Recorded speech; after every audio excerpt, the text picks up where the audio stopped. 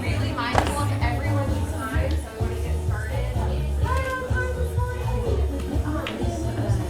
We are taking down some safety measures real quick, if you don't mind. Just ignore that. So, how's everybody feeling? Woo! Great! Wow! That's the exact energy I need. Okay, so for those of you who know me, I'm a pretty casual person for the most part. I'm very dramatic, but I'm casual. So casual and dramatic and casual, I don't know. Those really go together. So today is a huge day. I feel like it's been my lifetime in the making, but I think it's really been more like a year in the making, and then previously to that, 5 years in the making. About 5 years ago is when I had the dream of doing something like this for women and people who don't identify to the normal standards of our society. So I came to Fayetteville. I'm Alex Howland, by the way. I should probably start off by saying that. For those of you who don't know me, I feel like everyone in here is my friend, and I'm actually, I really don't know a lot of you, which is really crazy. So I'm Alex Howland. I have been in the nonprofit and corporate sector for most of my life, I would say, as far as adulthood goes. And it's been really incredible to see the changes that have been made just over the last few years alone. So 5 years ago, I had an idea of going off on my own, starting my own business, and I really honestly never thought that would come true. So it's really wild that it's here and it's happening. I just do want to be really mindful that this is not just for business women, because that is a very old school thought process. We are not just women or non-gender conforming folks who are in business. We have lives, and everything about us is outside of work. And so having a place like Dovetail to bring us all together and have just one common thing is really magical, and I'm really excited. And if I cry today, just cry with me, it's fine. It's just been kind of a lot. So anyways, I do have a few little notes for everybody, just to make sure everyone's comfortable, everyone feels like they understand what this really interesting and different event is, because it's not going to be, it's almost the reverse of everything you've ever experienced at a conference, okay? So, first up, restrooms, exits, and just really community agreement. We have a few things that we really need to go over here. So, restrooms are going to be located directly out of this back door, and if you just go straight, you'll see the sign that says restrooms on the wall. There are restrooms on the second level as well as the first level. I think the first level actually has the largest number of restrooms, so just FYI, I think these are single stalls, and then it kind of tiers up, or down, whichever way it goes. So, just a side note. And then a few other things. Fire exits. There are 2 exits in this room. Technically there are 4, but these are the main exits right here. So if there is an emergency for any reason, please make your way to the nearest exit. That is very important. And let's see, I kind of went over food allergies and things that are going to be happening throughout the day. We will have coffee up here in just a little bit, so we'll have some time throughout the day to get breaks. All of the food today, they will have note cards if it has an allergen. We have a lot of allergens listed. So we just went ahead and got everything gluten-free if possible. So as many gluten-free things.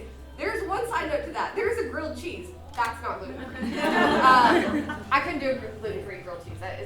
I'm sorry. I can do gluten-free bread. So, all right, let's see. And I honestly think that's it. If you were going to do a digital vision board today, I sent that out in an email. Sorry, that was supposed to go out a week ago. It was my fault. So we're just not perfectionists over here is what we're going to do. So if you're going to do a digital Canva, if you have not signed up for Canva, we do have a link here in just a second where you can scan it and go ahead and create a free account.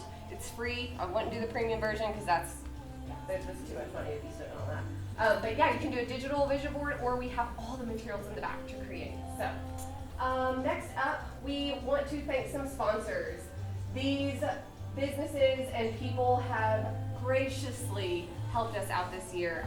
Launching an event of this size, for those of you who maybe don't know, is really hard and really expensive. So having these amazing sponsors, Theater Squared, helping us with the space and being our host venue, We have Women Run, which, if you didn't know, we're going to be collaborating with them at the end of the day today. So I'd love for you all to come back for Robin Atkinson's session with Women Run. So Meredith Lowry, thank you for being my friend and just cheer me all the time. We have pedal pops, and by the way, they have literal pedal pops in the back of the room. They're in the corner. You can grab those at any time. They're all natural. I believe they're all like just natural fruits, so like gluten-free, all the things, vegan, all the things.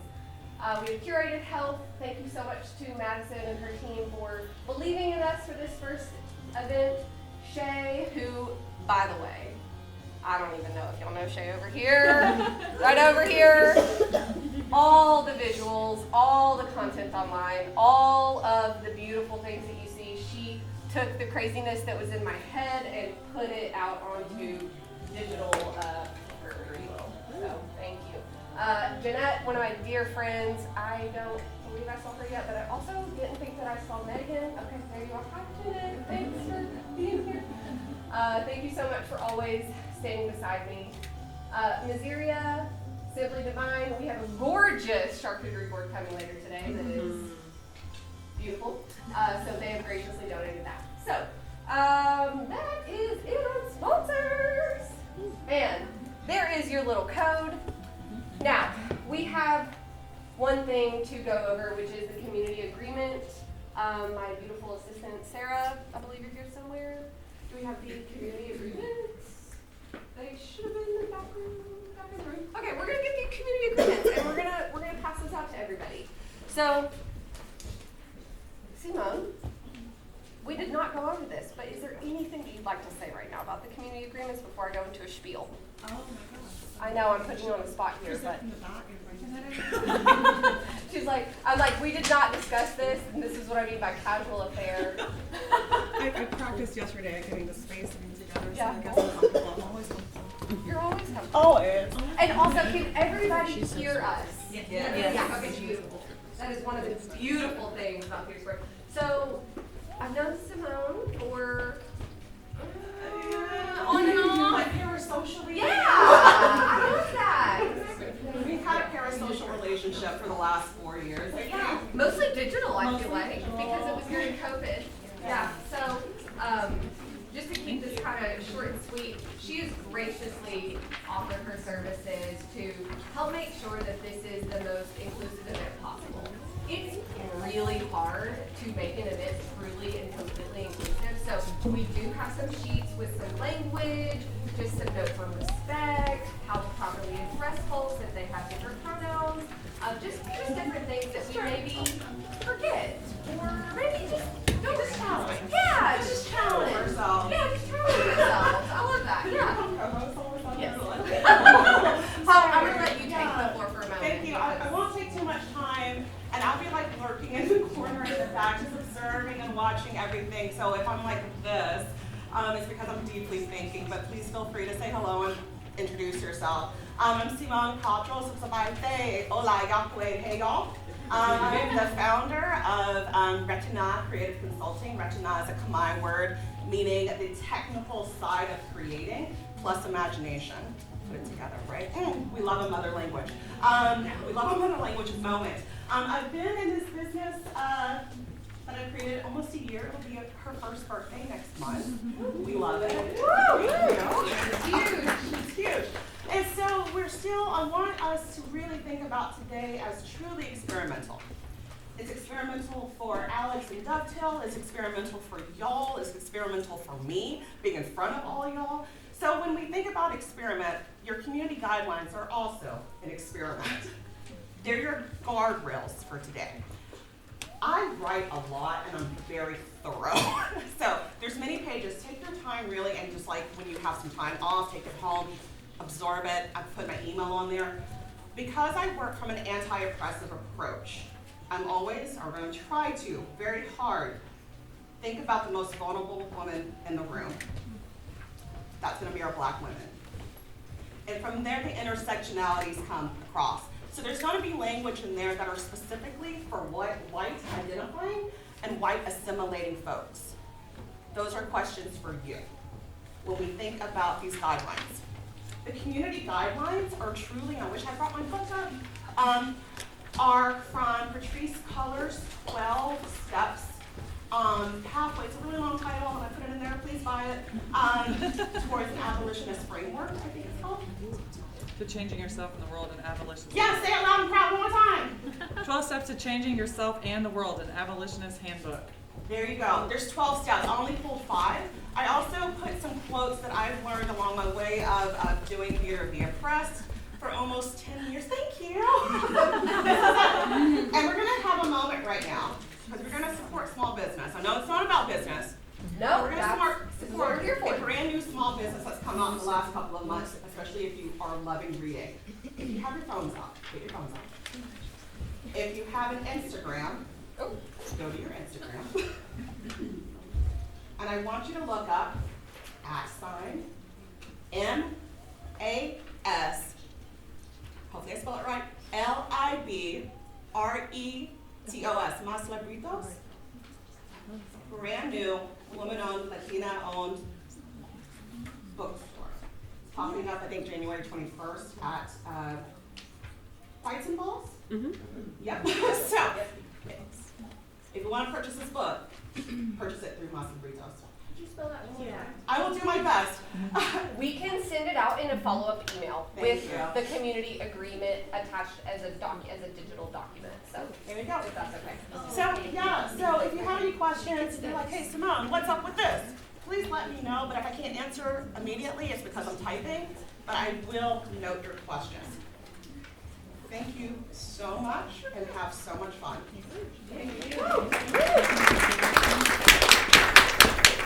Okay, so the last thing that I want to say before I invite one of my favorite people in this world up to take over is that this is an open forum, open dialogue, conversational setting.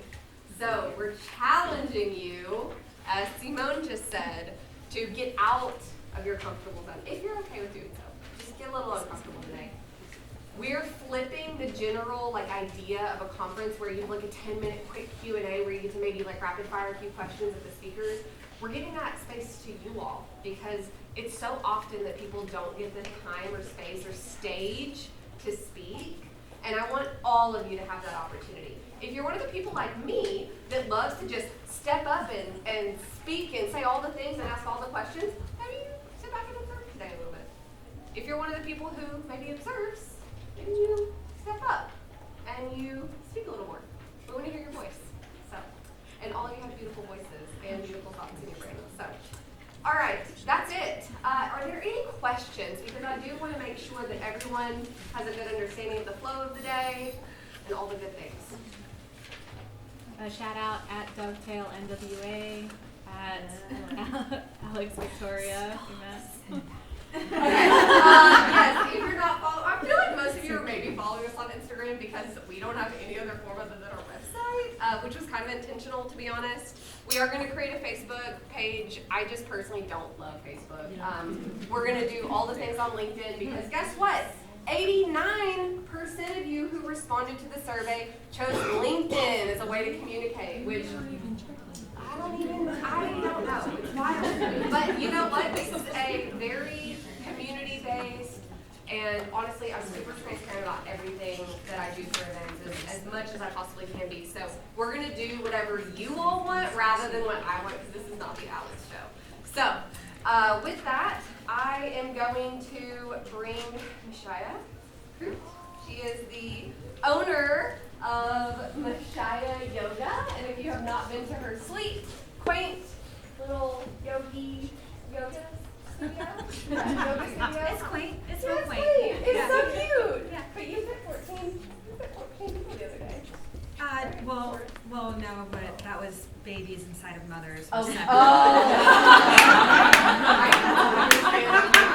The math wasn't mathing, and inside now it's mathing. So, perfect. Okay. Thank you. Welcome, everyone. Thank you, Alex. I'm so excited to be here and to be talking to you guys about safety first.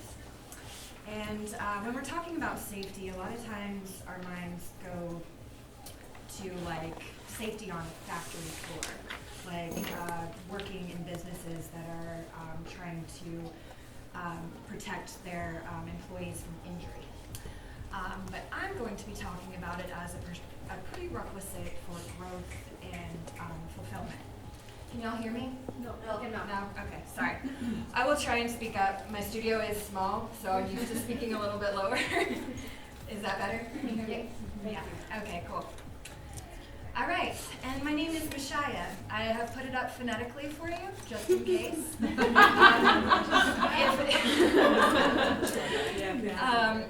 If you're not familiar with phonics, it's like Messiah with a sh in the middle of it.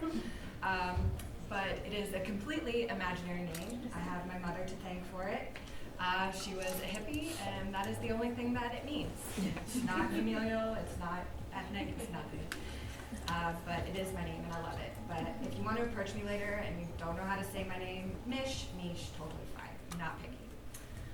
Okay, and this is a little bit about me, okay? You can see the little things along here, which are showing up much smaller on this screen than I thought they would. But this is just a brief history of me. I've put the smaller things as little itty-bitty things that I've done along the way. I've got my aesthetic license, bachelor's in psychology. I worked in finance for a very brief stint. HR, also very brief. The bulk of my professional career, or my corporate professional career, was in lean manufacturing.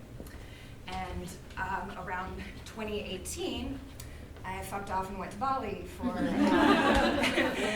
30 days, and I stopped in a few places along the way. I went to Australia, Hawaii, Singapore, and through this whole time span, you can see I was also a bartender. That was a big part of my life. And up top, long history of a yoga practice, still relatively short history of teaching yoga. But I bring that up to talk to you mostly about being brave. And when I was getting ready to leave for Bali, I had a lot of fear-mongering. And people telling me that it wasn't going to be safe for me to travel, that I was going to get abducted, that there was going to be human trafficking, you name it, people warned me about it.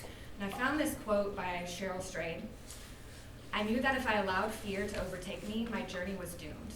Fear, to a great extent, is born of a story we tell ourselves. And so I chose to tell myself a different story from the one women are told. I decided that I was safe, I was strong, I was brave, nothing could vanquish me. And this spilled over into my life. So it didn't just serve me on my trip to Bali, on my trip halfway around the world. It has also served me in how I grow and develop as a person. And it starts with safety. So, close your eyes for a moment. Feel your body.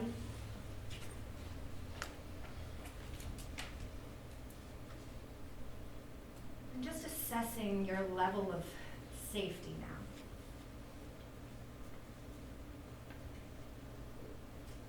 And if there's somebody here that feels incredibly safe and is willing to raise their hand and share how they know that they're safe, do so now.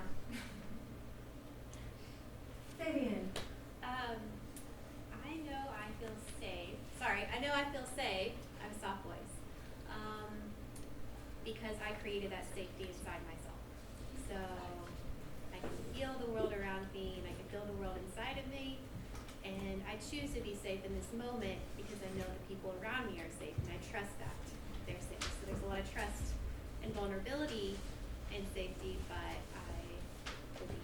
Perfect. I could not have asked for a better answer or written one myself. Is there anybody who feels remarkably unsafe and is also willing to share? It's okay if not, but if you're feeling brave. Anybody feeling nervous, anxious, unsteady? Okay, that's all right. So, talking about ourselves as plants. So when we're disconnected from our body, we're also essentially disconnected from our roots. much like these dead flowers.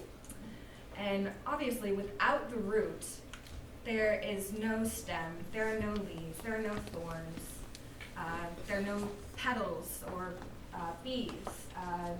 None of this happens without first having physical boundaries. So from physical boundaries, we can move on to emotion and creativity, agency, openness and compassion, expressing our voice, and trusting our knowledge and intuition, and then finally connecting to our purpose and higher meaning in life. But that top portion does not happen without first feeling safe. If you're moving through the world feeling anxious, feeling like you're disconnected from your body, it's really freaking hard to get all the way to the top. And this is reminiscent of Maslow's hierarchy of needs, if you know. Yeah. So first, safety. First, feeling like nothing can harm you. And we're going to do a little meditation here, and it's going to encompass all of these affirmations that start with the words, I am safe. So, I would invite you, if you feel comfortable, take your shoes off.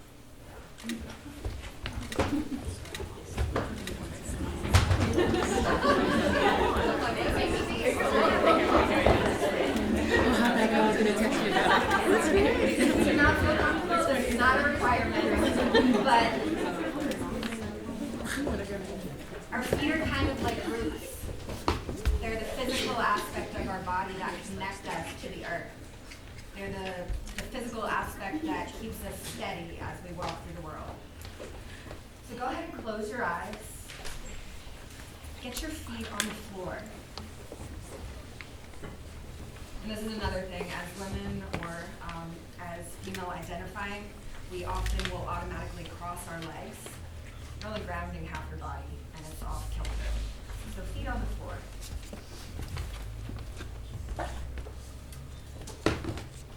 And go ahead and take a deep breath.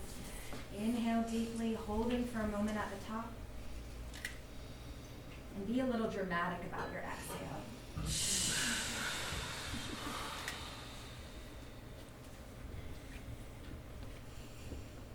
And really communing with your toes. Feeling the earth underneath you. Feel your sit bones resting on the chair. Think about lengthening your spine, sitting up tall, extending from your base.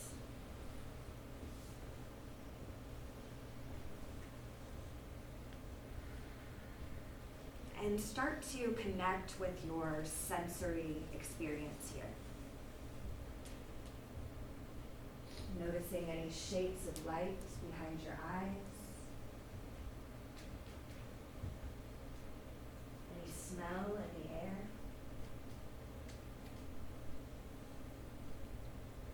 Maybe you have the taste of coffee or toothpaste in your mouth.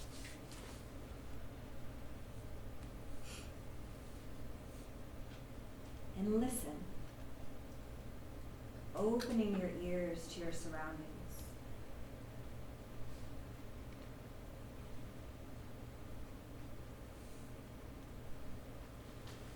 And then again, connecting with the points of contact with the earth. Feel the soles of your feet, your thighs and sit bones.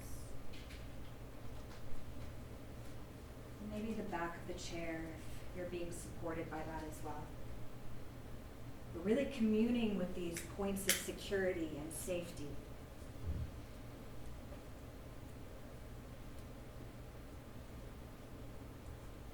And I know that as a group, we've come here to grow, to expand in some way.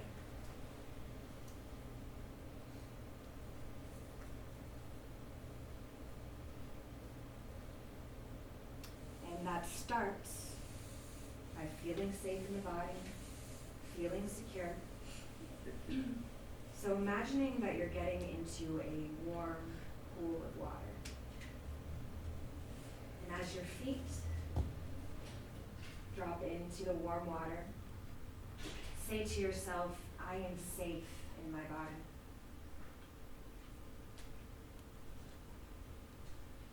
Letting that warm feeling creep up your legs, all the way up to your hips and pelvic floor. And as you get around your belly button, I want you to say, I am safe to feel. Connecting deeply with emotions and creativity. Moving up into your rib cage, feel that warmth expand through your solar plexus. And saying quietly to yourself, I am safe to act. Recognizing that you have agency and support, especially today. Moving up into the heart area. Say to yourself, I am safe to care.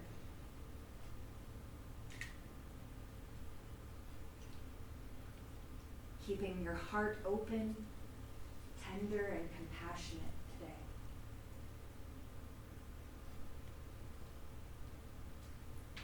Letting that warmth spread up into your throat. I am safe to speak. What you say matters.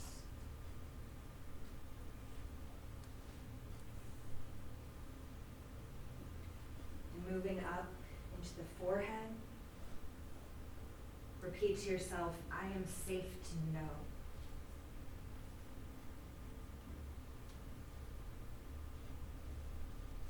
Trusting and sharing the knowledge that you have.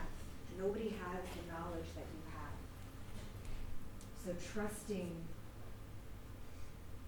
your knowledge enough to share it today. And finally, moving up to the crown of the head. Feel that warmth expand through your scalp.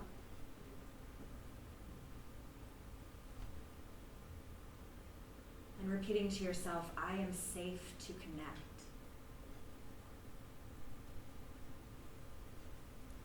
So this is the portion that has to do with fulfillment, to greater purpose, and counting yourself as integral to the structure and fabric of the universe. There's nobody else that can fill up the U-shaped hole in this world. You are essential.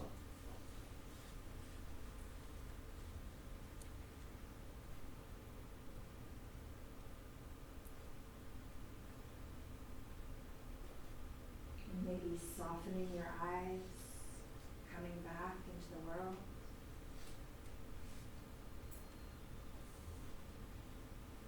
And again, check in with your body.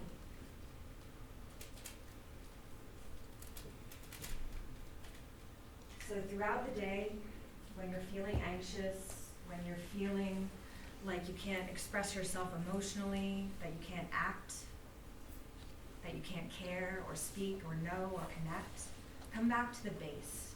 Start there. Reminding yourself, feeling safe, and then move up the line as you can. Does anybody want to share anything about how they felt through that? So I am speaking a little bit later, and when you got to I am safe to speak, and I am safe to know, like my eyes welled up, and I just felt very, like, that's what I needed to hear, that I'm here for a reason, and it is a safe space to talk about whatever it is. Yes. And that's really the point. Yes, we are all safe here. You are loved, you are essential, and thank you for coming. And again, my name is Mishai.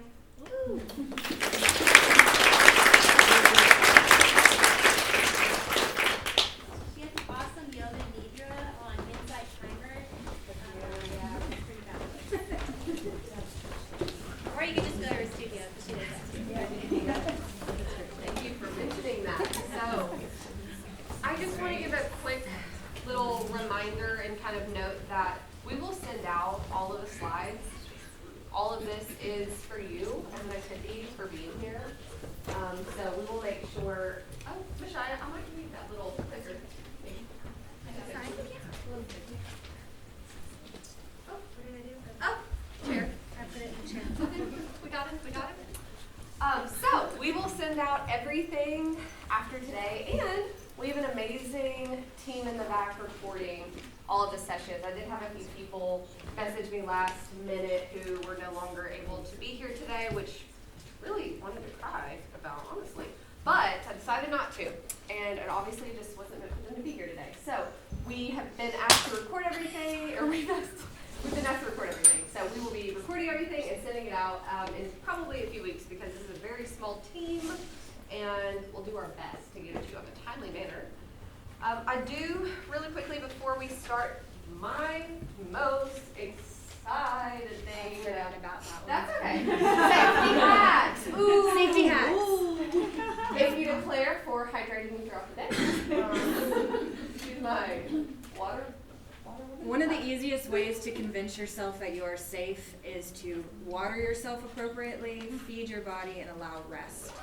Because if you don't do those things, your body is in scarcity mode. So today especially, do the things. And I will say it's so true and it works. I think I may have told Simone this yesterday, but I like all the fire signs, a lot of them, and you can't tell, can you? And so I drink water because it's one of the few things that actually grounds me, and I learned that from Mishaya. So that's really sad that I only learned that a year ago. We've known each other for a year. Here we are, and we're learning things. Okay, I'm so excited for our next section. I'm going to invite the amazing Jessica up in just a moment, so get ready to come up here, Jessica. So real quick, just a few little tidbits. If you weren't here earlier, we have restrooms out this door, and you'll see a little sign on the hallway. There's also restrooms on every floor of this building. So they just have more and more restrooms the further you go down. It's really interesting. So just another side note, if you have to leave early, that is absolutely fine. However, we have a little gift for you. So please make sure, if you leave early, to let one of these gorgeous, gorgeous humans in the back right here, Sarah and or Allison, know, and they will get you a gift bag before you leave today. All right, Jessica, I don't want to take up too much of your time, so I'm going to invite you up, and I just want to tell everyone that while she's on her way, we've met over the years in a variety of ways, and I'm just so grateful that you're here. When I thought of Vision Board, we just happened to see each other at Creative Mornings Fayetteville, and shout out to them because they're awesome. If you haven't been, go to the next one.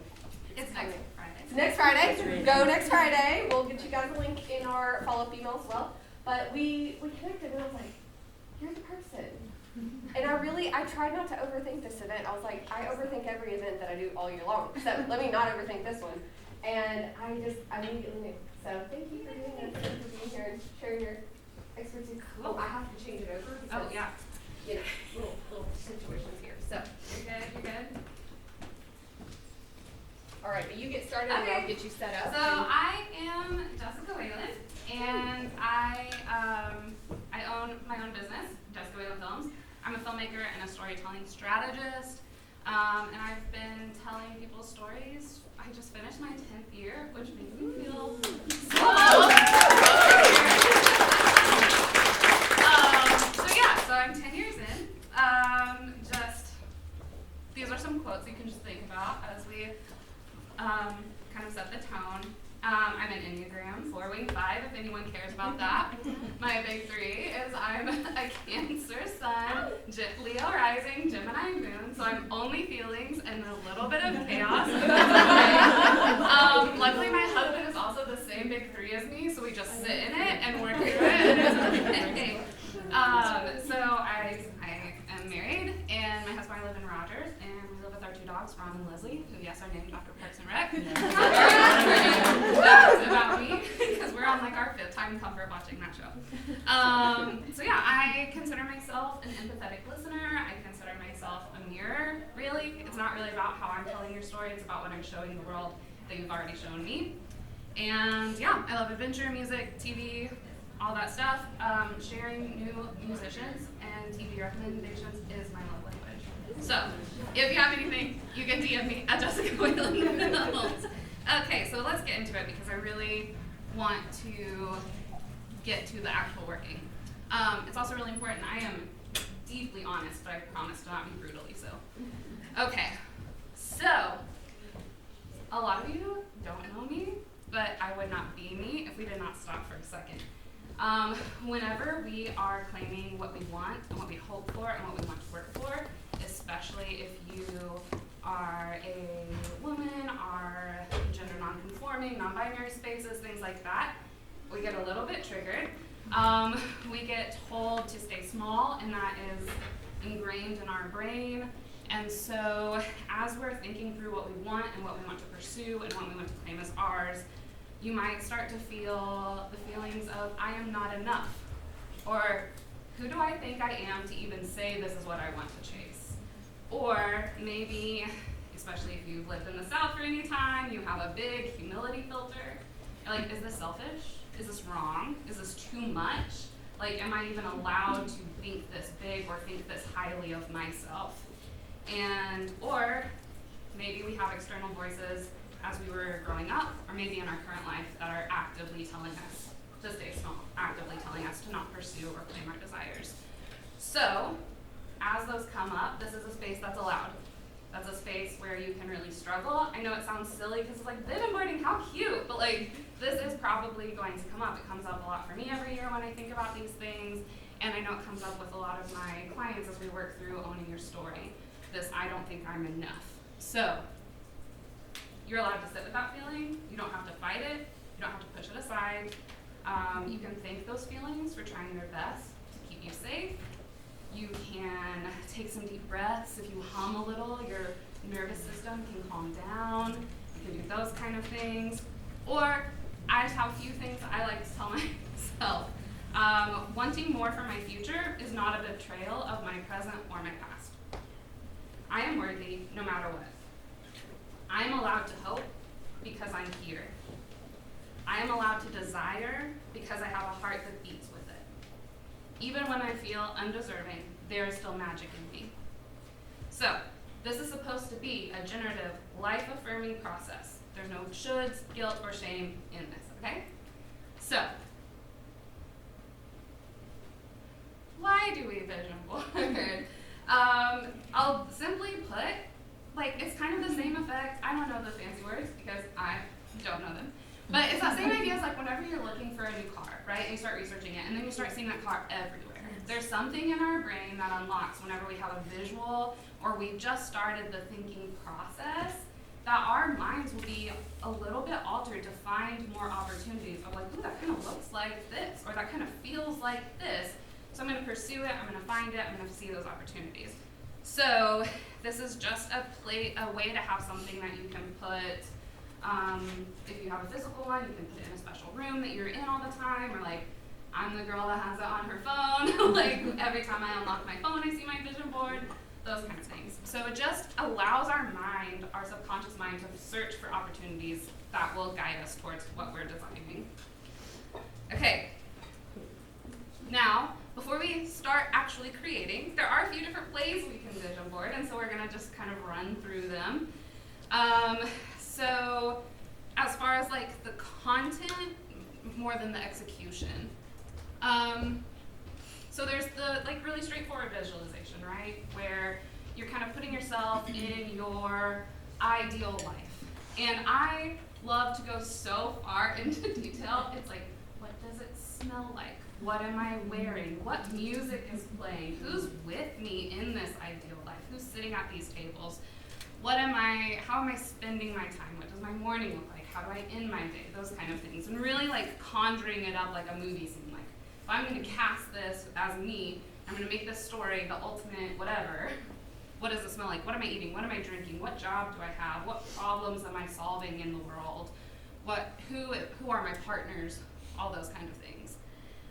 if sometimes this can feel really overwhelming because you're like, my brain goes blank, I have no idea where to even start. My favorite is how do you want to feel?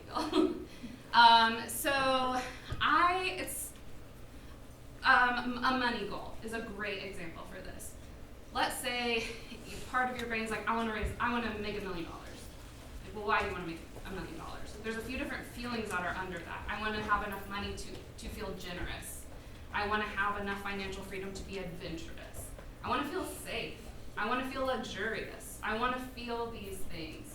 So maybe you can achieve that well before you hit $1 million mark. So sort of this pass-fail line goes away because you can also practice being generous when you have 10 extra dollars.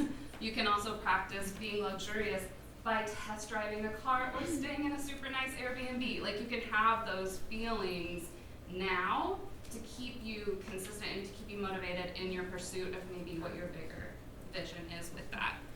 So I like to think, this picture is such a vibe, sorry. I was like, ooh, yes, this is my core desired feeling right here. So what are your 5 core desired feelings? If you go more than 5, it can get real overwhelming. That's a lot of feelings to pursue. So like 3 to 5 is a really comfortable number. What would make me feel those regularly? And what would the ultimate manifestation? Maybe the ultimate manifestation of luxury is $1 million. Cool, no shame, put it down.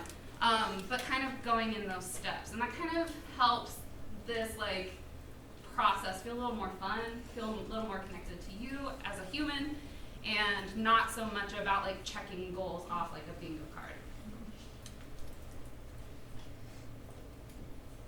Okay, and again, hi. Some gentle reminders. Again, this is not a goal line we're creating. A lot of times in the new year, new me vibes, we are set up with a ton of examples of failure and success, right? Before and after photos.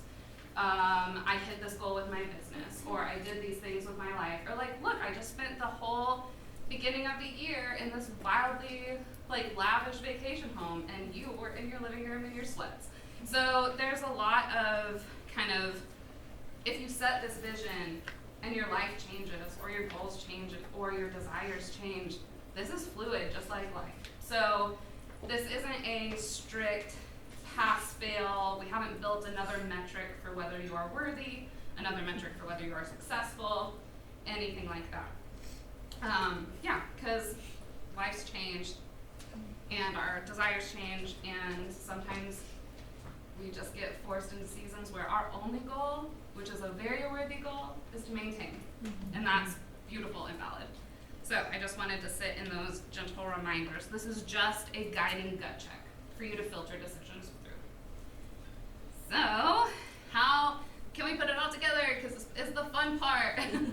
So yes, there is a, maybe, a very physical one. This can be like a poster, it could be a piece of paper, it can be an entire board on your wall, things like that. Pretty straightforward. That's why we have physical materials to build them out, so that if that's the type of person you are, then you can do that way. Then there's a few different digital ways that I like to kind of think through. So like Canva has templates. These are all mine. Hello, welcome to my visions. This is 2023 for me. So Canva has a few different templates. There's a free one that Alex has already shared with you.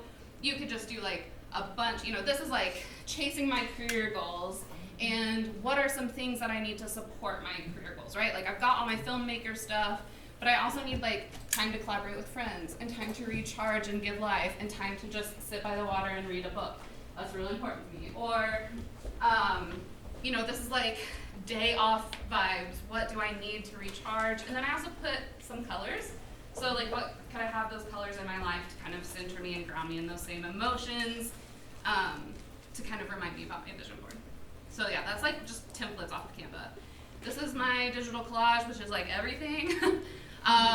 So this is just kind of messy. It's got words, it's got quotes, it's just got images that are vibes more than actually tied to goals, right? Like, I love that glitter middle finger, sorry. And so this is the one that's like on my phone. That's just a big collage. I mean, and again, you can kind of see like, what does ideal me look like as I'm booking my new tattoos and like learning I don't know how to do this with my eye makeup, but that's a goal. Is to learn how to do that. And I'm actually like wearing the outfit that's here, right? So I was like, okay, I'm one step closer. So like everything from like the details to things that make no sense to career like that are just, I like the way it feels when I saw it, to what do I need to support that career? I need to be really freaking strong, and I need to do these things. So, yeah, so that's kind of the digital collage. Or this one is the front of my phone, because this one is, sometimes it's just one photo, right? Sometimes, like, it is just one picture, you're like, that's it. And I owe the world 0 words about why it is. I just know when I look at it that that's the thing I'm channeling. So, yeah, this one is the front of my phone. So sometimes that's just the easiest. Sometimes all you need is one picture. I love those pictures. Okay. And so as y'all are working on your vision board, kind of the end goal, what do you do with it? How do you want to feel? Maybe you're really just trying to vision board out a season or a goal, a specific goal, or a year, or a life, whatever you want. This is for you. This is for you to get to just have some fun and vision for yourself. What do you want to feel and how are you going to get there? So we're going to get to building our vision board, and just, this is kind of going to stay up for what do you do afterwards. Put it where you can see it. Like, even if it's not like an active, like, okay, I've done my, like, 5 minutes of meditation or my 30 minutes of active movement. I'm going to just sit in the stare at this board for 1 minute, ready to go. Like, it could just be really simple. Put it by your mirror, put it where you get dressed, put it on your phone, on the background of your laptop, wherever. Again, we're evicting the voices that say this is a pass-fail metric, okay? I very much have been, I swam in that water for a long time growing up, and so I'm a very passionate person about removing guilt. And this isn't right or wrong, this isn't pass or fail. This is just seeing something for yourself and allowing yourself to believe that you're worthy of having it. Whenever you're making decisions, pause, breathe, consult the vision board. Does it feel like this?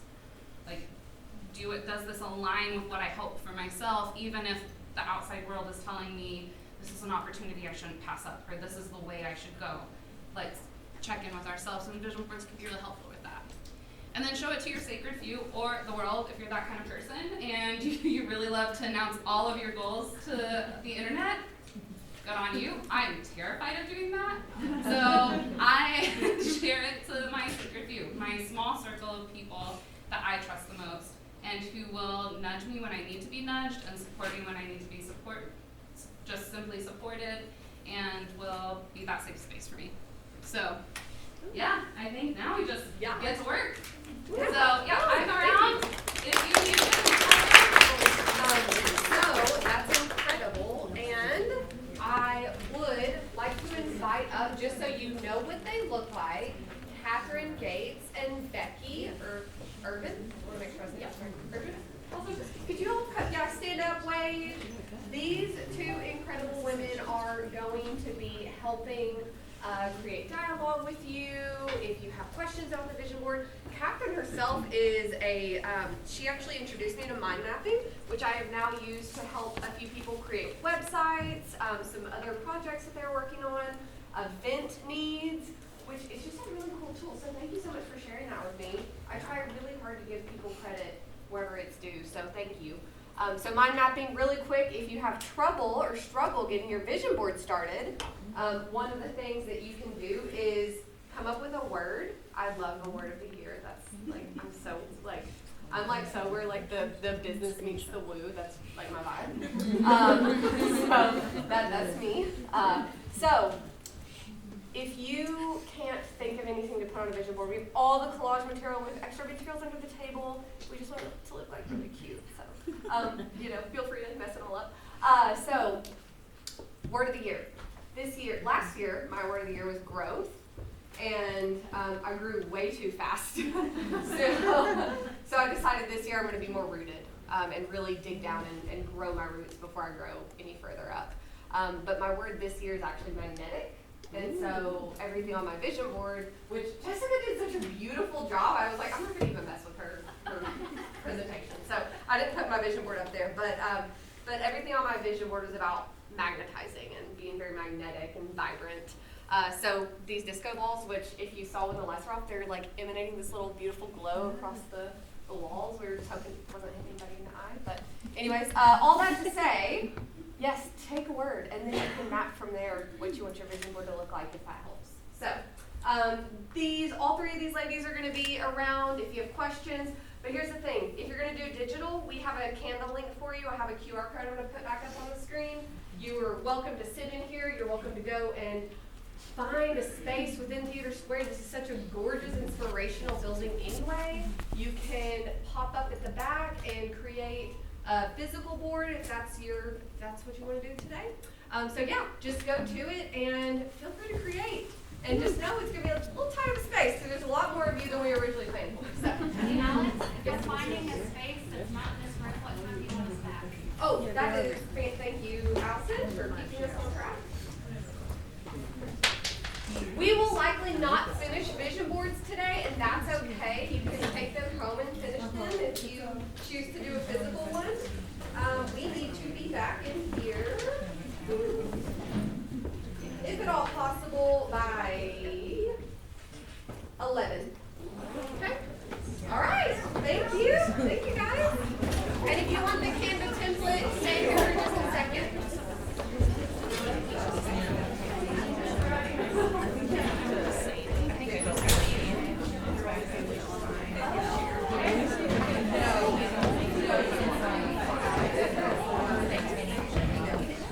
So the last time I walked in,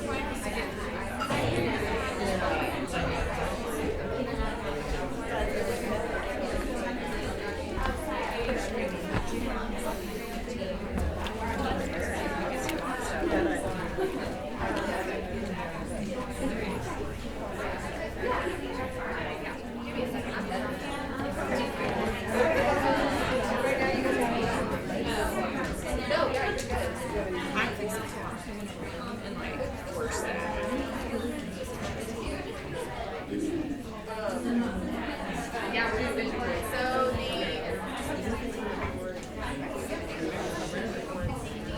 if you need the Canva vision board template, it's on the screen. Sorry for the delay.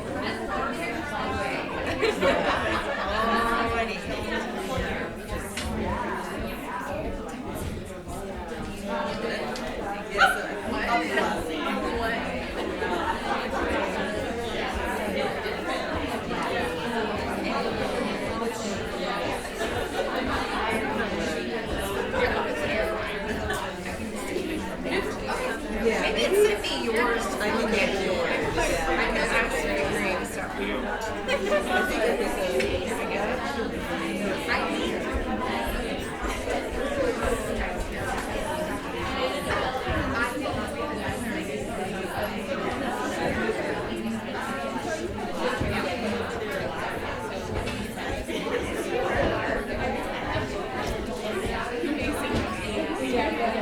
Oh, great.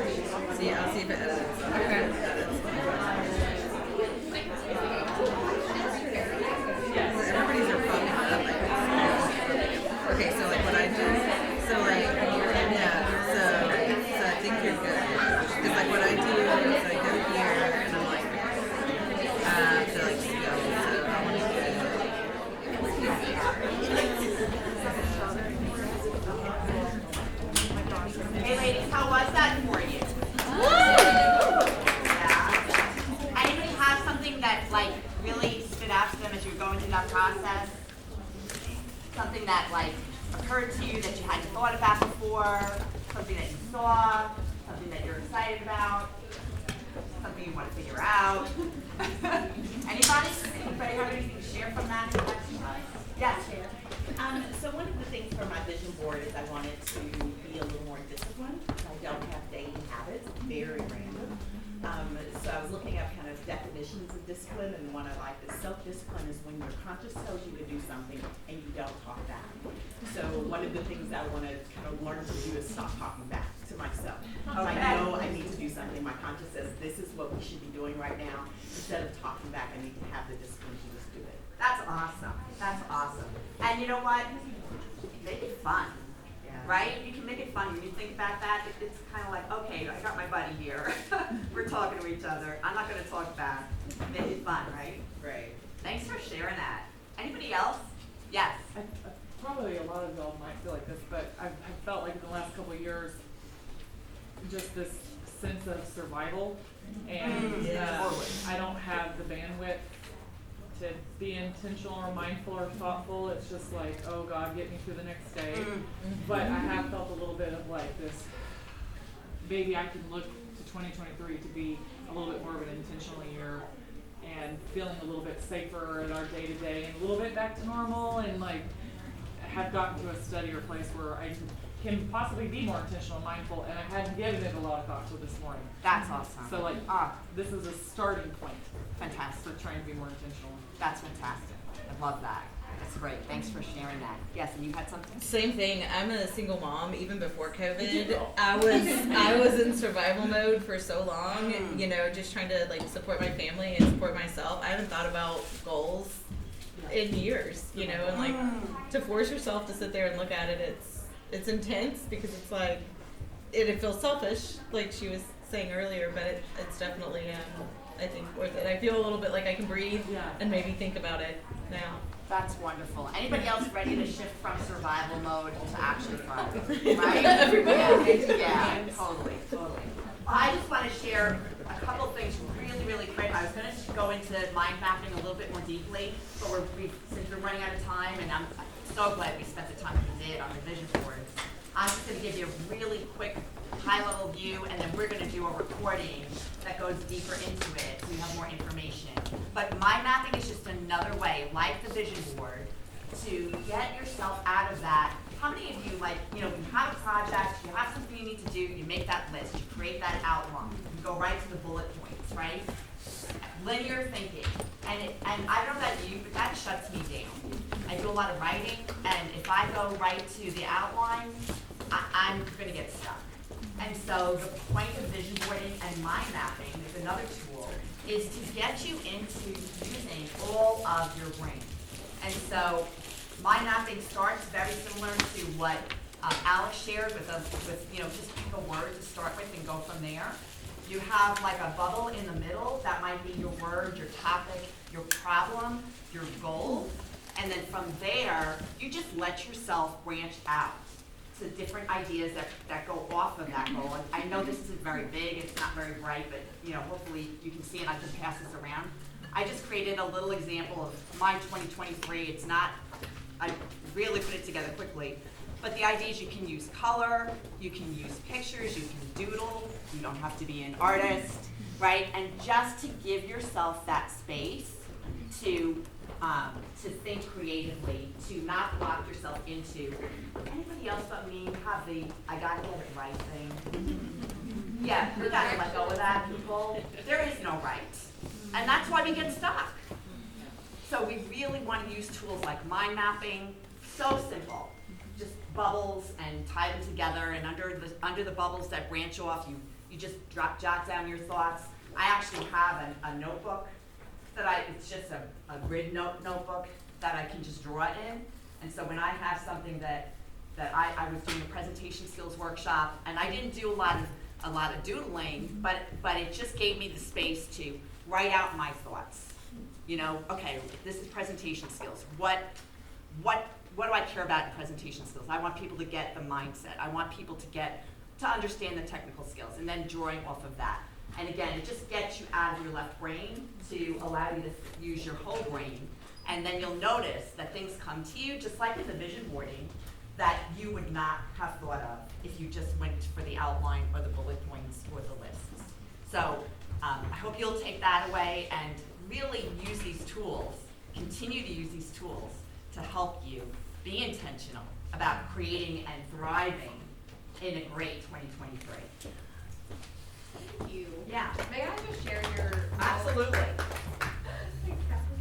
So in the very middle of her board, she just has 2023 Year of Transformation and Fulfillment. Is that right? Yes. I just love that. I think that's really on point. Okay, just before we go any further, we're doing pretty close on time here, but as you all know, it's really difficult with events to stay exactly on time. I really wanted to give Becky a moment to just share a few things with you before we move into our break, and then I'll let you take the floor. Awesome. Hi everyone, my name is Becky Urban. I live in Bentonville. I use she, her pronouns, and I am a nonprofit founder, nonprofit consultant, and board president. I love that Jessica split the types of vision boarding into two types. So this is my Texas luxury cowgirl confident attitude. And then this little booklet is my more getting my career together, TikTok aesthetic, morning routine, skincare, hair care booklet. And I wanted to share something that might resonate with all of you. I have a really hard time relaxing. And if I go on vacation, I need at least 2 business days to stop reaching for my email and to stop checking Instagram 100 times an hour. And one of the ways that I've found to kind of help me get out of work mood and start to decompress is to do vision boarding. So this holiday season, I took 10 full days off. Some of you mentioned moving from survival to being more intentional. I called 2022 my recalibration, and in 2023 I'm trying to rise, and I spent the full 10 days mapping out what I want my life to look like, reading affirmations and choosing them, and they're everything from I love my body just the way it is, all the way to I release all resistance to money. So, if that kind of difficulty with relaxing and vacationing and resting resonates with you, I would encourage you to maybe take this practice into your vacation and your holidays as well, and see if it can kind of help channel and guide you into a more restful and creative space. So, thank you, Alex. Wait, where did you print that? Yeah. So the trick is to use a Canva photo book template, and then make each page, and then you can literally just click print, and Canva will print it and send it to you. Maybe we put these at the back so people can look at them if you're Yes. you're using your vision. They'll be a sponsor. I love this. Sponsored next. Sponsored Canva. Thank you so much, Becky. Okay, so we, just in order to stay on top of this great timeline, because we tried to jam pack a ton in today, if you'll take a brief, let's call it a 10-minute, maybe 8-minute break. Feel free to use any of the restrooms that I previously talked about. There is water, tea, and coffee all right outside the store, so if you need anything additional, just let me know. Lunch is going to start promptly at 12:15, and here's the deal. It's going to be in the community room, which is on the 2nd floor. They did that just so that we don't have to go down all 3 levels, so you can go down 1 level, you can take the elevator, the stairs, however you need to get there. Grab your food in the community room. It's just literally 1 floor down. You can't miss it. And we'll have somebody helping with directions if you don't know where that is. And grab your food, and we can meander anywhere around this facility. So you can go outside if the weather's nice. There's a patio on the 2nd floor, and there's tons of tables on the 2nd floor as well. So very beautiful lunch space and very creative lunch space. And please sit with someone that you don't know, or someone that maybe caught your eye and you want to get to know better. So, okay, 8-minute break, go. And we'll meet right back here.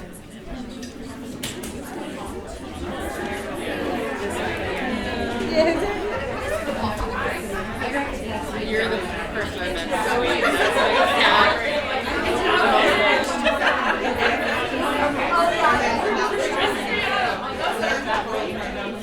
Oh, we have to start there. I don't know why you feel pressed. That's why I didn't see. No. I don't want you to feel too pressed. Nice to meet you. I've heard your name.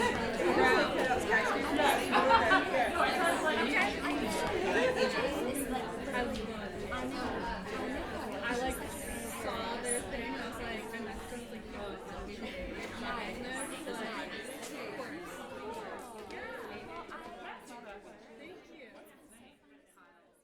So my introduction is long-winded and I apologize. My full-time day job is that I am a change manager for Accenture, working in Fortune level global retailers with change management. So helping individuals navigate what change looks like and work through that. If you don't know, when you encounter a change in your life, you emotionally follow the same curve as the grief curve. It's scientifically proven, and all of you nodding say, yes, it makes sense. So I did that during the day, and then just over a year ago, a brainchild emerged with a business partner in the area, Ashley Serta, and I am a co-owner of a mental health counseling office in Springdale, Arkansas, named Curated Help.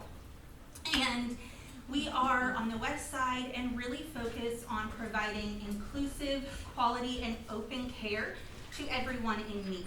So we do a lot of work. We bill insurance, right? If you have traditional insurance and want to go that route. And we also work with our provisional licensees for a sliding scale to make mental health care more affordable for those with really high deductibles or without insurance. And then I'm also a full-time grad student at John Brown University for counseling because one day I'd like to go to work in the office that I own. So with that, I have a few different points, but how many of you in the audience are an entrepreneur or are actively working toward that? Okay, perfect. So, entrepreneurship, right? Right now, I feel like so much of social media is built around success is owning your own business, it's being your own boss, screw the 9 to 5, do not punch the clock for someone else, success is your own business. Yes, but, right? Yes, that is true if that fills your cup, if that feeds you and you thrive off of that and you take joy even when you're crying because somebody quit and it ruined all of your great plans for 2023, right? If you still come back to, I really like this and this is my passion, then yes, that is what success looks like for you.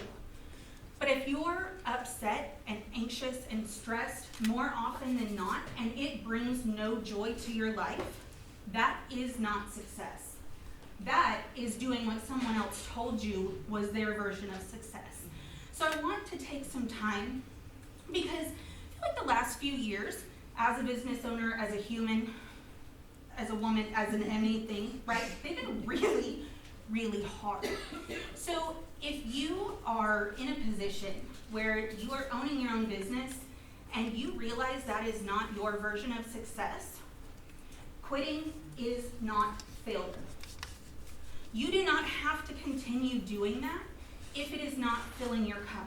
And just because Instagram or TikTok says that's what success is and they're making $1 million doing it, does not mean that is your path to success.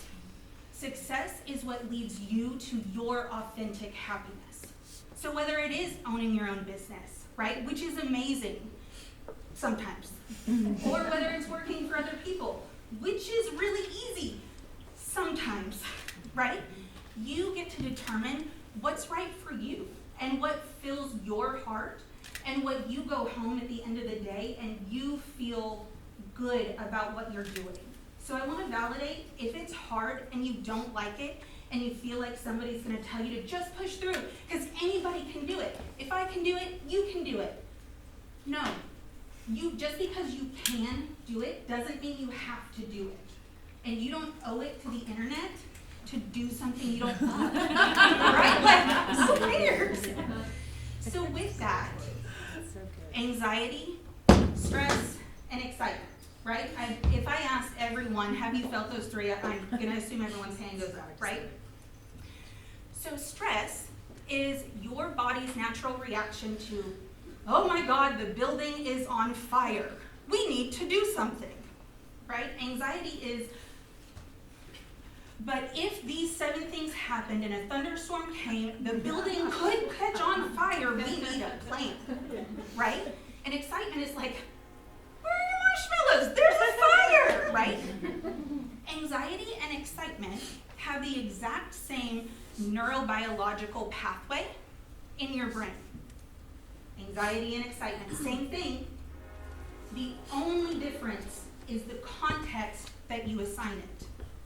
I remember just after Ashley shared that with me, I was sitting in the driveway of the house we were under contract to buy, and I was like, oh God, okay, this is okay. And she was like, are you excited or are you anxious? And I was like, yeah.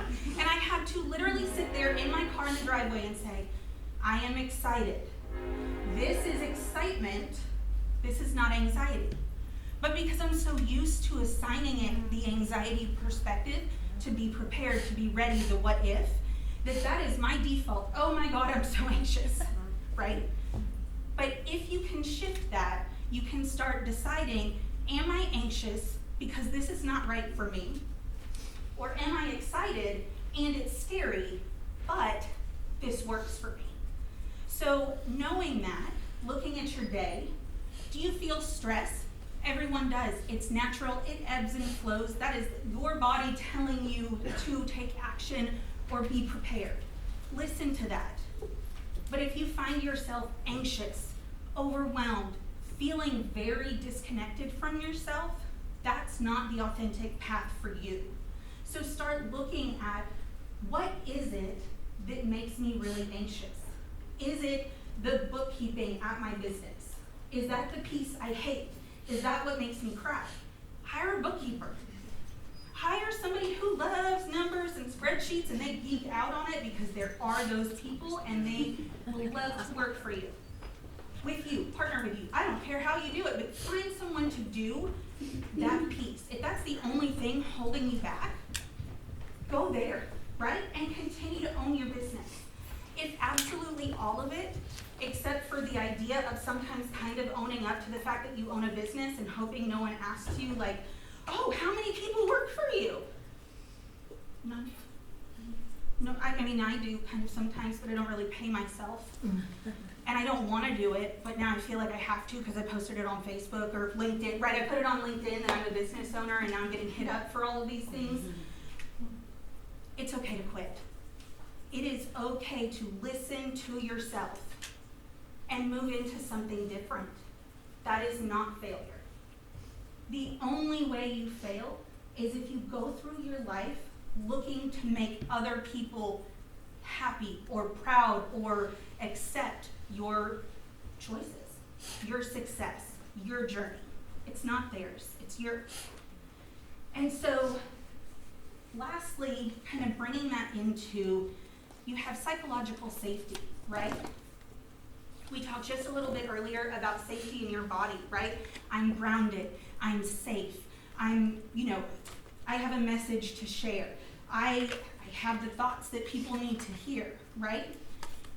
But people that work with you and for you also feel that level of safety around the environment you're creating. So are they safe to fail at a project at work? They should be. Because no one does everything right 100% of the time. There's a difference between, I don't want to make a mistake because I love my company and I want to do my job right and I'm proud. That is the attitude. Versus, I'm scared, I'm going to make a mistake, I'm going to get fired or written up or reamed or embarrassed or any of those things, right? I'm going to get called out on that meeting as a failure and everyone is going to judge me. That is not a safe environment, and that is not where magic and creativity happens, and that is not where you get the best from your teams. Gallup has studies out that reaffirm this year after year, that if you affirm people in the workplace with compliments, with recognition, and with tokens, whether it is a piece of paper that says like employee of the week, right? Or a handwritten note. I appreciate all of the work you did on this project. They are 57 times more likely to be invested in that specific project and with that manager.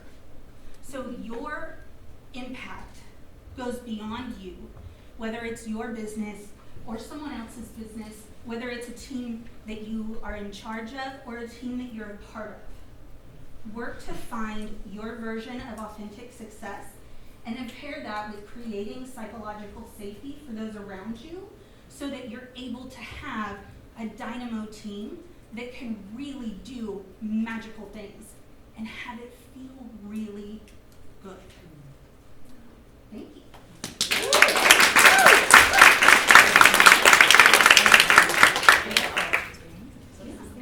Okay, sweet. Okay, thank you so much, Madison. All right, next up, my work wife, cheerleader, constantly unapologetic, badass female entrepreneur, Elizabeth Prager. I am so thrilled to have you next to me once again. Just like we are every day. I'm going to leave it up to her, but I do want to say that she would describe herself as curious, ambitious, and provocative. Yeah. Woo! I love it. So I'm going to leave the floor to you. I love to cuss in business settings, and I say the words vagina and labia like every single day. In public settings. Because why? Yeah. I am creating a postpartum recovery product called the Assicle to help women recover from tearing, hemorrhoids, anal fissures, all the lovely things that nobody talks about. And I'm a brand strategist as well. I have a branding agency called Pros Creative, and I recently helped co-found a nonprofit organization to help create a more welcoming ecosystem for women entrepreneurs in women's health and wellness. So I thought I was a psychotic entrepreneur because of the creative, but I also have kind of validated that I'm not totally crazy. We can't do all the things that maybe we shouldn't. But I just want to thank you for that conversation because I got a bit emotional hearing those words because I was like, oh my gosh, she's talking about me. Oh my gosh, I'm all there. I hear a lot from people that I work with or I collaborate with, like, you've always got it together, you're so organized, you always look put together, and I'm like, oh my gosh, if they could only see what's inside of my mind, I feel like I'm going crazy. Thank God my therapist lets me get all these things out. Big component of going to therapy is to try to manage everything that we do as women, as entrepreneurs, as moms, as caregivers, whatever you have on a plate, it's a lot. So I wanted to, as facilitating this conversation, just open up to the group. Did you feel anything in particular that you wanted to share around the topic that really resonate or kind of spark an idea in your mind that you wanted to share today around stress, anxiety, grief, what have you? Okay, so I'm Madison's business partner. Oh, yay! One of the things that I think is vitally important is like we worry about letting ourselves down, we worry about letting other people down. Right? You being authentic, you being your true self and saying this isn't right for me, that is a positive boundary, it's a happy boundary, it's a place that you want to be, you want to step into that. And those that are your tribe, your people, your insert word there, right? Like they will love you and appreciate you for that. And it's not going to be I'm not just failing me, I'm failing Maddie, and I'm failing all of the people that work for us and all of the clients and all. No. If something fits, it's beautiful and it works. If something doesn't fit, it fights you up. Right? And it's okay for both you and for the people that rely on you for you to say, maybe this isn't right. Because I just might have run. Has anyone experienced these feelings recently that they wanted to maybe get some feedback from the group on how to handle it, how to maybe steps that you took to overcome some of these feelings? Yes, ma'am. I will say, a couple years ago, I stepped into a role that outwardly looked like a dream, and a lot of people would have wanted. And from the very first week, everything in me was just full blown alarms. all the time, and it was months and months and months of self-hate talk, like, why do you suck at this? Why are you failing? What, like, I had no idea you were this, like, stupid. Honestly, like, that's the kind of talk was going on in my mind all the time, and a lot of people in this room had to hear me gripe for a whole lot of months, but, and cry, and thank you to y'all. But eventually, like, I literally was in a meeting one day with my leadership at the time, and, like, it just, like, something went off, and I was like, doesn't matter if I'm failing at this, nothing is worth my hair falling out and crying every night, and, like, literally my hair falling out, and, like, I just ended it right there in that moment, and I felt like the biggest failure in the world that day, and then the next morning I woke up and I felt like a human, I felt like myself, birds were chirping, and I was terrified because I was newly single mom, like single, you know, like, and I was like, I'm not gonna, and I was like, no, you've got a support system, you've got friends, you've got people in the community that know your heart, like, you have a, you know, work background you can fall back on, and those are all privileges, yes, but like making that decision for myself, like it was the hardest and scariest moment, one of the hardest and scariest moments,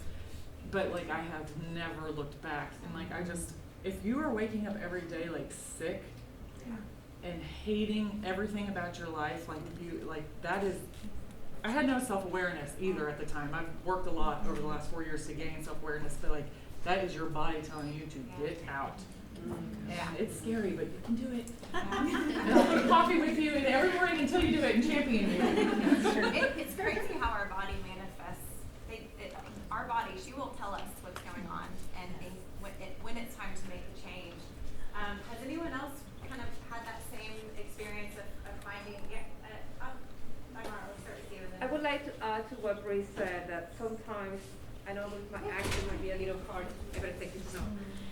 Sometimes it's hard to realize those moments, and I went through that one, and I pay attention to my body, and I noticed that I was becoming really bitter, and I was becoming angry, and I couldn't understand the why. Until I finally, something happened. It was like, that's it. I cannot keep doing this. But a difference, what you said, it's not that I was feeling that I was failing. I just couldn't let it go at that moment because of the financial commitment. Sometimes you can just not let it go, but being aware of the feeling and being aware of what's happening and that I needed to change, it forced me to have an exit plan. And I have been relentlessly working on the plan. Whatever happens, I am getting out. So when we talk about change, sometimes we think that the change has to be overnight, but sometimes you have to plan for the change to happen, and that's what I'm important.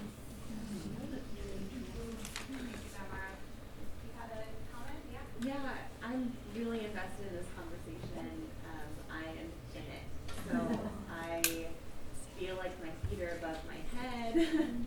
And I'm building a business. It's going very slowly. And I keep reminding myself that I don't want to build something that I eventually want to burn to the ground. I want it to fit me, but I've never fit a traditional anything. And so I feel like such an oddball. I feel like difficult. And so reframing the mindset and sitting in that. So I just wanted to say, like, I'm very in this conversation because I'm walking it right now. Well, it sounds like you're amongst friends. Yeah. Welcome to the crazy club.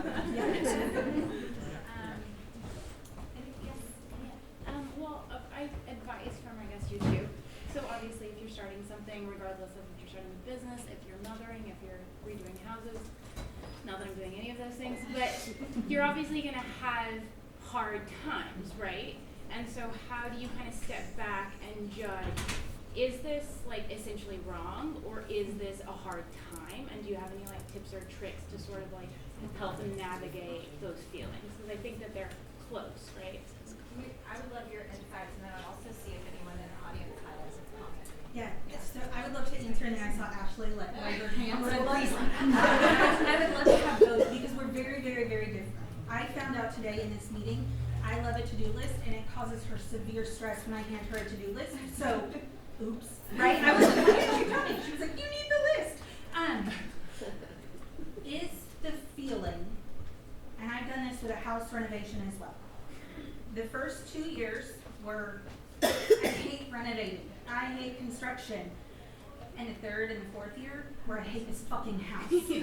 I hate this house, and when I pull onto the driveway, I am actively pissed off. For me, with the house, that was the difference. And we sold, and it's been great. I don't hate the house anymore. In the business, I would say the same. In our example, right? Do I hate the first year? Do I hate the first 2 years, the first 5 years? Do I hate building a business? Or do I hate curated health? Right? Has it morphed from this situation that I'm in that sucks, right? To I hate everything about the business, and they become so enmeshed that I can't separate them emotionally. And for me, that's how I would answer. Ashley? So I always tell people to go back to the body, right? We all house our emotions in different places of our body. So for me, a stress, meaning this event that just happened, this person that just quit, that changed the plan, right? That's in my shoulders. Okay? The I hate this is right here. It's that guttural, like, ugh, you know? And so pay attention to where you're feeling the thing in your body. It's huge. It is vital. Our gut instinct is there for a reason. And if it comes back to that guttural instinct every time, it's not a failure to walk away, it's a successful end of something that wasn't for you. Right? And so if it's a stress, it's going to be housed different. You're going to think about it differently versus this isn't right. And pay attention to that this isn't right. Our body tells us over and over and over. And if it's an anxiety and you're just being like, no, shh, right? Like then you wake up with it every single day. Because I mean, I have hard parts of my days about my job now, but since I left that position, I've never had a single week where I felt like that. Like I've never, and I've had 2 roles since then, and I've been happy to do that job the majority of the time. There are days where I'm like, oh my God, this is terrible, or that meeting was horrible, or like they want me to do what, and we gotta talk about that. But like that was like an everyday visceral, nope, I don't even align with their values. Like this is not in any part of me working. Something that was, I'm so sorry. No, something that came to me when you were talking about your experience. Anyone who plans to ever be a leader, right? Whether it's formally managing a team, having a staff under you, that is your burden and your core job as a leader, because I guarantee you can tell when I interviewed this person, they were this way, and I'm watching them dim, and I'm seeing the stress, and I'm seeing the output of their work, right? You can see that decline.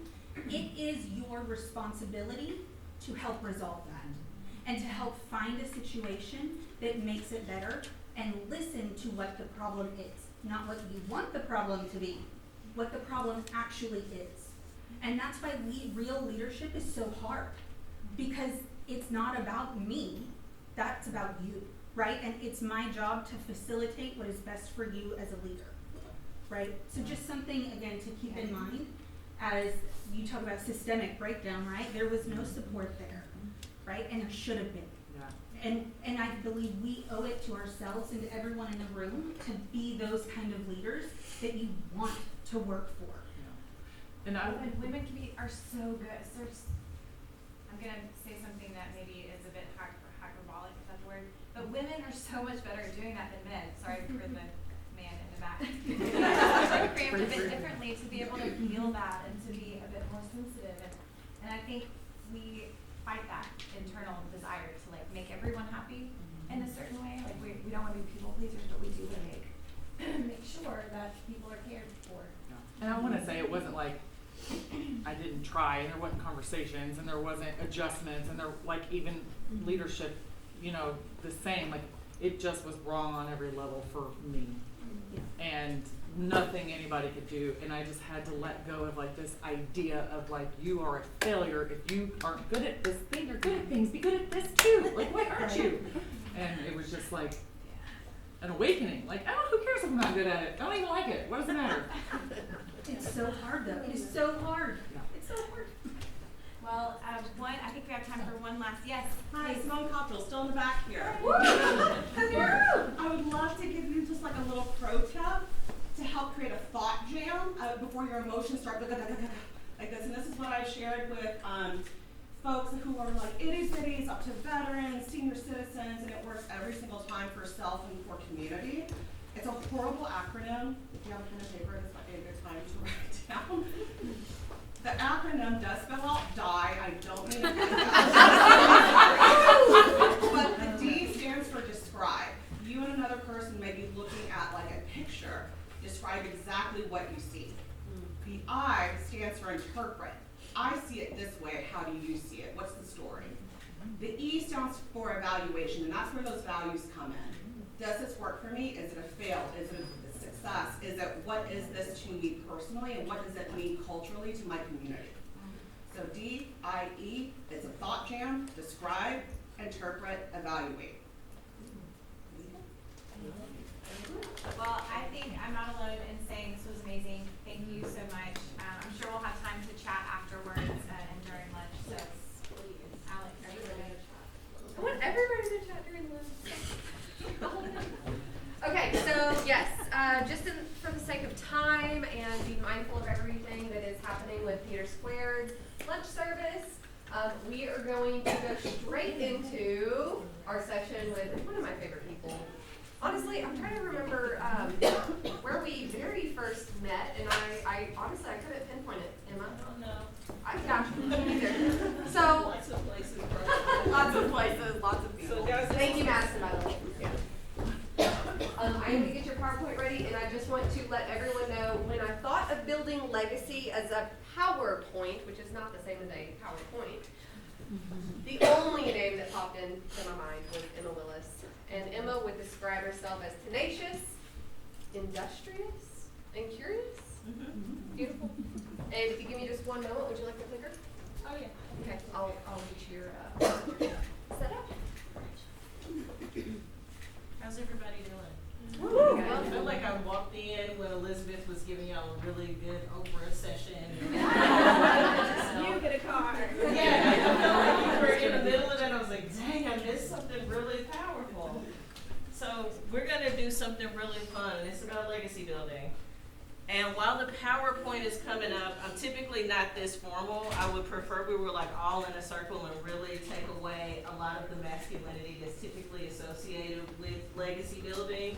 And how many people have ever heard their mom say, your grandmother's legacy? Yes. Has anybody ever just heard that? But what about your mother's legacy?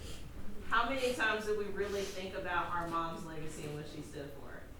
So in a room full of women, I think the first question and the hard question is, have we even thought about legacy building? And what we stand for and what people associate us with? Or do they say things like, well, Emma's legacy stood for this, or Alex's legacy was this, or Elizabeth's legacy was this? Like, a lot of times I don't get to hear the women celebrate it in terms of legacy is my point. So today, this is a harmless exercise. It's pretty intimate though. And I want us to really consider legacy building, because we're at that point. And women of a certain age, and honestly that certain age is not even a real age. I think I started thinking about legacy at 12. I knew I wanted to be a mad scientist and I wanted to take over the world. So, nobody told me I could be Dr. Robotnik on Sonic. I think he was my favorite villain. And what would happen is I'm like, God, he can just fly around, tear up stuff, and like nobody makes him pay for anything. That's gotta be And so my legacy was one that was like really strong at the forefront of my mind. I wanted to do all the complicated stuff. First job I ever wanted to have, I wanted to be a neurosurgeon. The thing that kept me from wanting to be a neurosurgeon is, well, I watched somebody have hand surgery. And then I didn't realize how small all the little bitty things were in there that you had to connect. And I was like, God, I just killed a worm yesterday. I never will be able to sew that worm back together. It's not going to work for me. Either way, so a legacy building. Oh, there's a great picture of me. I may be dressed like that today. Either way, we got to define what a legacy even means to us. And anybody want to take a stab at their legacy? Like, what their legacy is about? Because I really believe in us being able to share so we're more comfortable in these exercises. So when you get home and you think about your legacy, it's something you can actually imagine and want for yourself. Anybody got a legacy? Right here. I mean, I don't have it yet, Oh, but well, I want let's talk about it. to take money and then put it in the hands of women. Okay.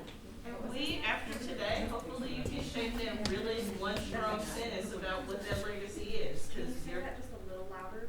I would like to amass wealth to then give to women. we're always giving stuff away, us women. I'm gonna keep some for myself. I was idolizing, like, yeah. Like, and I think it's something really, okay, you got a legacy, were you raising your hand? I think so. Oh, go ahead. I would say connection and adventure. Girl, You know me, accurate? Yeah. anybody else as we take this, yes, favorite person from? Yes, I would say is to create a world where people can breathe their own self. Ooh, somebody has really thought about their legacy. Find and encourage women to run for office. Some people in here, to be fair, actually know what they want to do. And I don't think that should make you scared of building a legacy or even thinking about what yours is or going to be. I think this is a time for us to stand in our power and stand in our truth, right? That's what Alex is bringing to life through Dovetail. That's what these conversations are about, is really making you think about the value you bring to this world and how much better you make humanity, right? And legacies do that. I see a couple of you in the room, and I can imagine what your legacies are. Mine is to really make service first and foremost. There's rarely ever a no in my mouth, which I'm having to learn in 2023, that is actually something I need to do, is say no, because you can't be in 4 places at one time. But Emma is an act of service. That is my legacy, to always be in service to others, because that's where impact comes from. If I could do it for you and show you how to get it done, 9 times out of 10, you're gonna go and share that knowledge, and it's gonna drive impact. More people will know how. And my legacy is that simple, because that's all I know how to do, is to be in service to others. And it doesn't matter what you ask me, I will typically do it. I mean, and it's not great all the time again, but I will typically do it. So let's go through the steps. So there are 5 steps here. I didn't want to drag this out or make it some complicated exercise on building a legacy, but let's talk about it. So define what legacy means to you. Do you want to impact your community? For a lot of you in here, that's an immediate yes. We are the ones that heal, save, and create beautiful futures for the world. We breathe life into the world. Do you want to serve your country, the world? And then decide if you have a map to follow. How many people have ever written down what they actually want to do? We are in a world of journaling now. Let's move on. So how many of you would say you have a map that you can actually follow? How many of you have like one of those dotted lines that's all over the place? It looks like some complex, okay, that's me. I'm the scatter chart. Okay? I start in one place and want to build a legacy, and then I find out I have a new skill or a new gift to give to the world. And I'm constantly leaning into more why, how, and I'm curious about how I arrive to certain places. So my line doesn't look like this. I've tried a bunch of things. And a lot of times while we build our legacy and as we map that legacy, we aren't really thinking about what other people are thinking about our activities and what we do. I'm going to ask Damara to describe me. What's my legacy, you think? Besides what you said to serve? Yeah. When you first met me, what's the Emma that you know? The first time that I met you, I said that this is a freaking woman who has so much talent and is so willing to share the talent with everyone. Thank you. Thank you. That was come to cry because that makes me girl. But that's amazing, right? I never stop and ask people what they think about me. And I'm actually guilty of that. It may sound like something very egotistical to do, to be like, hey guys, what do you think about that? Did you like it? Did you enjoy it? But guess what? Feedback is actually something that's really valuable and critical to our overall growth and development. So if we never take the time to ask, do we know if we're going in the right direction, right? We don't know, right? Don't be the guy that never asks for directions. And we all have met that guy or dated that guy or even are married to that man, right? Don't be that person. We're all here to support one another, so let's think about creating that map and having something to follow.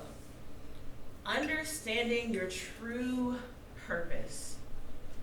Purpose is one of those really big ones. Trying to identify what our purpose is in life. Has anybody figured out what their purpose is?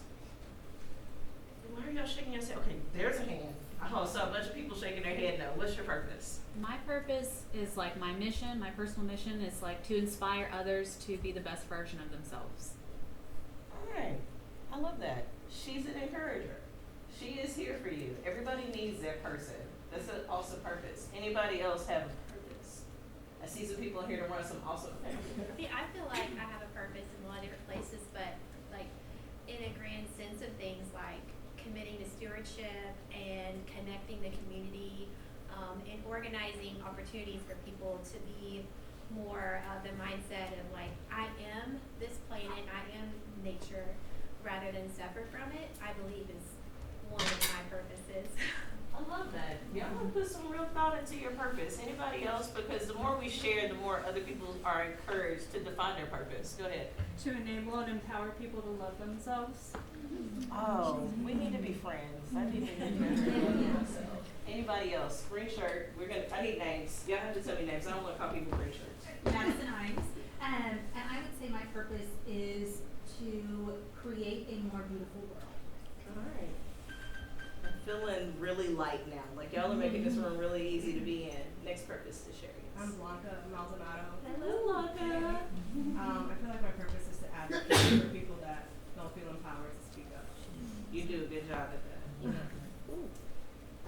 My name's Heather Morton. I'm a jewelry designer, and my purpose is to create more transparency in the supply chains and help the mining communities where the materials are coming from. Ooh. Hands. Anywhere hands. All right. Lakeisha Edwards, improving quality of life. All right. Man, I feel like some. Okay, here we go.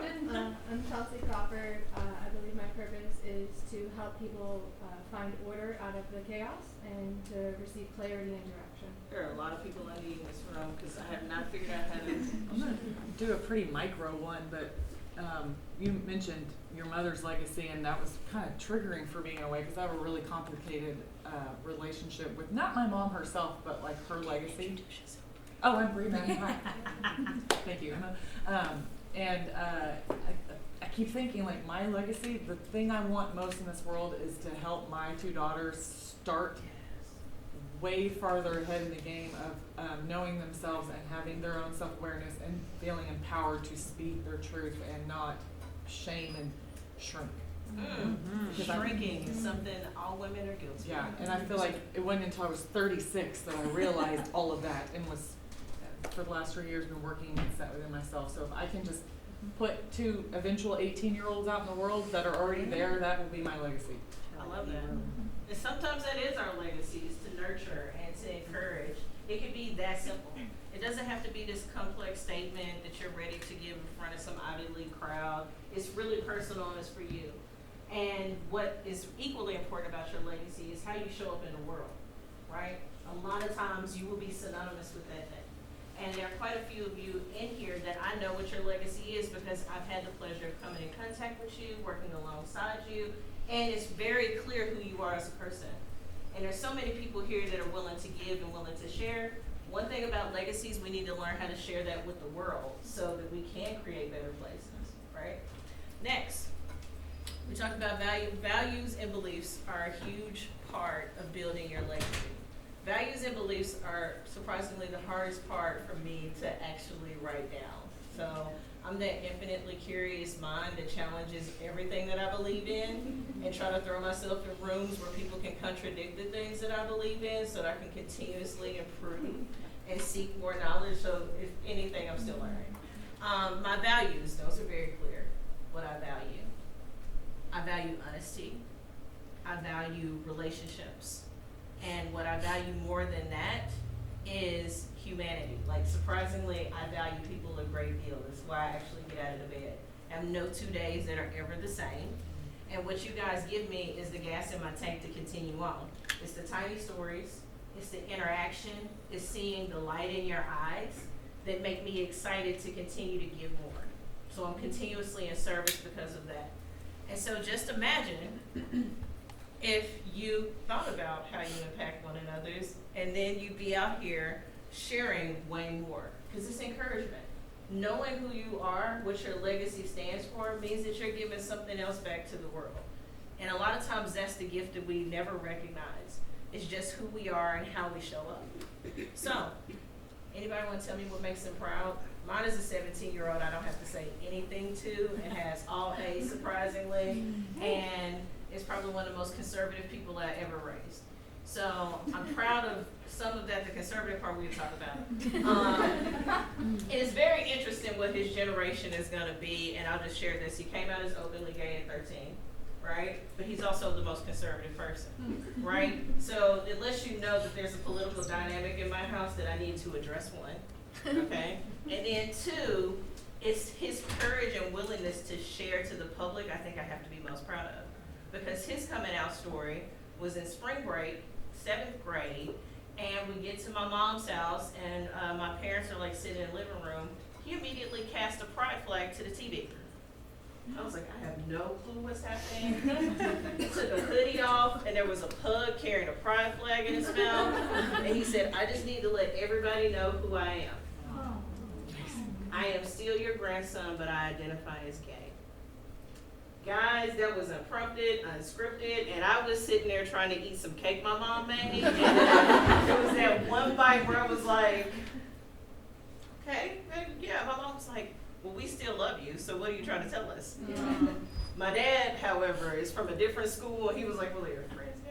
Because I'm trying to figure out how this works. And I'm like, Daddy, it's just everybody's dad is good for that awkward moment, and mine is nobody's invited to my parents' house for holidays. Either way, the things that make you proud, you'd be surprised, right? It's the little bitty things that we realize have rubbed off on people. And guess what? Your legacy is part of that.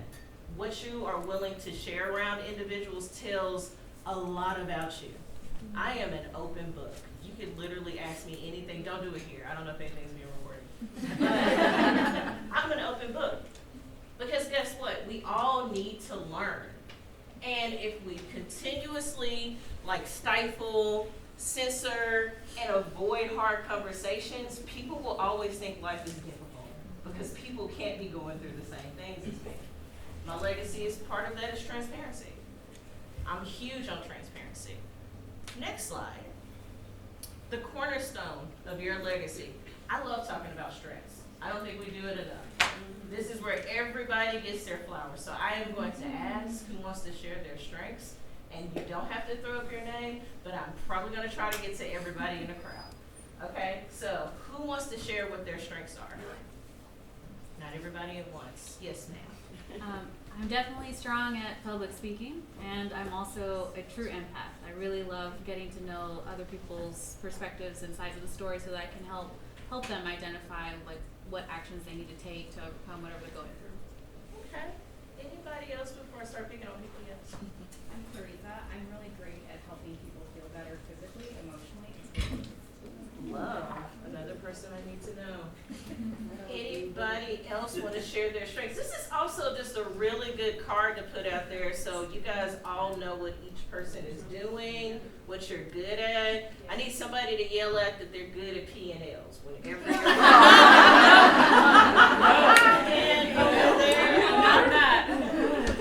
communication, but most importantly, I think people forget that half of communication, and I would argue 90% of communication, is listening and understanding where the other person is coming from. And I'm really good at taking somebody's squiggly lines, hard to define, can't express themselves, and pulling it out of them. I think that's one of my biggest strengths. Love that. Somebody needs a friend. There's a person right there. I'm Camille, and I'm great at manifestation. Ooh. Yes. Yeah, see, the room needs to start shifting. There are things that we corner. There's a lot of strength in here. Anybody else want to share their strengths?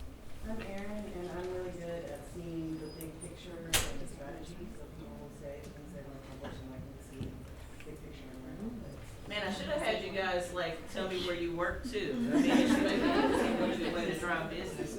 Anybody else want to share their strengths? Yes, ma'am. Hi, I'm Claire Pongonis, and I am really good at celebrating people, celebrating what they love, celebrating what they do.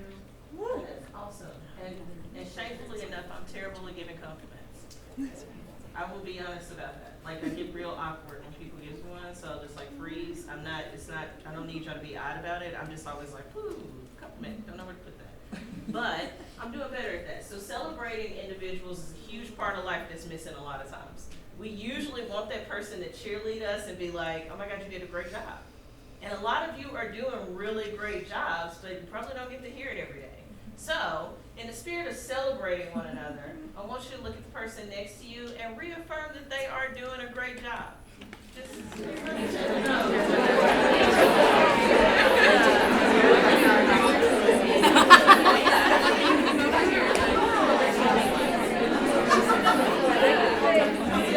doing a good job.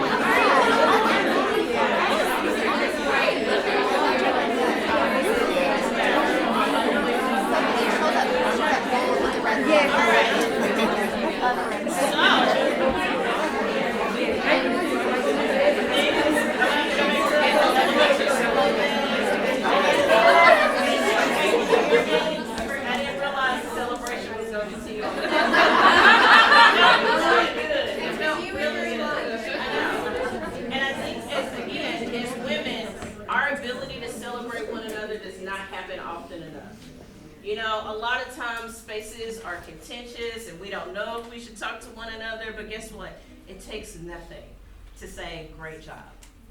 It takes nothing. It takes nothing to reaffirm and reassure each other that we are doing a great job. It takes a lot to get out of the bed in the morning, guys. It does. And it takes even more work to do our hair, put on makeup, pick out outfits. So you are doing a great job. Nobody in here has missed a beat on style or combing their hair. And so I have to applaud you. It's the tiny things. Again, I'll go back to it. It's the little things. So as we're building our legacies, let's remember all the tiny moments too. Our story is much greater and much larger than we've given ourselves credit for. A lot of you are doing amazing work. I live in Northwest Arkansas because we are probably one of the coolest and most giving communities I've ever been in. So that has to come from somewhere, right? There's somebody doing the work, and I can almost wager it's a good deal of you guys sitting in this room. So today is about giving you your flowers and letting you know that you should be proud of the legacy that you're building. Acknowledge your strengths. Acknowledge what your personal mission and what those values are that you bring to life and bring to the table every day, because they're important in your life story. And it's important because a lot of times we never know that people are watching, and they actually are. Always present. I am guilty of being a voyeur. I watch everybody all day. I mean, if you see me 9 times out of 10, I've already been sitting there for another 40 minutes. And I will tell you, it is the greatest gift in life is just watching human interaction, because I don't know if we pay attention to how we embrace each other, how we shake each other's hands, what the body language is when you come into a room. So like my job is to come into a room as one big hug. I try to be a big hug. Because there's nothing intimidating about me, guys. I put on my shoes and my pants the same way you guys do. And lately, getting older, putting on shoes, especially heels, is a little different for some of you that's older, like younger than me. But, you know, it's the same way. I'm just like you. And the minute we can create community around our similarities and our differences, we're going to be great for it. And hopefully that's what Dovetail is doing today. But back to legacy building. So, this is the part where we all have to question where we're applying our strengths back to. And for a good deal of you, you're in nonprofit work, you sit in the private sector, you may be in the public sector. But how are you applying your strengths on a daily basis? And let me be clear, your legacy is not your career. It's not your job title. That is not it. That is only a piece of the story. And a lot of us want to climb that ladder, get a title, think we have made it. Guess what? It's gonna suck when you realize that you had it, okay? Life is still gonna life. Life is lifing out here, hardcore. I recently had an end of 22 revelation that I'm about to be 40 and an empty nester, guys. Distress. I'm trying to figure out what I've done it all for. Like if the kid was gonna leave and I was gonna be here by myself, what's happening? So now I'm about to adopt a bunch of dogs. But where am I applying my strengths though? So that lets me know there's more work for Emma to do, right? My strengths are public speaking. My strengths are raising money. My strengths are being frank. Like it's brutal, but I'm very frank. And so I use those for good. Like that's my whole Spider-Man costume that I put on every day. Like I'm slinging webs of truth. People tell me I'm killing egos every day, but guess what? That's where the web slings. That's where it lands. I don't know what to tell you, but either way, figure out where you're applying your strengths and understand that's part of your story, right? And this is the narrative of your legacy being built. So, what are people saying about you as a person? Anybody got any really good compliments they want to share recently that somebody's given them? Or maybe they're 360 or... Today I was complimented by my side profile. Ooh. It's very kind. They didn't realize that I had a crooked nose. Talk about your legacy statement. This is good. Anybody else? Ashley turned to me during our complimenting session and she said, I know you and you are literally killing it in all aspects of your life. And I was like, thank you. Great exercise I did recently, and it was for an employer. It was like a 5-interview process, and I had to take inventory of all of my accomplishments on 3 sheets of paper. And I was like, that's too much paper. Guess what? It wasn't enough. And how many of you guys have ever gone through that exercise of like just laying your life bare, putting it on paper and saying, this is who I am in print? Anybody done that exercise? I would encourage it because guess what I did after I had all that paper and all the stuff written down? I invited 10 people over to my house to read my life story. And you know, I was like, okay, they're gonna think I'm lying about half of it. I hate I wrote about that guy. It was cathartic. And I'll tell you why. Because we keep so much stuff private that we are reluctant to share to the public that we never know if we are getting it right, if we're going in the right direction. Sometimes those friends are the right ones to be leaning into during that moment or during that issue or during that thing. And what that exercise did, it reassured me that I had a lot more to give than I had even realized. And I downplayed a lot of my success. Like, how many people in here are downplaying all the amazing, radical, and just bodacious things that they do? I just came back from San Diego, and somebody yelled out bodacious, and I was like, oh. I try to use it in a sentence. Either way. That's a great word. And so, how many of you guys do the downplaying thing? Right? And that sucks, because guess what? There's a lot of amazing crap happening, and guess what? Somebody's responsible for it. We could have been saying, congratulations to you, or job well done. Just don't do it. Like, your legacy is a big, grand thing, and it's nothing to downplay. Life is hard. Being human is a big deal. The only other thing that probably sucks is being one of those cute seals that get eaten by somebody traumatized me and left the Wildlife Channel on this morning. Either way, I think what's sadder than that is that we don't realize just how difficult this life is, and we don't give ourselves credit for it. So again, as you build your legacy, remember what that story is going to be, because you need to share it with somebody. They deserve to know who you are. All right. The cornerstone. There we go. Writing your memoir in 1 sentence. Is there anybody that's capable of doing that today? You did a great job. And that wasn't 1 sentence, it was like 2. But it was great. Anybody in here ever wanted to write a memoir? Nobody thinks they're not that fancy or great. I'm gonna tell you right now, there's a 6-book series coming out about me. Okay? Just one for the last 6 years. years of my life. Okay, look for it. There's been a lot happening here. But anybody in here honestly ever thought about writing a memoir? Okay. 2 people. How would the first sentence of the memoir start? Ooh, okay. Don't mind that jar of Nutella by my bed. Honest, Yes. very honest, very honest. I love that for you and for whoever got to eat Nutella. It was awesome. I love that. Anybody else have like the first? I've said it for years, but lightning in a bottle. So that's like my thing. Like lightning in a bottle. Just like as soon as you open the oven, just everywhere. Anybody else? Okay. I know I keep talking, I'm sorry. It wasn't Don't supposed apologize. to go that way. Ooh, how many people can say that though?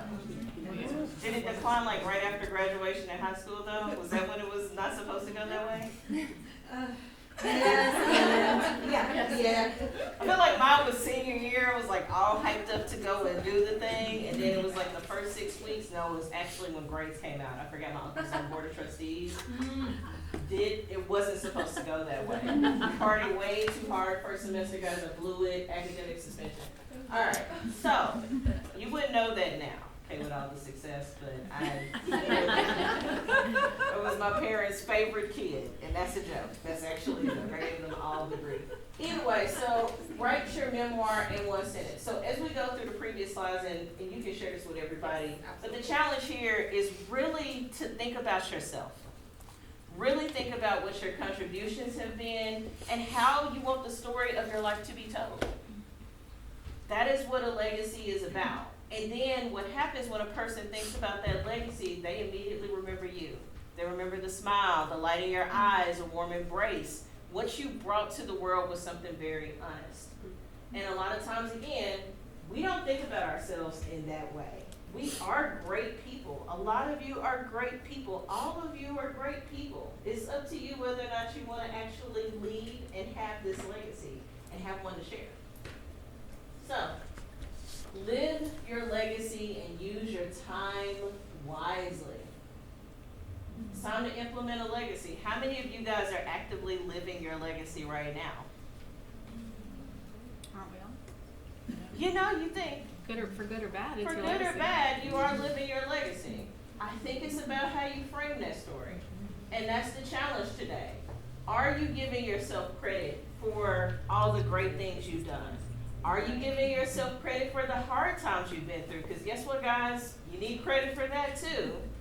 Again, you wake up every morning and you're able to be here and be present. That is something to celebrate. And not often enough do we do that. But it's the tiny things, again, that make life amazing.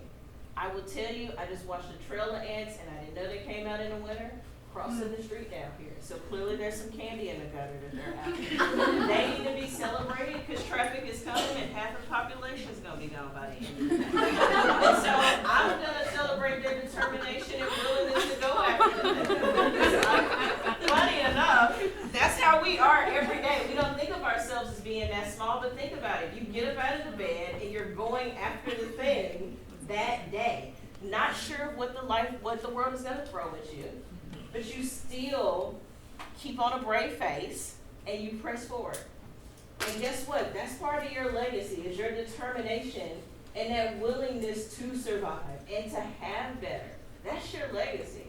So hopefully in the course of this discussion, we were able to frame what is actually really amazing about each and every one of you is that you have something to contribute. You have something to give, and you actually have a legacy, and one to be celebrated at that. So, any questions or anything to share at this point in time? How did everyone talk?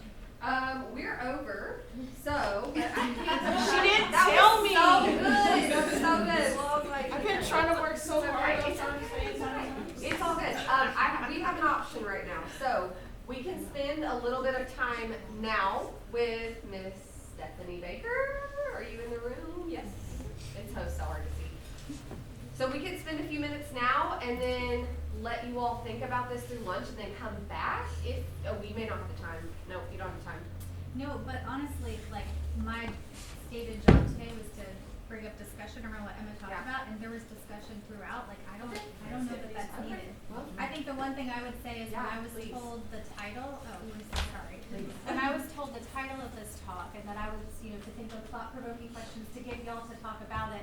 My first thought was I've never thought the word legacy in relation to myself or any other woman. And when you got there and said, let's make this less masculine, that was kind of reaffirming for me that like other people feel that way too. Like I've never thought about my mom's legacy or my grandmother's or my own legacy. But one thing I have thought about is how do I make the world a better place for my kids and for everybody's kids. And that is a legacy. We just don't really think about it in those terms. So I would just say like you did a great job having everybody talk through anything, but think about, I heard you say, what brings a light to your eyes? Think about what brings a light to your eyes. Think about the values you espouse and how you want to impact the world, because legacy is impact. And that's all I was going to talk about. And I would love to challenge all of you to think of one thing you can do in the next week to move towards that legacy that you want to be. Great challenge points. And Stephanie, because of something that you mentioned, I have to say, so legacy actually came from, the topic for this event came from Rain Kilburn. He was interviewing me on his podcast, I Am Northwest Arkansas, so I have to give him some kudos. He's fantastic at interviewing. I was so nervous. I'm like, I've spoken on many stages and on many podcasts, but for some reason with him, I just was super nervous at first, and I could hear it in my voice. And then he said something like, just be yourself, be comfortable. I was like, oh, okay, I don't like put on a show. But he came up with legacy for this. And I honestly didn't think about it, and I think it does sometimes come down to that masculinity piece of it, because I don't think that we're often thinking through things like this, because we're just not, a lot of the times, and I'm using generalizations here, but a lot of the times it's like a young woman, you're not really taught upon building these things, whereas like my brothers were, and so they're taking over the family business, or taking over the things, or doing the wealth, or being entrepreneurs from a young age, and they're being taught that. And so it's an interesting dynamic, but I love to give credit to anyone that I can whenever this is what I did. So love it. How do you? All right, well, I am done. Any other thoughts?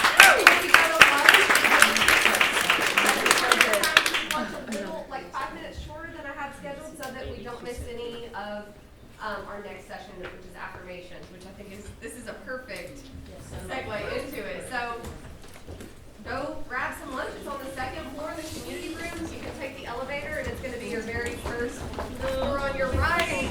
There's coffee and snacks as well out here.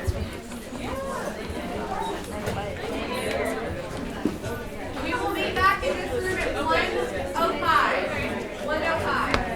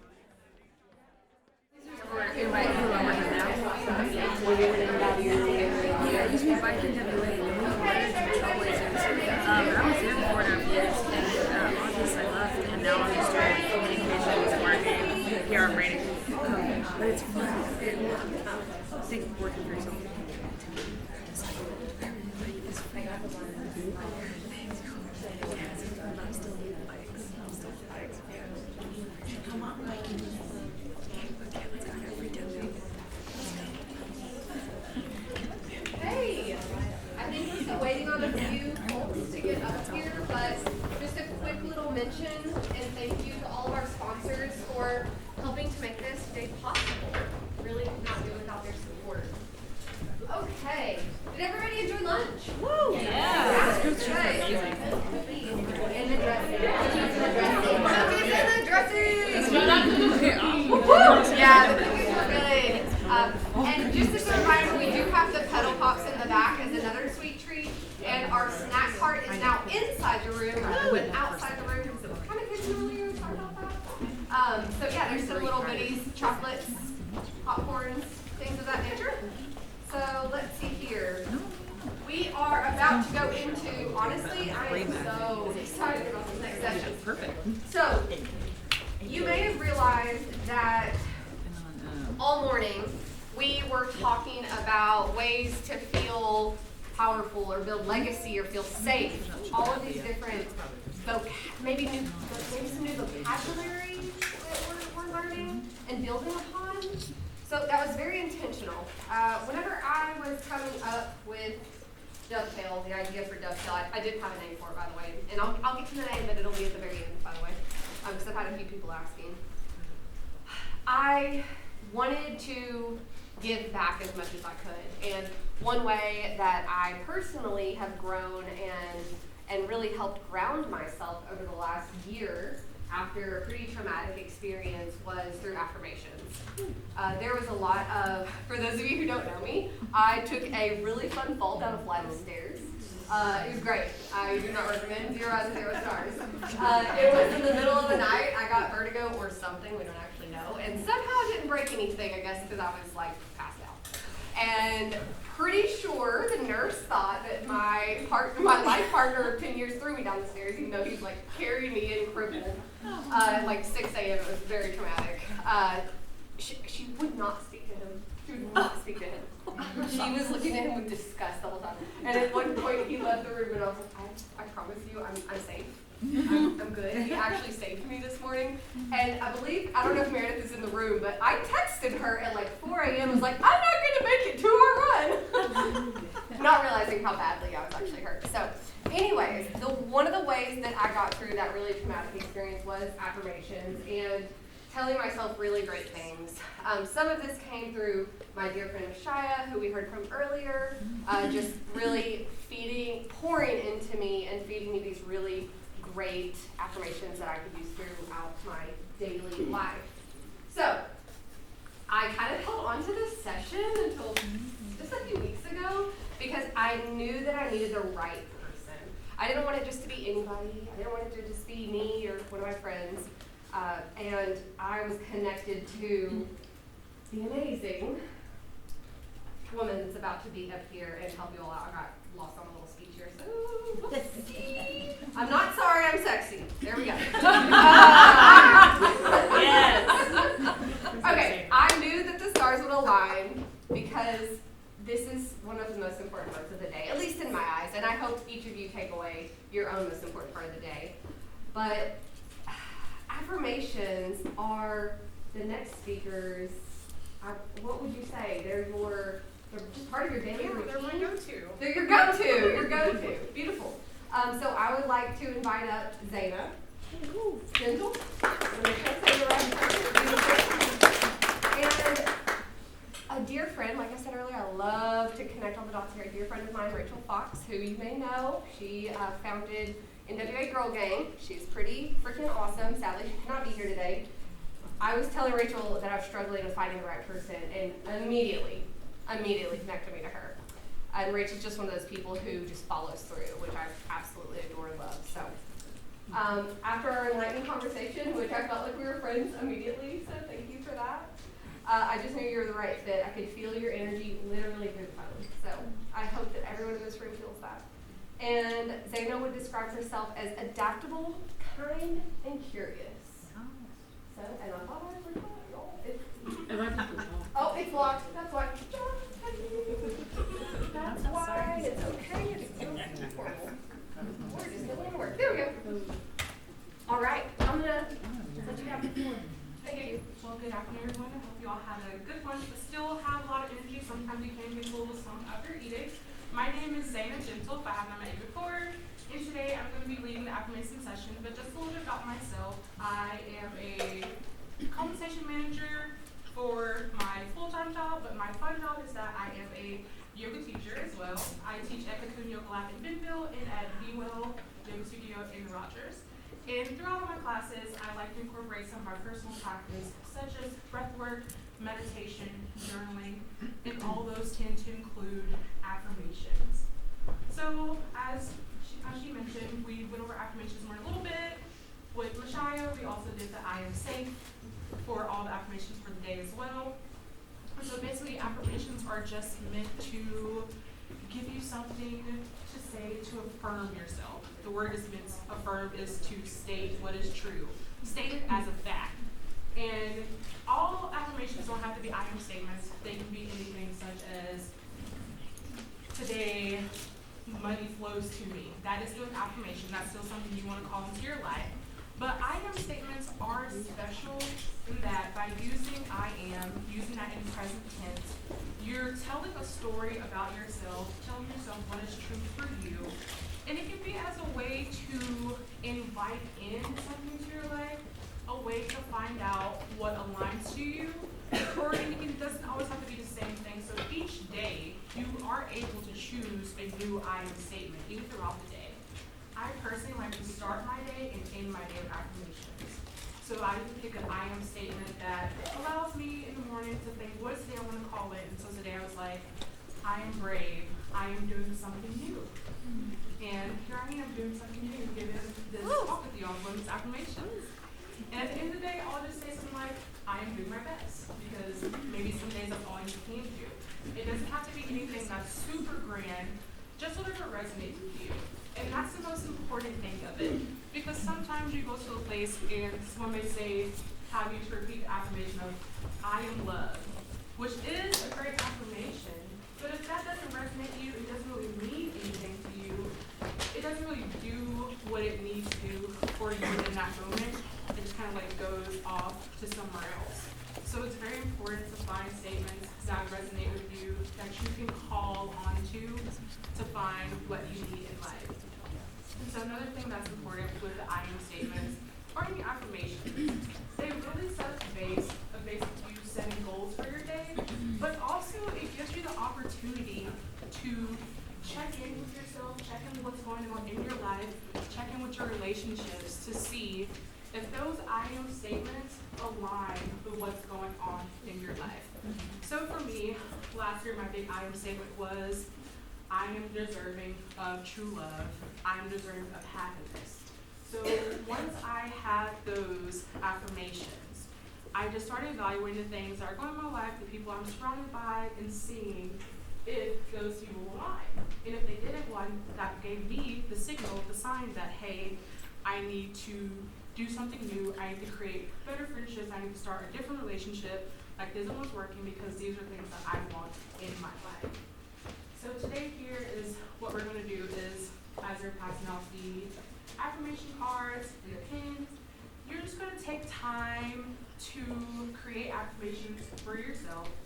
And you have 3 cards. You can write more than one on each card, but we also want it to be interactive. So we want you to like group with the people around you, talk through, because maybe an affirmation that someone else has may resonate with you, and also be here walking around just to see and give you ideas as well. But I'll just give you some of my favorite ones that I have right now. Is that it was inspired this morning by Mashaya's when we were going through the I am safe, and it was I am safe to use my voice. I resonate when she talked about how that helped her to affirm her and say, hey, I'm where I'm supposed to be today. And so I chose the affirmation of I am using my voice for good, because I know that with this, someone will resonate with it, and it will be something that maybe can cause a shift to help someone find something to call into their life. So that it's not, so it gives me more confidence and gives me the courage to do what I'm doing. And also it could be something like I'm a change maker, or I'm sharing my light with the world, just anything like that. And so you can just get started. Okay, so and take as much time as you need here. And knowing that, as I said, things don't always have to be the same thing every day. But with these, it could be a cool idea of which ones you write on here. You can maybe place them in a place that's going to be visible to each day. Like I also like to have one that's like on my bedroom mirror where I do my makeup. So as I'm doing my makeup or doing my hair, I see it there. I have that visibility to it at all times. This gives me that daily reminder of what I'm trying to call in for that day.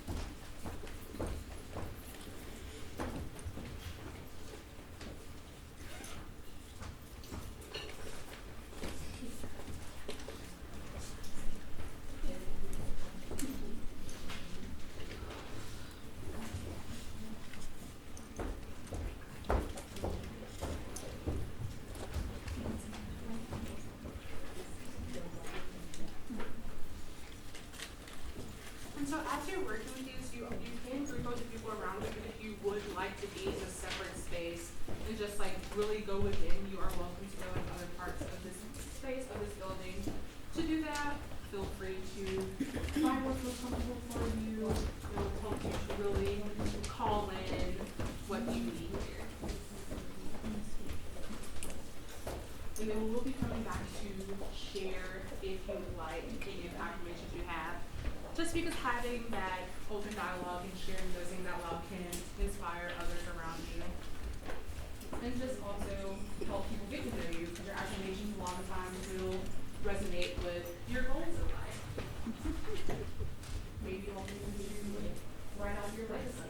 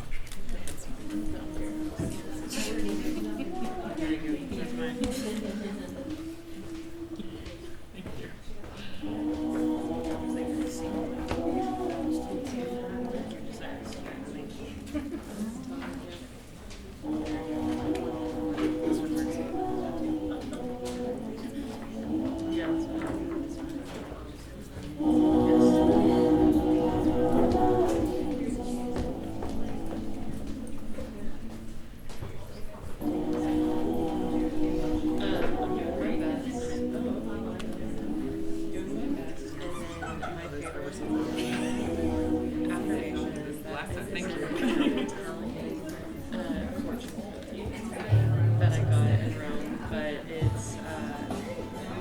it translates to I am developing a grand artistic instinct. It's constantly developing. I know, that's why I really like the developing of it. It's constantly happening. So are people supposed to bring their own quote? So we've kind of had a few different programs. The call for public art is we're trying to get different craftspeople throughout Northwest Arkansas to kind of showcase their traditional craft and then kind of challenge them to kind of create a painted bark quilt inspired by their tradition.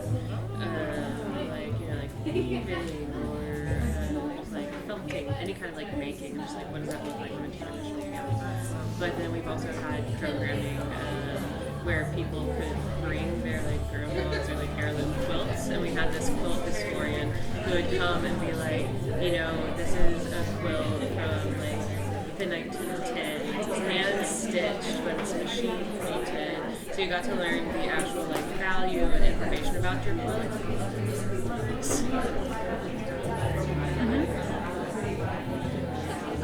Oh, cool. I mean, that's kind of the conversation. It's like, if you're taking it to a quilt show, then yeah, Barbara's going to be like, is this of the time? But also if it's at your home. Exactly. And so that's the other half of it. Is like, we had Alice come up with like the historical value, and then it was just like a bunch of people sharing why they loved their quilts over like a circle. And it was so fun. I think in February, we're going to try to do them.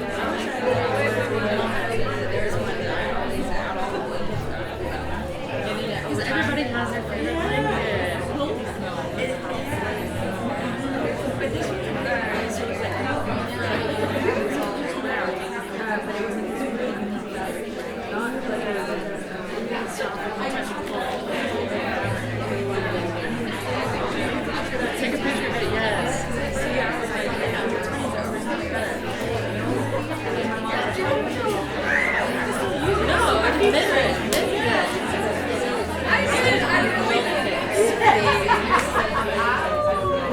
People just send me, people just send me pictures of quilts.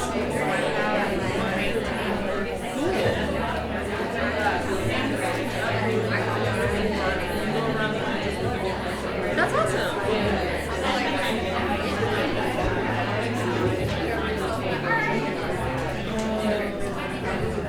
And that's why I like quilts. You're just like, okay, you can add to it. I like the trend of like people taking on quilts and turning it to clothes. So kind of, it's like that Linus when he carries around his safety blanket. He's just like, when I grow up, I'm gonna turn this into a sports team.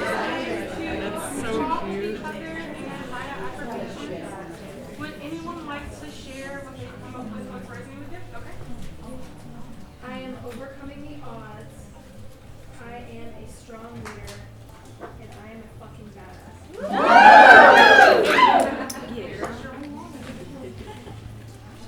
Yeah. Mine are a little wordy, but I am deserving of love and light in every moment of every day. I am a relationship and community builder and provide value in every interaction. And I am worthy of the space I take up in every room I walk into.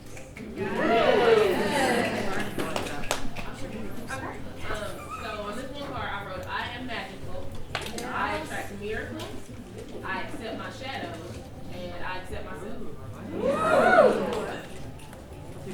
Okay. I'm just gonna do one of mine. Okay, I'll do two, but I'll end with my favorite one. I can show up for myself. Everything I need already resides within me, and I am my greatest love story.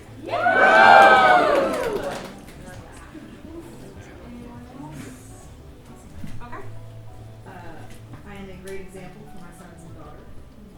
I have ample energy for every task, and I am allowed to be on hand.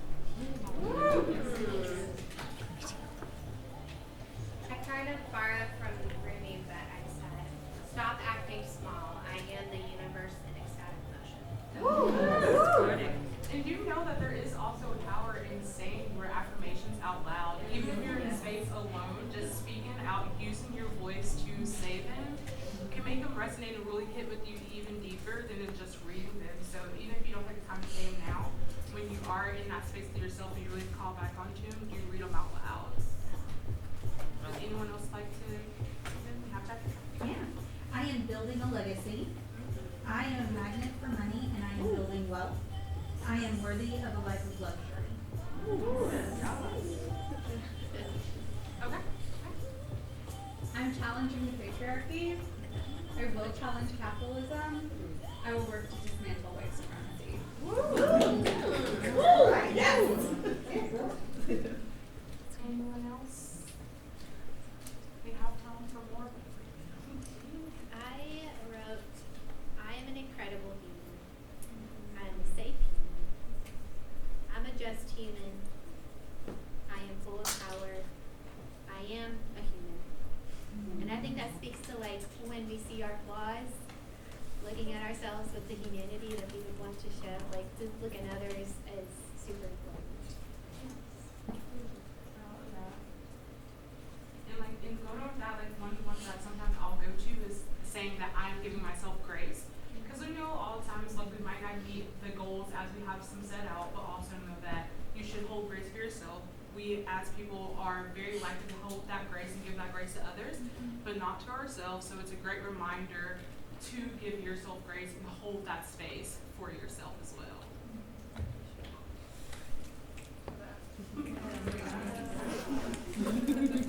Anyone else like to share? I think with that, my translation of that is just like, I am doing my best. Yes. And not reaching out to perfection, just like contextually showing up and behaving as I can. Yes, that's definitely one I always end my David that I am doing my best, because it's like whatever happened today, I know that I did my best, and if I did it, then I know like, hey, this is what I'm striving to do. So tomorrow I'll try harder to do my best. I was just gonna piggyback on that because I have down my best is good enough. Yes. Yes. Okay. I said, I am kind, gentle, and compassionate to myself. I am an agent of positive change in the world, and I am deserving and worthy of my wildest dreams.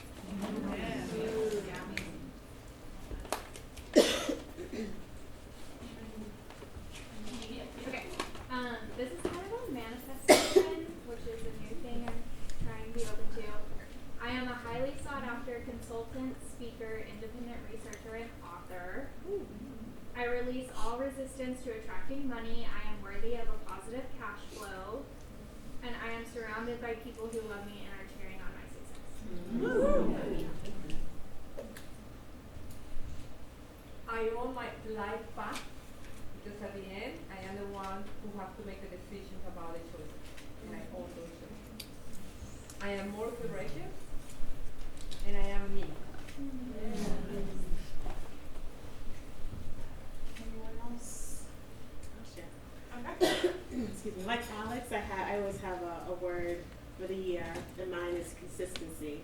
Because I tend to start strong and fast and hard, but don't really finish well. So that's my word for this year is consistency. So I am consistent. I am more than enough, and I am prosperous. And yeah, you can always, like with affirmations, there's so many things that you can incorporate to it. Because like I said, like finding affirmations can help you reach your goals, because like they take that inventory to see that, hey, this is not where I'm at, but this is where I want to go. But it also helps you invite those things in. As like consistency, you can break in those other words and just combine it all to one to really just give yourself that self-check as you go through those words, through those affirmations as well. Would anyone else like to share? I have one that's kind of like tailorable. It started when I was on a run here in Fayetteville. If anybody's run in Fayetteville, you might understand this, but I just kept saying to myself, you are stronger than this hill is steep. And so the affirmation is just, I am blank, then is blank. So I use it all the time. I am kinder than this situation is challenging. Kind of tailor it to me. But definitely started on a very steep And you are iconic.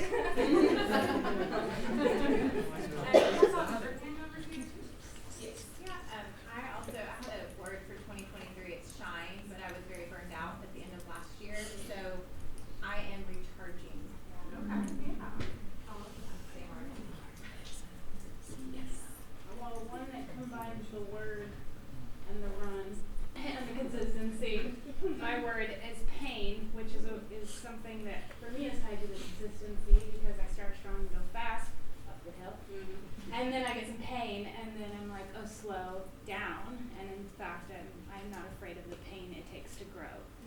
So. And I also, my husband's grandmother always used to say, don't waste your pain. Because, pain and adversity, that's when you grow and learn the most. Well, I found myself like just shying away from the word pain. Like I had an adverse reaction to like, why do I hate this word? And then I was like, well, because it hurts. But you gotta go through it sometimes. My word for 2023 is sovereign. And that has a few aspects for me, being open, present, but also boundary.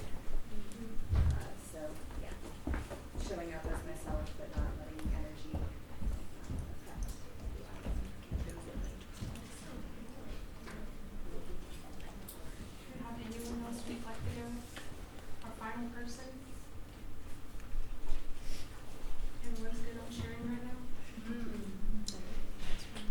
Is there anybody that we haven't heard from today that would like to take an opportunity to talk about that? We may have heard from everybody at least once, but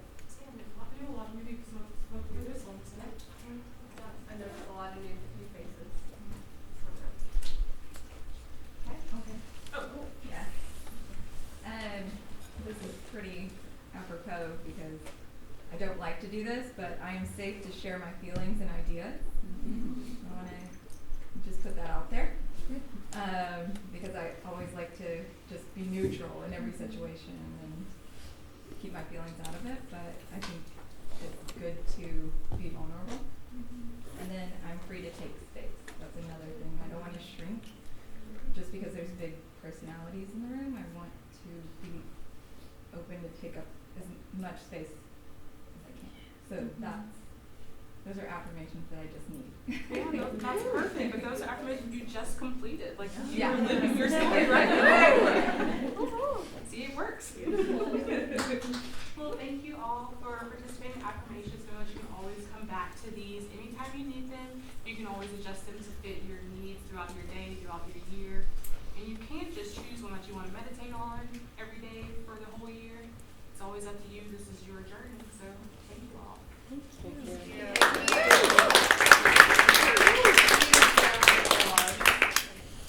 Thank you so much for that. That was really affirming. I'm a comedian. Okay, so I just wanted to take 1 second to, I just hope everyone is enjoying the day. And if you need a break or anything, just know that this is a space that you're welcome to do that. There are still snacks in the background, or in the back of the room. Please don't hesitate to grab some chocolate now or on your way out. I am so excited for our next presenter, Miss Sierra Hulk. Hey, y'all. Making your way to the stage.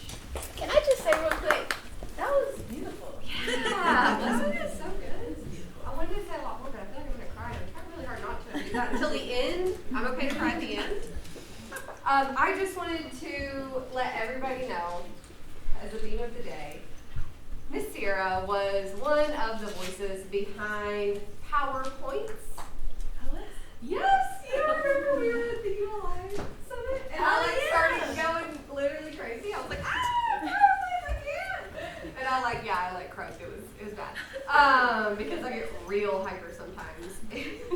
So, anyways, I'm excited to bring you up here and let you talk about your passion playbook. I'm really excited. And did you see the slides? I'm like, I don't know what I hear. Oh, beautiful. Yep. We got this. So if anyone wants to just take a moment to go to the bathroom, get some water, Yes, while perfect. we We'll feel get set up. free, talk amongst yourselves. And I would like to say that Sierra would describe herself as visionary, driven, and a connector, and I can 100% say I have witnessed all three of those. You. How y'all doing today? Have y'all been enjoying this so far? Yes. Can we just give Alex a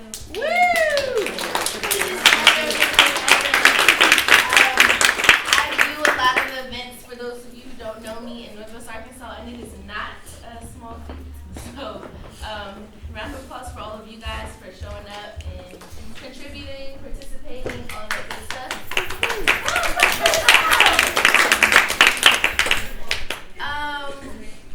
So for those of you who don't know me, my name is Sierra Pope. I have been in Northwest Arkansas for just about 10 years now, but I'm from Maryland. I moved here originally to work at one of the small businesses in the area. And I started out in accounting, finance, and HR.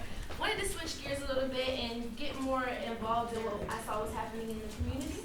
And here we are. So since then, I've been involved in a lot of events across the state and in the area, but most notably, which I hope to see all of you at next month in February to celebrate Black History Month. My friends and I are hosting our, I think, 3rd annual Black-owned Business Expo. We did one here in August at Theater Square, and almost 2,000 people came. Can you guys so we're doing it again. Please save the date, February the 25th. We are going to do it at Fayetteville Town Center. We hope to see you all there. So today, I'm going to be talking to you guys about finding your passions, reasons and ways to find your passion.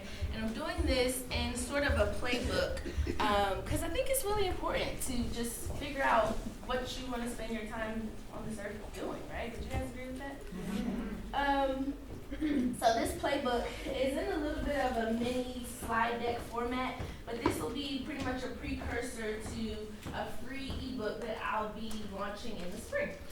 So this is just a few questions that I've kind of put within the slideshow to help you guys kind of have a sort of blueprint, roadmap, so to speak, to just think about what you want to do with your own lives and how you want to go about figuring that out. Let me see. So I got some notes in here so I can make sure I'm keeping on track. But pretty much the concepts and questions that are going to be in here are just going to help kind of lay a solid foundation for your dreams and aspirations and all the things that you want to be able to build on in your life, if anything. So this is me. This is one of my good friends and advising partners, Robel. We are Blackground, which is a small business that I created when I left my lame corporate job. So with this presentation, we are all pretty much searching for health and wellness in this often chaotic world. Would you all agree with that? So part of this playbook is designed to help us get into the habit of self-discovery and exploration and passion finding as a means to know who we are and how we're going to create our own paths in this world. Okay, so who am I? Born in Texas, raised in Maryland. HBCU alumni, which is a historically black college in Maryland. I do a lot of business development, career development, and I'm also in the space of just teaching the importance of ownership to people, whether it's owning your intellectual property, whether it's owning up who you are, owning up to the things that you do in this life, owning up to how you spend your time. Ownership is really important. So I do a lot of coaching around ownership and just helping people get into the space of ownership. I'm community and culture and equity champion, so I do a lot in the area around diversity, equity, and inclusion, consulting. I'm a planner, I'm a creative, I love food, as we all do, and I love to travel. So some of these pictures here are kind of pixelated, but this is me and my mom here. These are me and my girlfriends, Jasmine and Jay, who are the other duo that are behind Black Owned in WA. And then these are just some excursions that I've been on. This one in the middle was actually in Paris at a event called Dîner en Blanc. Has anyone ever been? It's crazy. Highly do not recommend, honestly. For those of you who have heard of it, this event took place on a lawn in Paris with 10,000 people just having dinner. It sounds crazy already, but we were expected to bring our own tables, chairs, food, beverages, decor, all dressed in white in the summer in Paris. 10 out of 10, do not recommend it. Just had to share that. And then this picture here was in, I think I was in Morocco for that picture. So I love to travel. Other fun facts about me, I'm an only child and I'm still learning to like it, quite frankly. Me and my mom like to play this game where one day she'll call me and be like, where are my grandchildren? And I'm like, girl, where are my brothers and sisters? I was a full-time entrepreneur just before the pandemic, which looking back, 10 out of 10 do not recommend. Visited 25 states so far, definitely looking to add to that this year. And I visited 5 countries. I've also discovered my life passion at 27, which I'll share with you. So what it has been determined, I'll say, is that I want to build better community ecosystems that create a positive impact by changing the world and the lives of people. And I want to do this especially for people like myself who are melanated and who are marginalized by a lot of the ways that our communities are built, unfortunately. It is believed by many people that between the ages of 27 and 30, we are finally making conscious decisions as adults. We behave with total maturity, so they say, and we discover our purpose in life. So for all my woo-woo astrology lovers out there, this is also what they refer to as like a Saturn return type of era. If you don't know about that, do your Googles. Very important stuff. But this is also something that supposedly happens around this time. So it's very what a time to be alive vibes, right? So one thing that I'm going to do within these next few slides is just present a list of questions to help you kind of think through what your own passions are. I will encourage you to just take a minute or two. Of course, capture the list in full, but just take a minute or two and only pull out 1 or 2 questions and just ask yourself those questions, okay? Make a little note, answer it, see how you feel about it. So one thing that I did when it was time for me to figure out, okay, what the heck do I want to do with my life? I just asked myself some of these questions. So what activities bring me the most joy? How and where do I find peace and inspiration? What expression do I enjoy expressing the most? Is it one of my things, like, it's weird. When I was younger, I didn't really cry, but now love is one thing that just makes me boo-hoo in a good way. Just expressions of love and seeing love, just, it feels good. Asking myself, what am I here to do? What are my life lessons? What do I love to do? What do I value the most? And what do I want more of, right? When something bad happens, it evokes a feeling in us, and we're just like, I don't want to feel that anymore, right? So what do I want to feel more of? What brings me a great sense of fulfillment? What roles in my life are the most important? Is it being a student, a teacher, a coach, an advisor? Just asking yourself those things. And in business development, one thing that I often challenge a lot of people that I work with to ask themselves, especially if they're thinking about starting a business, is what is your business's mission statement, vision statement, values, purpose, right? But also ask yourself those things. What kind of personal mission statement can you create? Which is along the lines of the affirmations that I think Zaina had shared with you earlier. What's a personal vision statement? So I want to just take 2 minutes to just pick 1 or 2 questions on here, jot down your answers, and then maybe we'll have a complete share, okay? So we'll come back to it at 1:54, right?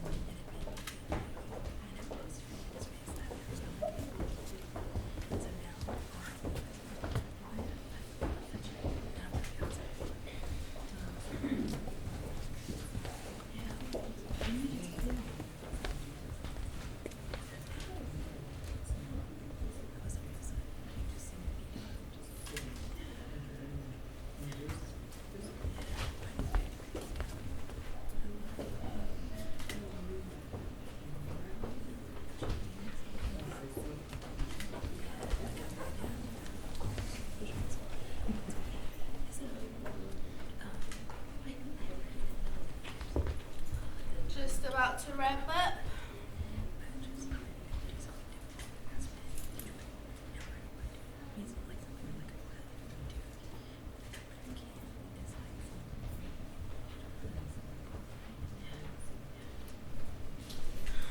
Alrighty, anybody want to be a brave soul and share with us which question you chose and what your answer is to it? Yes, Lovely? I chose what activities bring me joy. Here are a couple things that I wrote. Playing in the rain, dancing in my room by myself, watching house tours. I really like watching like home tours on YouTube. I didn't know that was a thing. Yeah, for sure. I watch some really nice homes. Thank you for sharing. HGTV, but on YouTube. Doing anything near, in, and around water, finishing a book, and just creating. Awesome. Thank you for sharing. I love that. One of the reasons why I had that listed on here is that at the beginning of the pandemic, I just decided I was going to do more of the things that I loved to do as a child. So I bought some skates. I was in the pool more. Need to be more closer to a beach. I second that. Anyone else want to share before we continue? One person? Good. I love being at home. I love planning or like using Pinterest. Accomplishing my to-do list feels good. Designing, my life or like setting intentions.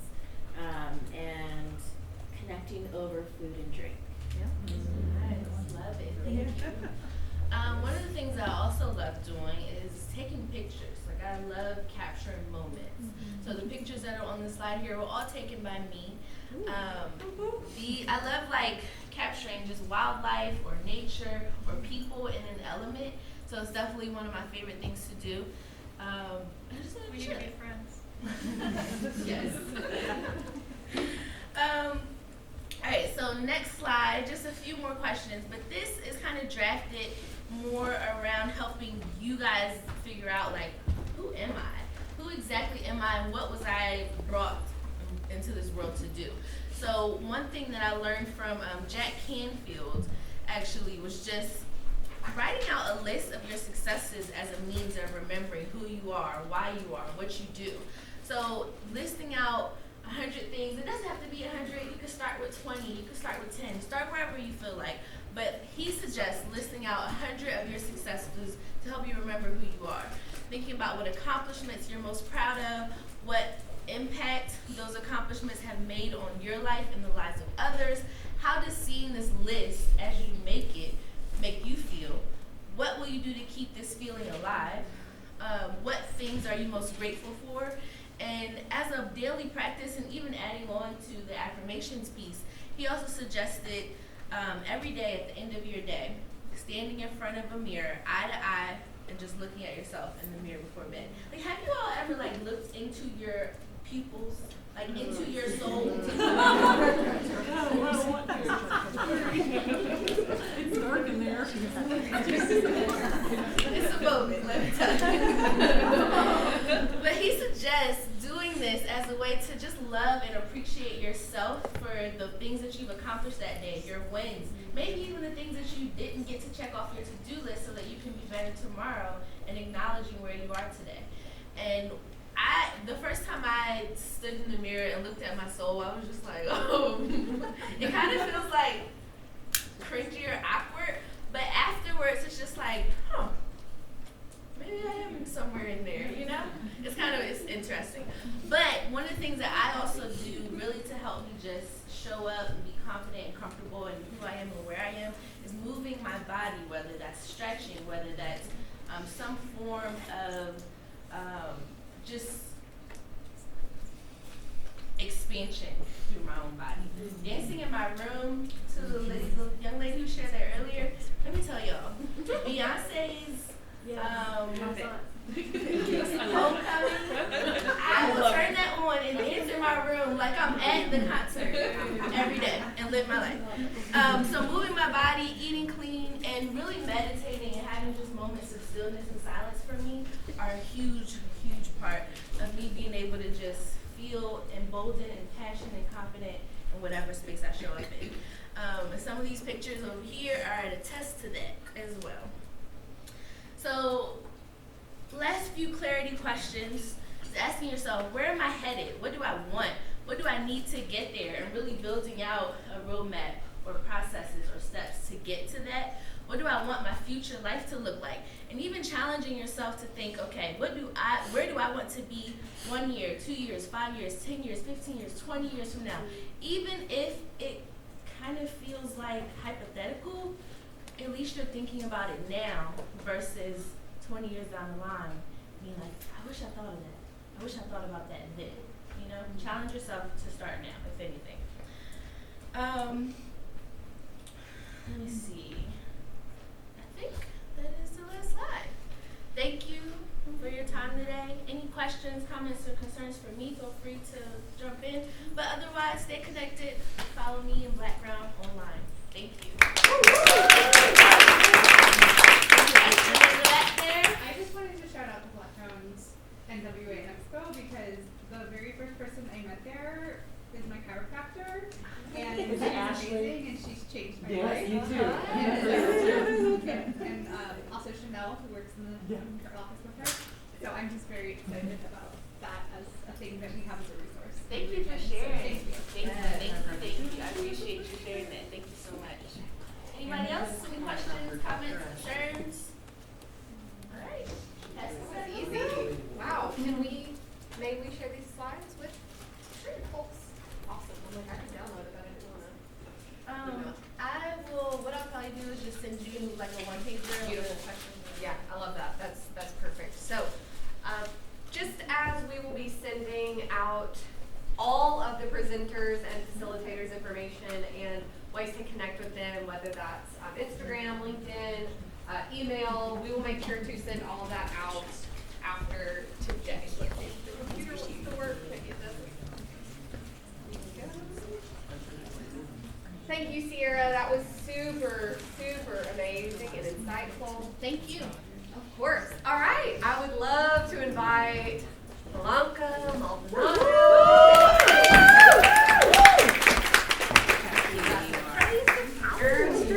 Hey, everybody. I was like, I'll do your intro. I don't have to. How would she describe herself, Alex? Ooh, I love the description. And I apologize. That do think I forgot. This morning is a little wild. We were out of time. Not only is she a mother, wife, and adventurer, but she has recently run for school board and has started multiple businesses. How do you keep up? Because I have one business barely hanging on. And let's see.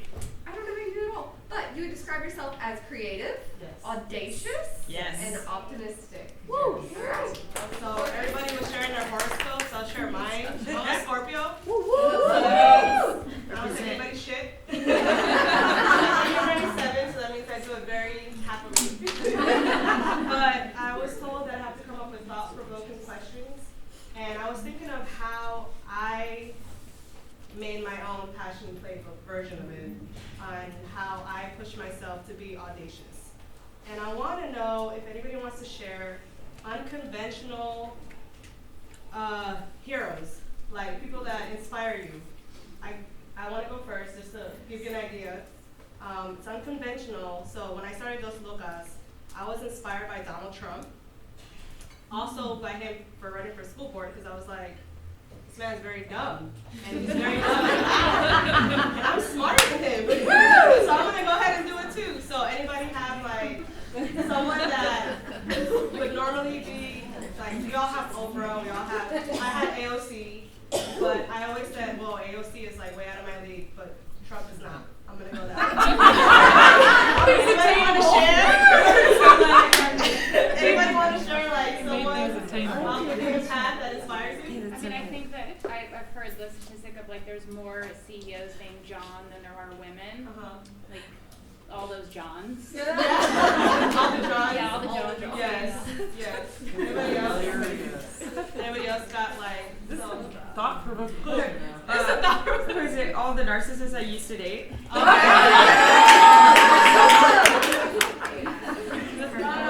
It's not like commonly a way to think of inspiration, but that's how I get to dare to be audacious and dare to put myself out there. Another way, if anybody wants to share, have y'all thought about what like scares the shit out of you? Yeah. And think of a strategy on how to overcome that they want to share? I see Becky. Shake your head. I see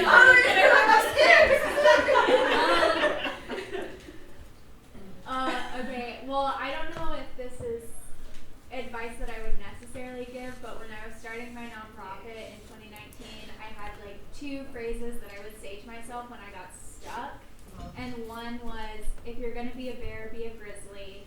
And the other one was, piss or get off the toilet. Can you share your nonprofit? Because I benefited from it. Yeah, so my nonprofit is called All Bikes Welcome. We offer free programming year-round for, in mountain biking for historically underrepresented communities. And at the end of September every year, we host a festival called Grit Fest, which is for women, trans, femmes, and non-binary people to come. And 3 days we spend like riding bikes.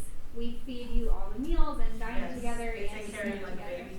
We like get tattoos and ride bikes and read tarot, and it's just really fun. Yeah, I had a lot of fun doing that. That was one of my fears, was mountain bike riding, and Becky's nonprofit helped me with that.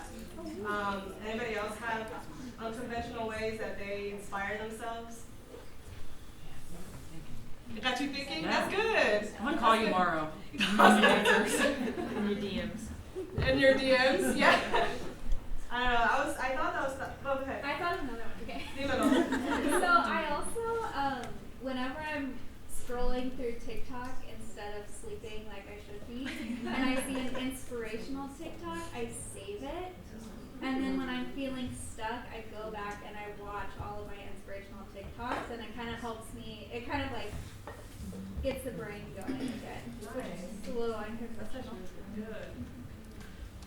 Go ahead. One day when my dad was dropping me off in middle school, he told me that I would intimidate every boy I ever met. And instead of it being like, oh, that's bad, I've used it as like a promise and a goal to myself. Okay, you made me think of one. Well, twofold actually. My mom once told me no boys will ever like you if you keep beating them at everything. And I just remember in that moment thinking, yeah. When I got into like my high school Hall of Fame for basketball, I got up and I just opened with that quote from my mom, and she wanted to murder me. Like looking at me like, but I have recalled that moment. Like, don't spend my time with anybody that would feel that way about me. Boy, girl, whatever our identity. Only surround yourself with people that will cheer for you, like at your greatest. But and also that goes to this. I remember my coach in college. She hated me, and mutual feelings. And we lost our last game my senior season, and everybody's bawling, and I'm just like, thank God this is over, and I just get to go like be another person that doesn't play a sport. And she came up to like give me this fake hug, and I said, all those things you hate about me, I can't wait to go out in the world and use them for good. Woo. And I recall that moment a lot in my life. Like, these are all the things people love about me now. Yeah. And you try to like murder them out of me. So that's one thing I use. Yeah. So in connecting that, I use my rage to run for school board. Woo. So a lot of people are like, oh, I want to change the world. Yes, that's cute, but for me, like a lot of the anger and that revenge feeling, Danny's made it okay for me to like, I felt like I used to like push it down, and I'm like, no, this is who I am. It's okay to like channel that rage. That's like a thought provoke. What's up, Sierra? I literally just journaled today about all the rage that's just boiling inside of me. So I don't know if it's so much unconventional, but one thing that I had done before was just create a playlist for when I want to feel good. Because music is definitely a feel-good thing. But I also created a playlist for when I'm feeling ragey.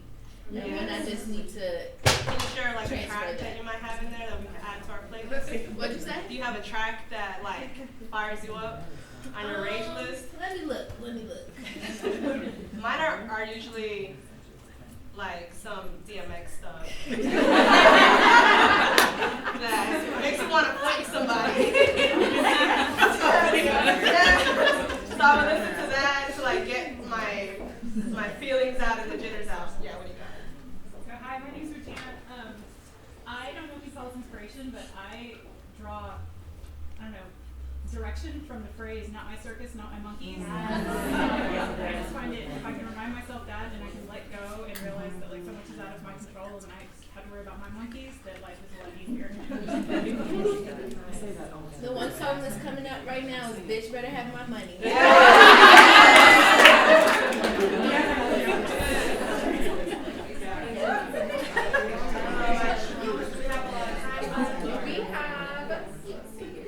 Mostly Rihanna memes. Rihanna memes? Yeah. I love Rihanna. She's my hero, and I can't wait to see her at the Super Bowl halftime show.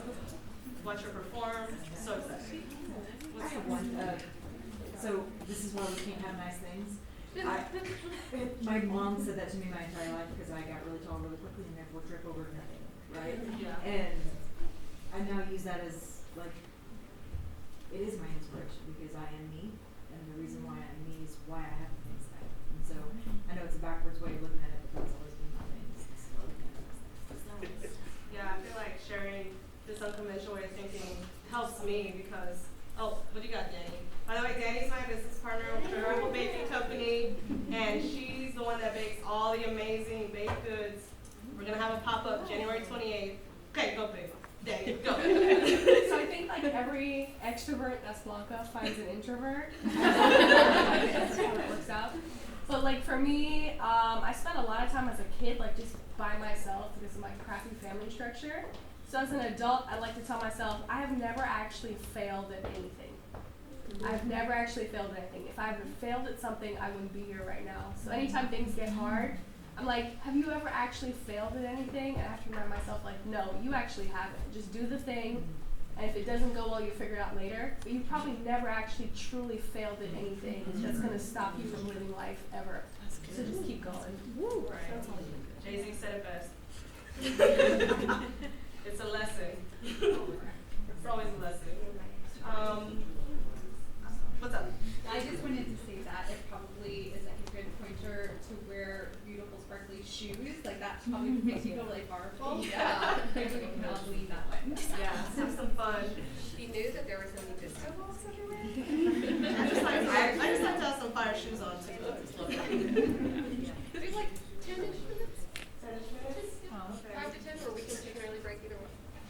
Also, so is there something that y'all want to share about? I saw a lot of people nodding their heads when they're talking about probably something that's holding you back from dreaming big or bigger. Is there anybody want to share like what you need? Because she said you got to make a list of what you need to get to the next step. That could be like, for me, it's I need money because it makes me happy, and to do that, I want my business to grow. So I need y'all to follow us on Instagram. I need you to all to go ahead and sign up to our newsletter and show up to our pop-ups. What's the Instagram? Yeah. Sugar Apple Baking Co. So if y'all all have like freelancing or you know exactly what you need, this is a great space to share that right now.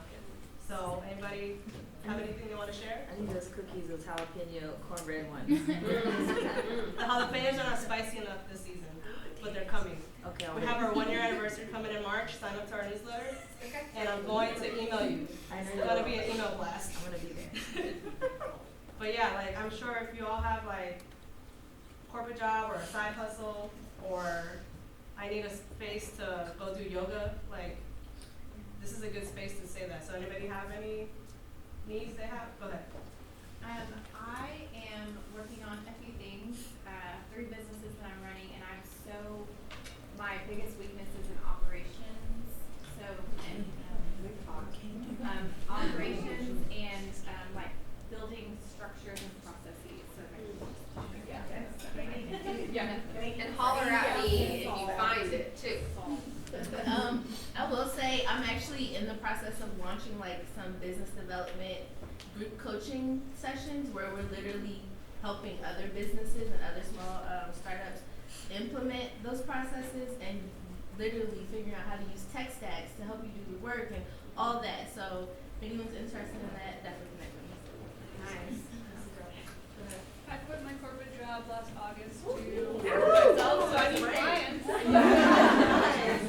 you did photography? Yeah, photography, branding. She did all the demo. Okay, all the branding. Like she did the branding. It was really beautiful. She took it out of my head somehow. I don't know how. Good. Yeah. It's pretty scary in there. It's really. You're not wrong. It's beautiful in there. Hi, I'm an artist, a local stable artist, and I'm a stand-up. Yeah, please stand up. I know you Alex too. I just honestly like being a small business owner in a creative space. I just need eyeballs. So having people follow, having people share with other people, also having spaces to display. So if you know the space or you know the space and you're like, we would love to have artwork here. Good. I think we can connect you with a beautiful, beautiful woman in the back of the room. There might be someone. Maybe. This is all about connection points, and we want to continue those conversations. Yes. Back there. I see somebody. Me. I'm sorry. I can tell you point. Mine is not business related, but if anyone like knows, I'm looking for a place where I can learn woodworking. Not like I don't want to make intricate sculptures, whatever, but I just want to be able to like build my own raised garden bed and greenhouse and things like that. And I I'm kind of scared of some of those things, and the only faces I found are really like, there was one that I found that was like just for men. And so if anyone knows those resources, then I would love to hear of that. I know. Actually, if anyone needs a creative outlet, the Eureka Springs School of the Arts, it's like in the woods and like flies under the radar, but they have all of these like state of the art. They have a woodworking, a wood turning, a welding shop where they teach you like how to like pour bronze sculptures, painting classes. I did a ring making course. I like made all the rings on my fingers. And it was like my vacation to myself last year was to take one of these like 3-day courses, and I would highly recommend it if you need like a break. And there's I met some like really amazing women in my class too, and they were also like bronze sculpturists. And the woodwork shop is like incredible. Yeah. The Eureka Springs School of the Arts. It is a fun place to be. Also, go ahead. I'm Joy. I have a business. It's a wellness company, and I lead workshops inside businesses that offer stress reduction practices. So I'm new. People don't know that I'm here. Sales is very challenging. That's my Achilles heel. So just being able to share with you guys. My social media is JY Wellness Group. You did. My friend Mark like posted something. Mark. Like, oh my gosh, that sounds awesome. So yes.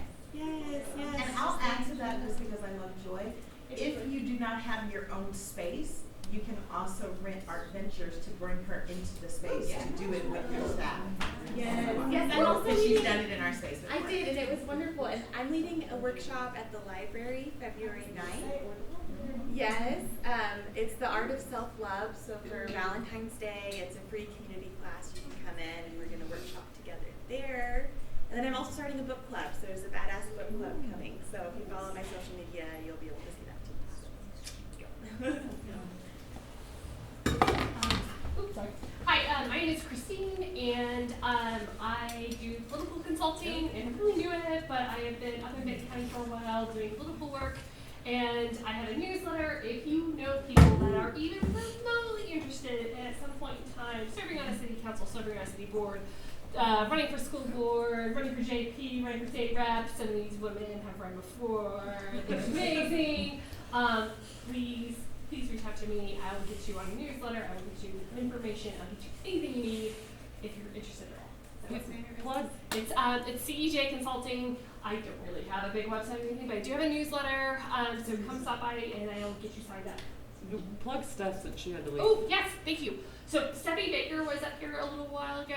She was she is the director of Emerge Arkansas, and Emerge Arkansas is a fantastic program that is focusing on training in women to run for office, specifically in the state of Arkansas. So she's got an amazing program that she is working on right now. And if you want more information about Emerge, please also see me, and I will get you in contact with Stephanie. She's awesome. Thank you, Bree. I have one more thing. It's not necessarily to do with my studio, although please come. You guys all have little gift certificates in your bags at the end of the day, so I hope to see you. But also, this is a nonprofit that just opened up. It's Monarch 61. I don't know if anybody's heard about it, but it's a creative hub for community art and wellness for any woman. So very similar to kind of what we're doing here. It's in Van Buren, so a little bit of a drive, but let's see here. The Insta is Monarch 61 Project. And I will definitely be facilitating some opportunities there. And as I understand it, everything's free for everybody. It's and they have like pottery classes. I bet they would be open to doing like woodworking, or I mean maybe. Thank you. Claire and I like really like geeked out over talking about the metalworking. So I mean maybe they'll do that too. Who knows? But yeah, if you want to facilitate or use the resources, wanted to share that. So Maddie and I own Curated Health, so innovative mental health care, and we're in Springdale, Arkansas. desperately need more therapists. If you know anybody who is fully licensed in the state of Arkansas, I would gladly have all kinds of contacts. So, can it be telehealth? Yes, as long as they're licensed in the state. Hi, my name is Julia, and I do poetry workshops in Fayetteville and Bentonville. My ideal person that I would like to come to this poetry workshop is someone who tried to write a thing once, and their mom or their teacher was like, "You're not very good at that." Those are all the people that I want to come write at my poetry workshop. I do them at Pearl's Books. And I'm also going to do one at Two Friends Books. I have a bunch of Valentine's Day ones coming up. But if you would like to partner with a poet to do your business, I'm doing a yoga and poetry workshop this Saturday at Clubhouse. You can follow me on Instagram. I'm at Beefbalm, Arkansas, like lip balm. Do you have something? Yes. Oh. Hey guys, I'm Stephanie Martinez. So I'm also a budding chocolatier. I love making chocolate truffles with colored cocoa butter, hard outer shells, flavored ganache inside. And so I'm not only looking for orders for Valentine's Day, but also, you know, this is the launch of the business. I have a lot of entrepreneurial experience, business experience, and I can do anything for anybody else, but that's what I'm working on for myself right now, to focus on myself and kind of do my own thing. So that's kind of like speaking my truth and also letting you guys know. I also have some cacao pods that I love doing events, and I want to do chocolate tastings, either it's beer, wine, whatever, but to where you can actually see a real tropical fruit, the cacao pod, open it up, taste the fruit, taste the seed, and we have a lot of fun and educational. So hit me up if you guys want some chat. Do you have an Instagram? I'm at Dani Media, DANI media.com. So that's my current, or you can find me by my full name, Stephanie Danielle Martinez, on anything else. So like I said, the chocolate's launching, so I'm working on all the branding marketing right now. Thank you guys. Love it. I'm Chelsea Crawford. I am almost certified in being a human design reader, so if anyone knows what that is. So as I'm opening kind of my practice, I'll have more introductory type rates and offers, and if you don't know, it's kind of a really practical system to opening up abundance and relationships and anything else that you would go to another type of reader for. And so you can find me on Instagram right now at _ISEECHELSEE.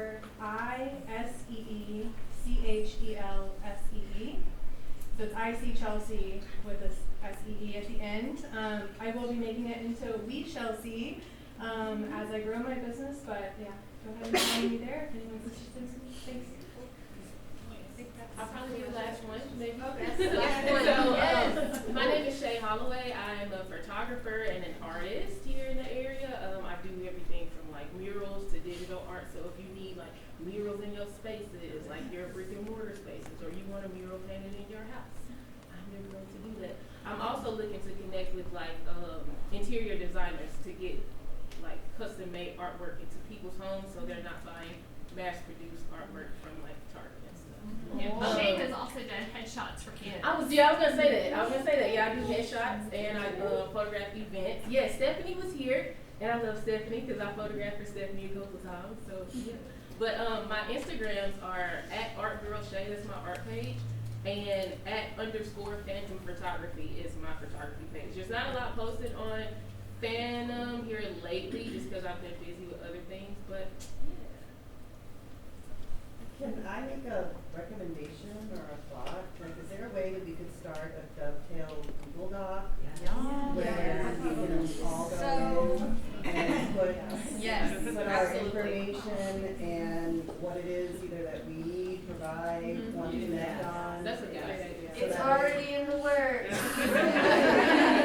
Building out a resource page is like hella crazy, expensive, and hard. So the more submissions we can get, the easier it's going to be for the person that I'm paying money to do it. Yeah, that's what I'm making notes. So we're going to send out a Google form and I'll add it into the survey.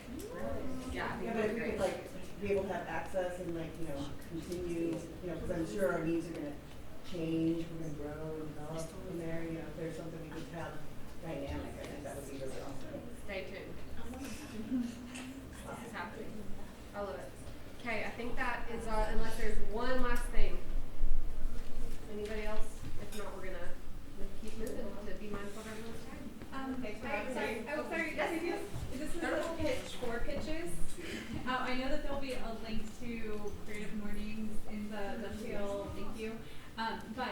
should just say that we do espresso shots, which is a lot like this at every Creative Mornings. Creative Mornings is a free speaker series.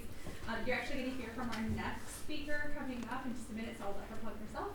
But that's next Friday. Every month we do espresso shots, which are free. Anyone can like talk to me about it. If you have especially a call for proposals, a call for collaborators, an opportunity that will benefit the community, a project that's launching that you want to share, especially if things are free or really accessible to the community, we'd like to try to keep it in that realm. Then we'd love to have that shared with our community. Alex shared Dovetail with us, and that's how she, I think, connected with Randy to do the IM Northwest Arkansas podcast. So lots of cool synergy and energy around that if you want to keep this self-advocacy going. Yeah. I'm having a great You time.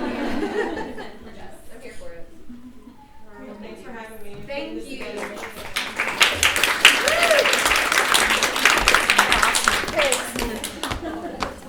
Okay, we have about 10 to 15 minutes for a break. So if you all can do your best to be back here at 2:40, we will lead into Jeanette's session, changes, which I'm really excited about. I think you all will be too. So take a break, grab some water, snacks in the back, or if you need any tea, you can let me know.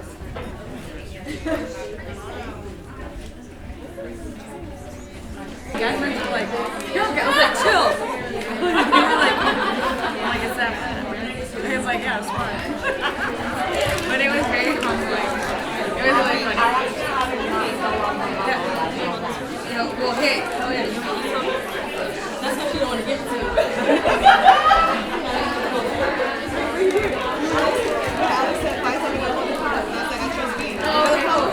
But I'm going to buy it. Okay, let's get everybody's attention. We have a small change in the schedule, so I'm having to jump forward a couple slides, but we'll go right back to the programming. So I had somebody reach out a few months ago, actually, and asked me if we were going to be giving an award. And I was like, well, this isn't really like an awards program, but also I kind of love it. And so after thinking about it a little bit more, I spoke with this person, and I'm supposed to keep it on the DL. So I'm going to respect that and do that for this person. So anyway, they started telling me about this incredible woman-owned business. And I know it's kind of hard to see with the lighting for you guys, but I want the lights on. So then come up here and accept something. Danny and Blanca started Sugar Apple Baking Company, which you all heard about just a few minutes ago, which was perfectly timed. And when their friend, I'll just say that, was telling me about the ambition and just optimism and creativity and the pop-ups that you all were doing in the community, I was like, yeah, we're going to create an award. It's fine. We'll just do it. It's going to be non-tradish. It's fine. So with the help of Elizabeth, who helped me with coming up with Dovetail's name, we came up with the Dove Song Award. And just to give you a little tiny tidbit about this, because they have to go.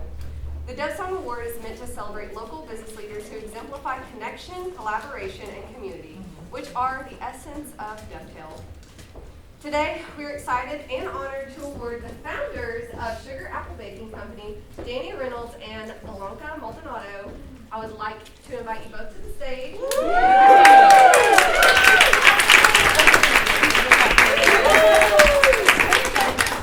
So somebody last night asked me how I was going to present these, and I said, and I was like, oh, no, cute. I thought it was a cake.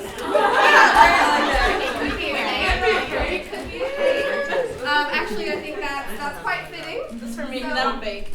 Okay, well now you have a super cute little apron. She's the best dishwasher, though.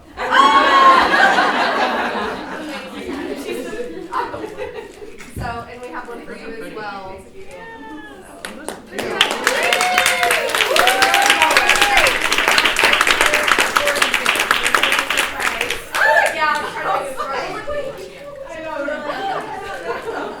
Change all the programming. Do you want to say anything? I would say it's an intro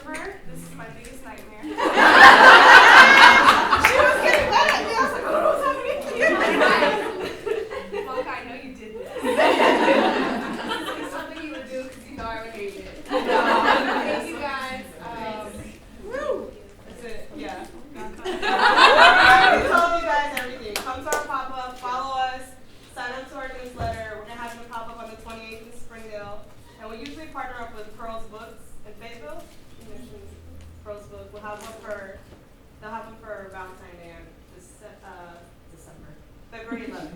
I just have a question. Danny, what's your sign? Aries. Okay. Yeah.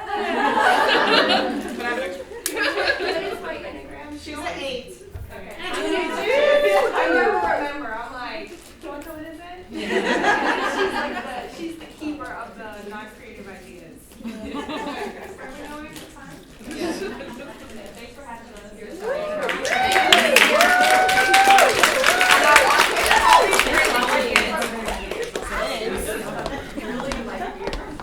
So, okay. Well, thank you, and get home safely, both of you. Okay, actually, it's kind of perfectly timed for our next session, if y'all are all hydrated and refreshed. Yes.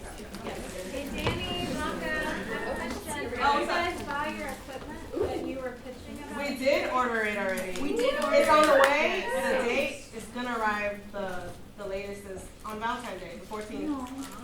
So the March pop-up is gonna be our puff pastries because we get to use our machine. So sign up for the newsletter. And I think we're gonna let customers name the machine too. I don't know.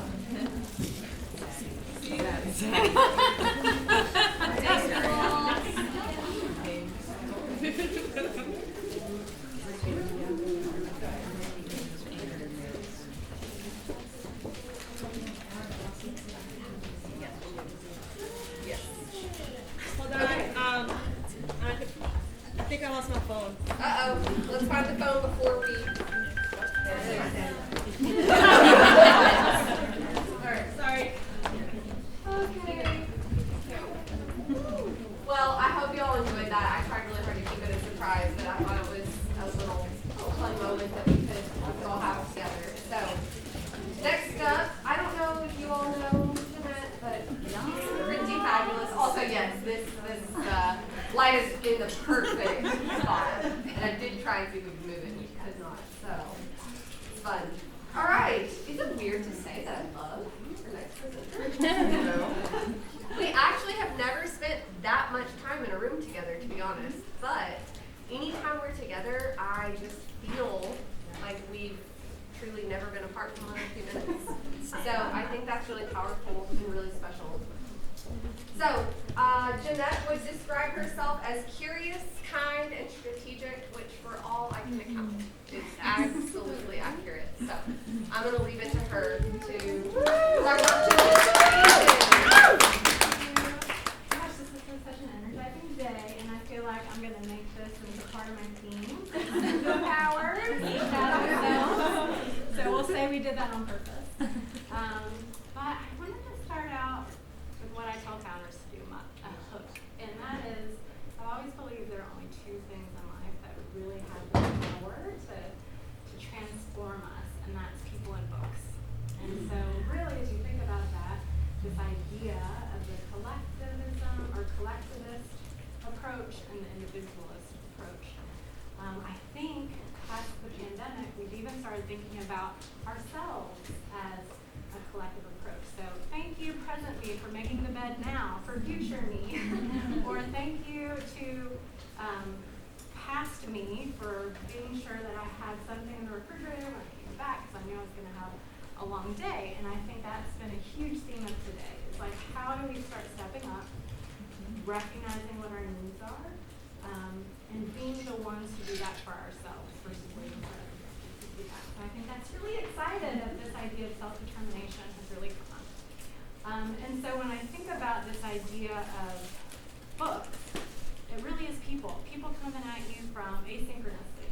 So people's wisdom, those sorts of connections that you have, that people have preserved that in their books, and we are able to have that at any given moment. But as we have teased with changes, I think that this idea of what this past year has been for most of us, and for me personally, I've added two more things to that list. People, books, and now pain and solitude. And I think those are the things that can really change us. And I'm going to tell you a little bit more about that.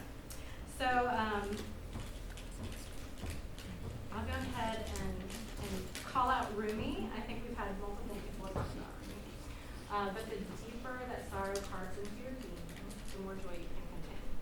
is the quote that I send to anyone who is going through grief or disappointment.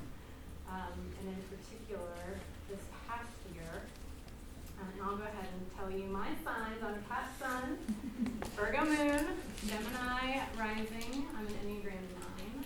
I'm an MBTI ENFJ, and my YOS. So what my Y is mastery. I'm a word nerd, and I love learning for the sake of learning. And my how is through better way. I love to find better ways, and I love to share them. And my what typically is trust. So I believe that through relationships and building trust, we can do whatever we could, imagine ourselves to do, especially in rooms like this.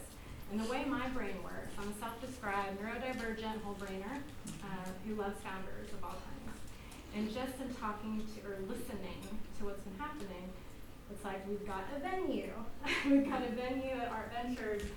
We have healers, collective healers within our midst. We've got our own currency that we can use to help others, whether that's an introduction, financial capital, relational capital, all those things are powers that we have now, even though we may or may not believe ourselves to have that.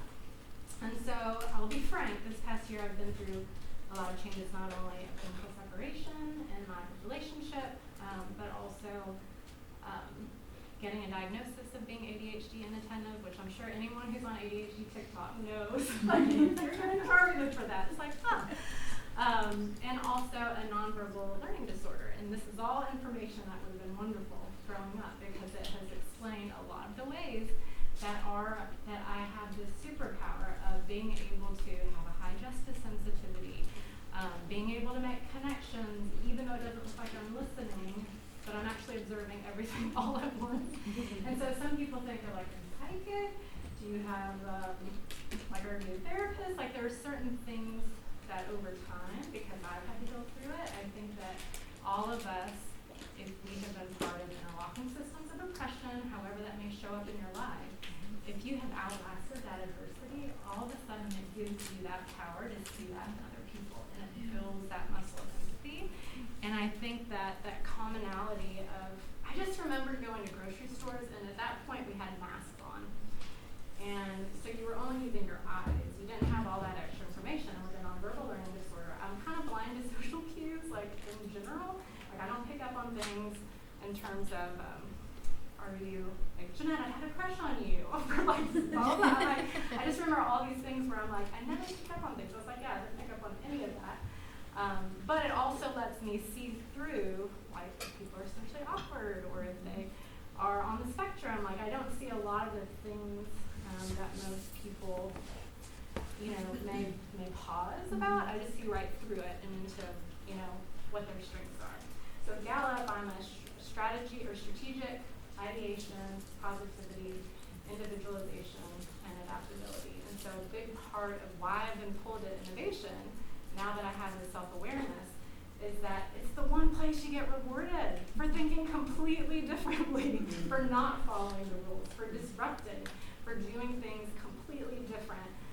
Somehow I was led to this space where I could see the essence of people and be positive and champion them and help them figure out, like, how do I remove barriers and connect to things, whether those are perceptions and perhaps even a really human reaction to environments that people came up with. And so if you've heard me at other conferences, I often talk about how I have such a distaste for the word gravitas.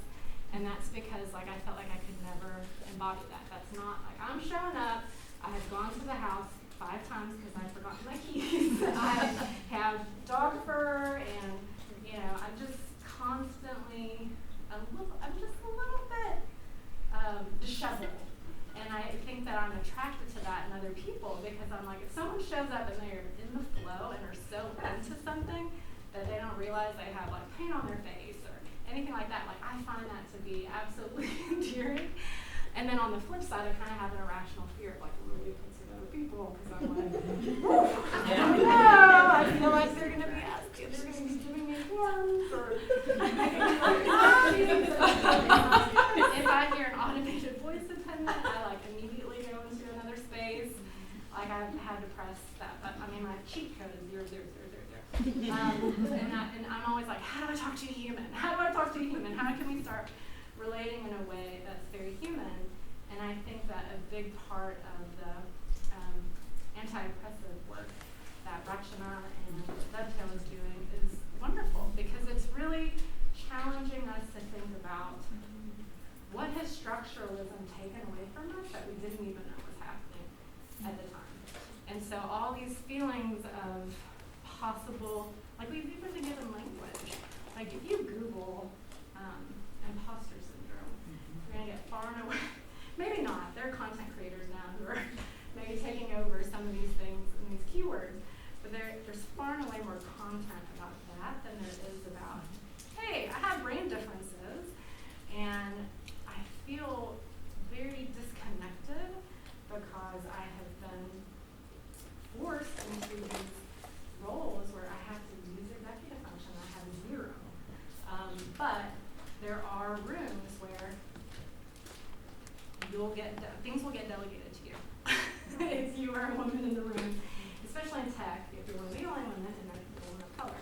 And so this entire time of belonging work, and that's one of the things that Johan Gari talks about. It's like, to be a healthy human, you have to know that you're seen, that you're valued, that you have purpose, that you have that you're pursuing meaning, that you have a sense of belonging, and that there's some sense of a future that makes sense to you.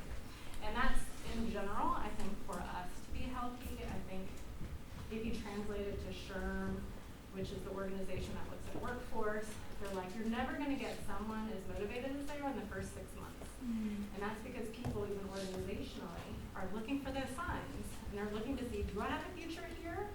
Do people recognize me? And is there a place where I can go? Are there people that I can connect with? And so I think, and again, the way my mind thinks is I have to look at a lot of different cultures, a lot of different ologies, and sit in a bunch of different rooms, talk to a lot of different people, and only when I see patterns emerge, if I'm like, yes, this is part of that range of human experience that we have to get better at learning about, no matter what we're doing, because we have to get the new skill is like, how do I hold space for the fact that, like, I'm amazing at, like, doing federal grants and holding space for a lot of opinions and a lot of, inflammation and relationships, but at the same time, I can't get my kids to school on time. No matter how much I'm like, I love that you also share my time blindness, but this is highly stressful for me to get these purple slips of paper and letters from principal. And so and to me, that's just a little example of like, how am I going to navigate and also help my children navigate in systems that aren't necessarily designed for us, but then also be an agent of change at the same time.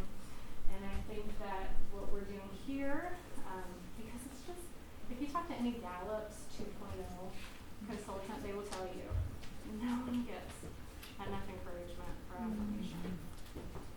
Everyone at any given point in time, I think we've heard it, is doing the very best they can at that moment. And the Dalai Lama would say, all sentient beings want peace and happiness. And I know I'm past time, but I think I have time blindness. And I overshare. But I do think that a big part of that is that word. And again, nonverbal learning disorder. I need words. That's my world. I need people to say things to me explicitly for me to feel it. And that's also my security blanket. It's like looking at the letters, doing all these things. And every one of us, like Sierra, you talked about your rate. Every one of us has our way of like, what is going to move me? And that is completely based on who you are, your personality, your strengths, your traumas, like all of these things. And I think the pain that we've all felt in different ways, we're all figuring out how within my unique, universe and experience, like how am I going to transmute this into something? How am I going to protect other people? And I think that is a big part of change, is this idea of like, one, I'm going to have faith in people take care of themselves and to manage their own feelings. And I think as women, that in and of itself, like if we can really hold space to believe that, then it takes away a lot of the energy that we could then be putting into the things that we're self-determining for ourselves.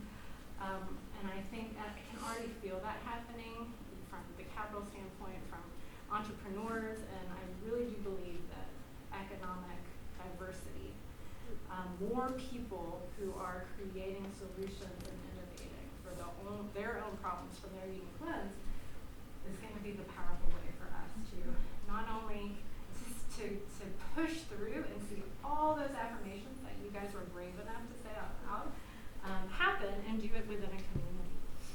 Okay, what else did I miss? I think the only, okay, finally, as a parent, and this is going to be coming from my experience as a parent because I do believe in positive parenting, but I also think that it is, you can have a fur baby, you can be reparenting your inner child, like it doesn't have to be this traditional relationship of like a parent.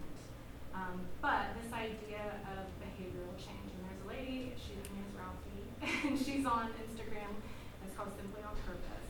But her 4 principles of positive parenting is be in control of yourself. So that is self-possession, so knowing what your feelings are and being in control of that to where you're not spewing your emotional dysregulation onto other people, or at least you're informing them that this is happening. Like, I'm triggered, this is the story I'm telling myself, this is my defense. Either I'm struggling and I need space, or I'm sorry. Please don't love me. And then there's also this idea of teaching the right behavior. How can we expect people to do things? And I am not like if you see a kid and they're doing something, and if you're in a boardroom and your boss is doing something that is just like, ugh. If they have not had exposure, if they have not been taught, we can't expect them to behave in certain ways. And I think that's one of the wonderful things that's reminded us of is like in the community guidelines, it's like we can't be silent, but we can talk to people. We can say, this is probably not gonna. I mean, let me be kind to you, so that you can understand this better. And Maya Angelou, know better, do better situation. And on the flip side, know that we're gonna mess up, and then own up to it in the moment. And I think if we all start to really do that as a culture, it'll be helpful. And then look for the good. So, if you in a garden, typically, when I hear weaknesses, any of those things, it's like, why are we watering the weeds versus watering the flowers? And I think Emma talked about flowers. And I love that. There comes the dawn. It's like plant your own garden, decorate your own soul instead of waiting for people to bring you flowers. I think that's the point. And then finally, ignoring inconsequential behaviors. And I think that this works for parenting, but this works for yourself. It works for someone you're having a fierce conversation with. It's like, does this matter? Does this matter in the moment? Maybe this is an intercultural misunderstanding, maybe, but just use your words. Use your words, and that's what we tell kids.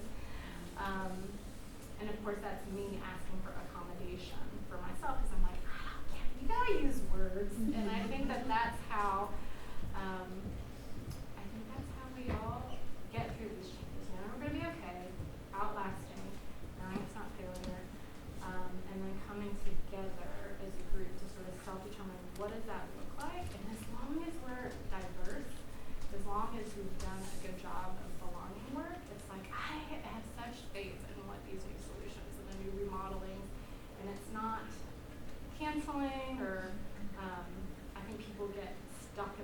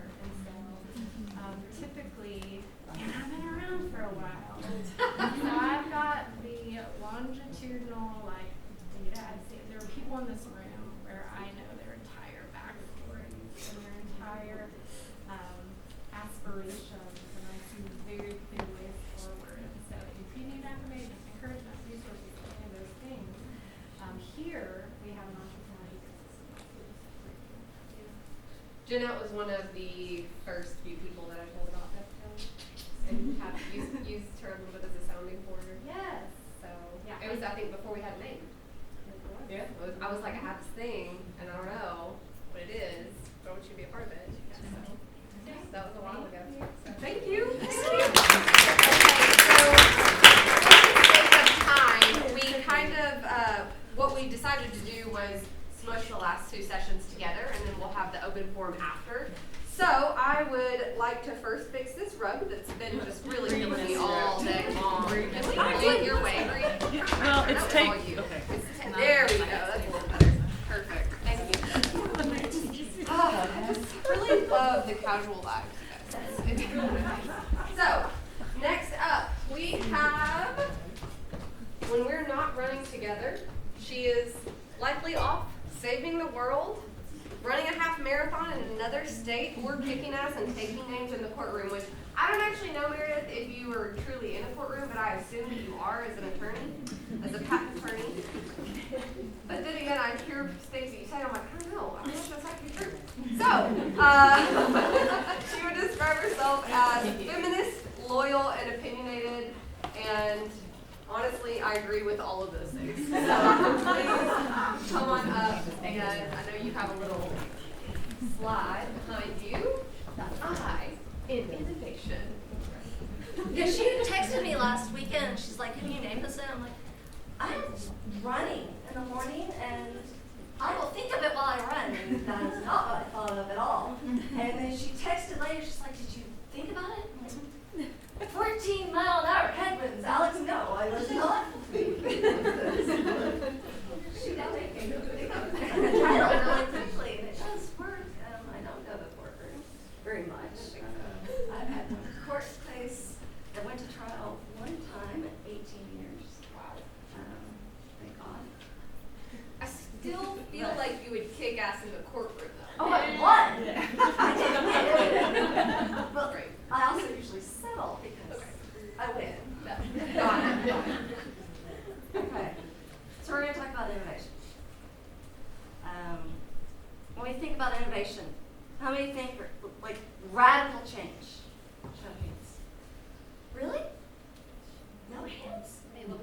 Radical, like when you think about innovation, you thinking radical change? Really? Yes. Come on. Sierra's raising her hand. I thought I would get more hands with that. Well, this is my audience, Alex. Yes, I know. So yeah, we the headlines usually are supporting of like radical change, disruption, because that's sexy. I mean, that's what's going to get headlines. It sticks in our mind when we think about like this ground swell of change. That's what the news wants to hear. It's not necessarily other types of innovation. And also the people that we think of that are innovating are the Elon Musk of the world, the assholes of the world. Somebody told me I could call them assholes. And I mean, this group in particular, I mean, when we think about Elon Musk or Mark Zuckerberg or Steve Jobs as innovators, how many of us identify with that group of people? I mean, it's not really that easy for a lot of us, half the world, to see ourselves as innovators when we talk about innovation in this radical change. And an actual fact, most innovation is not radical innovation. Like, I was shocked at this. It's 98% is incremental innovation according to Entrepreneur. That steady change of improvement. But it actually makes sense when you think about that. I mean, like my shoes. I love my shoes. Alex was laughing at me when I showed up in my tennis shoes. I care more about my legs than I do about my fashion these days. We do run all the time. My Hokas are my favorite thing in the world. They actually have a shrine in my closet. All of them do. Even despite how dirty some of them are. I worship them because of the technology that's in them. If someone I saw a headline tonight that says Hokas are radically changing and they're getting rid of the cushioning or they're getting rid of the stability, I would lose my mind. Brands need incremental change. We need incremental change. So Shaia's going to come help me with incremental change because y'all need a stretch. I'm sorry, this is another one of those active things. I've been standing back there too long, stretching while y'all have been all sitting in these chairs. They're lovely chairs. They seem like they're going to hurt the back. So, and Alex and I, every Saturday when we're running, are going, okay, where are our hips? Where are y'all's hips? Do they feel good? I'm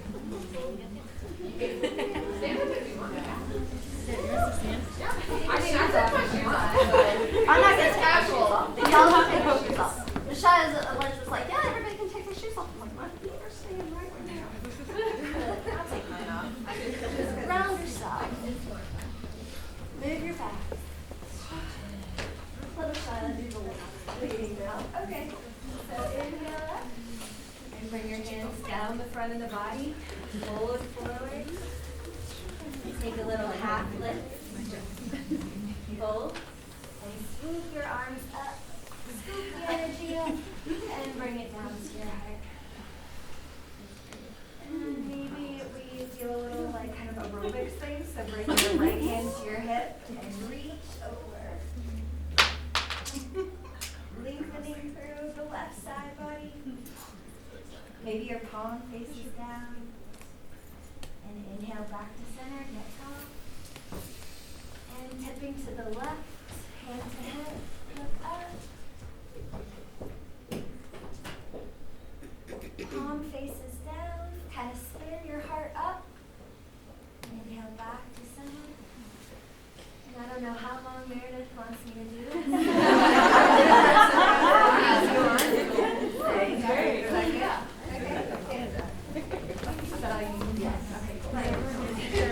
That was impressive. Everyone gets Meredith. No, my budget cannot do that. So, innovation at its heart is improvement. Hopefully y'all feel improvement now. We can see ourselves in improving. It is the time of year of improvement. It's January. How many people made resolutions? Let's go faster. Let's always go faster. But we don't talk about innovating. We talk about improving. And when we look at that, the I in improvement, or in innovation, really is improvement. That's also you and your customers. There are downsides to radical innovation. That incremental innovation, improvements do not have. I am going to kill myself in this room. I'm going to pace over here. I pace when I walk and talk with my hands. Sorry, it's distracting. It's just me. But, okay, so, radical innovation. It's sexy, has problems. I don't know how many people are old enough to remember New Coke. Lasted 79 days on the market. Coke actually did check. They did taste tests. New Coke tested better. I mean, they were even going to get sued if they didn't release New Coke. 79 days. Because Southerners saw themselves as old Coke drinkers. They wanted to see themselves in the process. They felt, especially since it was released in New York, they were not involved in it. So Coke dropped it and learned a lesson. Now you see Coke doing incremental improvements. They're adding vanilla, they're adding cherry, they're adding whatever that marshmallow thing was. I tried it. So that benefits Coke now. And it benefits a lot of other brands. Another downside to radical innovation, while change is inevitable, people really don't want to learn new things. So, when Alex and I initially talked about this, and I didn't realize I had a 15-minute cap on how long to talk, I can ramble. I was going to talk about AI and metaverse. I can go on and on about the metaverse. I'm going to talk about AI now, because it's one of those new innovations in 2023. How many of y'all have been using Siri for a decade? This is not new innovation, even though we talk about it like it is. AIs are an incremental improvement. We've gotten used to Siri, but when it was introduced, most people hated it. They didn't like talking to what they perceived as a robot. And yet it's not a robot, but okay. Anyway, they don't want to talk to a robot as they're walking down the street. They can yell at their neighbor as loud as they want, but talking to something that's not there was a weird thing. We've had to get used to it. Now, 2023, we have AI onboarding employees, photoshopping our faces ad nauseum. Do not add that as privacy. Nightmare. Do not add that. But, I mean, AI is comfortable now because people have gotten used to it. So, another problem, radical disruption also tends to kill its marketplace. I mean, taxis, I work in New York. We used to have taxis in Fayetteville. I don't know if we still have taxis anymore. They're gone, as far as I'm aware. Uber's took that over. Let's look at the metaverse, because it's my favorite. I mean, we just had that global pandemic situation where we told all of our parents, do not leave the house. Do this virtual Zoom thing. If you were to tell your parents now, you're going to go to the metaverse and talk to your friends virtually every day, how many of them are going to laugh at you? There is not a marketplace for the metaverse for the 60-plus crowd. My daughter, it is 3:15, she is already on Roblox talking to her friends in her metaverse world, wearing her Nike shoes. I told you, these are not just a design choice, they are talking points for shoes. I mean, shoes are my thing. But Nike is also way more into the metaverse than Hoka. God bless them. But, I mean, for the under 20 crowd, the brands are there.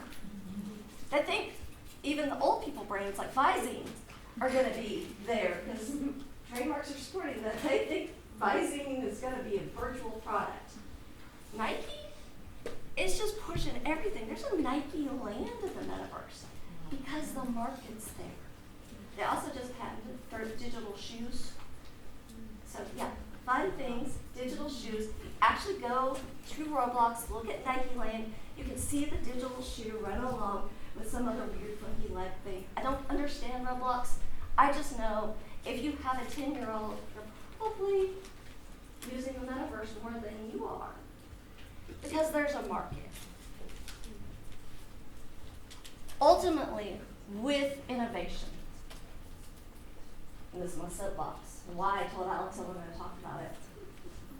We need the world to look at it more in that incremental sense. We need women in particular to recognize the improvements that they're making to shoes, to anything, need to be considered actual innovation, because right now we are not patenting at the same level as our male counterparts. It's going to take to 2092 for us to catch up. I will be dead. Some of y'all will not, so let's fix this. But that's the thing, we need to move forward because those inventions, those innovations are the things that make our businesses and our life generate wealth for us. I have a question, wow. Well, I can definitely relate to that because I've been in research and development for 16 years now. And no one has ever talked to me about patenting any of my innovations. And when I meet men, they'll talk about how they have patents. And no one has ever come up to me and said, this is how you should make one. It's almost like having the confidence of financial acumen for women too. So can you help the women in this room understand what it might take, or when we feel like we could potentially patent? I tell every person, if you think you've made some improvement that somebody you're going to make money off of, and that somebody else might think that they might make money off of, you need to be talking to a patent attorney. I mean, we are, Northwest Arkansas actually got a shout out by the patent office for increasing its patentability in the last, been a patent attorney 18 years, last 17 years, 2,500% increase. Wow. It is Walmart, it's not me. Walmart did it all, but still. I mean, we are making some progress. We need things like this where people ask questions where I'm saying, hey, I'm a patent attorney. There's 4 of us in private practice now in the state. So, yeah, there was 1 of us then. But yeah, it's kind of one of those things. You need to see it. You need to hear it. You need people to push you that way. If you don't have someone pushing you and thinking, you need a business mentor. I mean, those tend to push you to do uncomfortable situations. Meredith, can you zoom out and kind of explain a process of how a patent would come about? So that, because I'm sure a lot of people, including myself in this room, are it's like, when and where do you actually go after that and go to talk to someone like you? You don't need a patent attorney. The patent office will tell you you need a patent attorney because it just makes your life easier. But it is a process where you talk to someone like me. There are, I'm trying to think how many actual patent attorneys are in the state that are practicing full time. I've stopped counting them in. Some of them are worthless. I told you, opinionated. But I mean, when you need a patent attorney, and that's separate from any other attorney. If you go to a different attorney, they're going to say you need, because we do learn that law, so you've got to have a special certification for that. But it's filing paperwork with the patent office, and sometimes it's people saying, I need this for free, and I know the resources. So it's usually just shoving people in a direction and going through the steps of like, okay, this is actually patentable subject matter. Google patents is your friend. Go look at it for a little bit. Do research. Figure out what benefit is this going to do for you? The Arkansas Small Business Technology Development Center that's on the corner of Block and Dixon is very helpful. They know patent work, like they can't do it, but they do understand like this is an avenue that businesses might want to explore, and so they're going to also push you and make you think about the market potential for it. So it costs to file? What range, or how does that? It depends on what it is. The Biden administration just decreased the patent fees. This is like the best news I've had in 2023. The rates just went down. I mean, pretty substantially. I think it went down 12% for all small business owners. That's a huge chunk. I mean, when you think about some of my inventors, they're not making, I mean, if you make less than $300,000 a year or something, it's not much. Like, to get you down to the like small minor entity, like where you're paying 75% of what Walmart pays to file, and yeah, you could the government filing fee could be $100. I stopped memorizing fees 18 years ago, but it's still cheaper.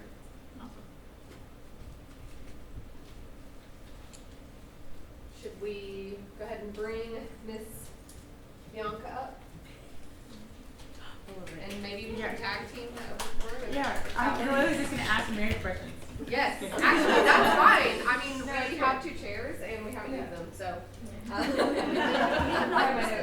We have not used them at all. I do have to say that Bianca would describe herself as gung-ho, an advocate, an arranger, and a connector. Because she not only did she send me 3 words, but she sent me like 5 and some phrases, and then a lot of things that really didn't make sense. And then it was just a lot, so I just threw a lot of it, which honestly, that's what I love. So I really appreciate you and all of your, per your last email things that you say, and you're saving baby raccoons. So thank you for that. I rewilded 2 raccoons, and now everyone's like, that's your identity. It's your only identity. Which is cool. Y'all can follow me on Instagram and see them. Okay, cool. So we're gonna start with Meredith, and then maybe we'll go back to Jeanette. Yep. Okay, cool. All right. One of my favorite things is I wanted to ask the room, who else thinks Elon is an asshole? Raise your hand. Okay, awesome. Cool. And you can be undecided too. You can also like Tesla. That's fine. Okay, so here's something cool. So I feel like this room is a lot of creatives and entrepreneurs and people discovering side hustles, full hustles, whatever. And so immediately I'm thinking I've got a lot of great ideas that are incremental, especially like just being myself out in the world using things and thinking this could be better. So if I'm outside of an industry and I want to improve it, Meredith, like how do I get in there? They're just like put stuff on the door and say, hey, with you behind you. Sometimes, yeah. Yeah. Sometimes you can just think about most like paddle pops. I mean, were they making food before?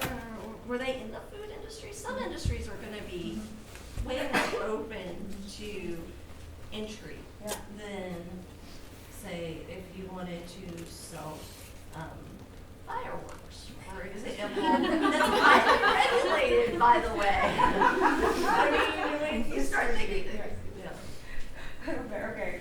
Well, I guess, so this is something that just popped in my mind, but, and y'all chime in, please. I guess if you want to, as women, a lot of times if we want to improve something, we just go ahead and just do it ourselves. Mm-hmm. So instead of, so I guess that's like a bigger way to capitalize on something, right? Because like whoever's making strapless bras needs to figure it out. And like I'm gonna do it. I don't know where this anymore. It doesn't work for me. But yeah, I've asked my questions. Who else has some questions about patents and innovation and incremental change? Yes. Hey, Sarah. So Meredith, I know we're talking about patents, but as I have occupied more space in this environment, I've also found that people don't really understand the difference between patents and trademarks and copyrights. And I think knowing that for this room would be very beneficial. Would you mind diving into that? So let's start with the easy ones. Copyrights protect artistic expression that's been recorded in some fashion. So if that was not going, this would not be copyrightable. That video is going, so therefore this could, in theory, Bianca wanted to dance, that would be way more artistic than me pacing. Trademarks protect the source identifying function of something, which is the lawyer way of saying, if you can look at it and think, oh, that's Bianca, then that's a trademark. And those can be just about anything. The Razorbacks trademark, the hog call. There's scents that are protected, like Harley's scent. I mean, it can be lots of things. I live more in the trademark space because I deal with retail products. So trying to understand that and fix things. Patents, there's 3 flavors of patents. If you've listened to any of my talks, there are plant patents, which means Monsanto and the university are the only ones in the state that do these. And there are utility patents which cover function of things.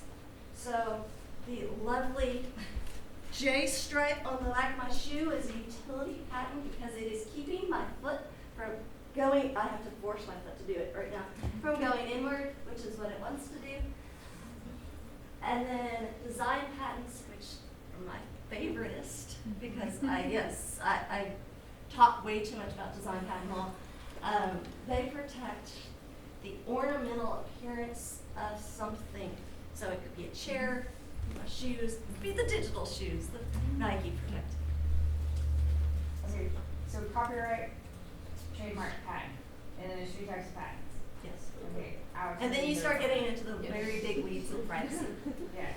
And this is the good thing is that you exist, so that when we come across that, we'll just be like, there it is. Hey. That's awesome. Thanks for giving clarity on that. Yes. I had a follow-up.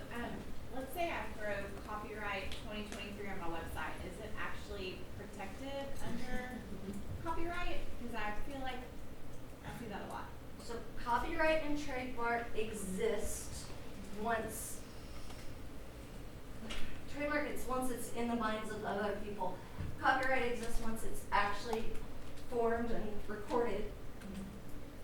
You have to register it at the Copyright Office to sue someone. For your creatives in the room, if you do not register it before infringement, you shot yourself in the foot. So register first. And that's really like as simple as like going online and entering your stuff. I've taken a look at it. Yeah. Yes. Okay. That's cool. So it's very approachable. Any more questions? It's also cheap. Yeah. They just rubber stamp those things. It's awesome. How old do you have to be to get a patent? Huh? Do you have to be 18 and older? No. You do not. No, there's like a little girl in Rogers with Bentonville that got one with socks. Yeah, why is okay, Alice? Yeah, she was one of our mentees. Yeah. Wise Pocket products. Yeah. Can I just follow up on the registration of artistic? Are you talking about, like, let's say that I paint something and I decide to reproduce that and sell a print of that? Are those images and things only copyrighted if I submit that, or do I, as a business owner, artist, entity, just need to register? Item by item, or? It doesn't, this is getting weedy. We can do this later. You can register bulk ones. If it's getting to the point of mass production, you should register it. I kind of wanted to share something I learned recently because, like, as a business owner, I have my business name, I have my LLC in the state of Arkansas, and I bought the domain a long time ago, right? And recently I learned that I need to trademark the name, and I never knew that of all my years doing business and entrepreneur and everything. So just wanted to share that with everybody because from what I learned, and correct me if I'm wrong, but trademarks, they last for a set number of years. Forever if you keep using them and paying the money. If you keep using it. But if you don't use it, like, so a brand, let's say the Razorbacks have an old style logo and they haven't used it in X amount of years, then they'll lose it. So that's why what I'm told is that throwback. Yeah, the brands will come, all brands will come back with throwbacks and everything. I don't know how many years that is. But. Yeah, some of my patent friends really get annoyed when I get excited about forever in trademarks. But Mickey Mouse is gonna live forever. I don't care if next year he goes out. Just give him a case, and I can sit there with popcorn. Is there any other questions?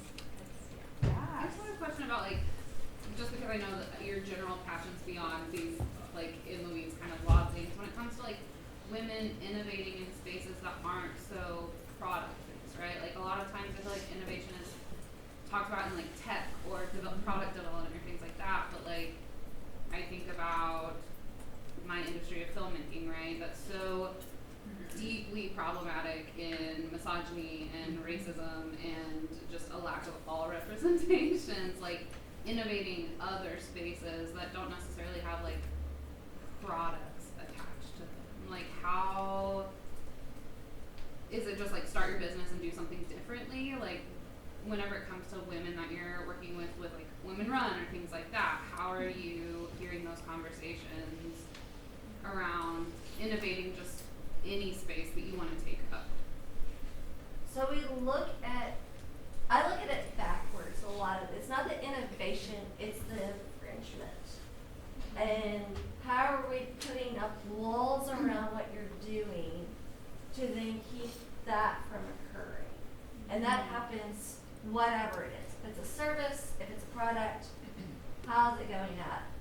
Services in some ways are better, even though there is some problems and just protection, but they're not on the internet in the same way.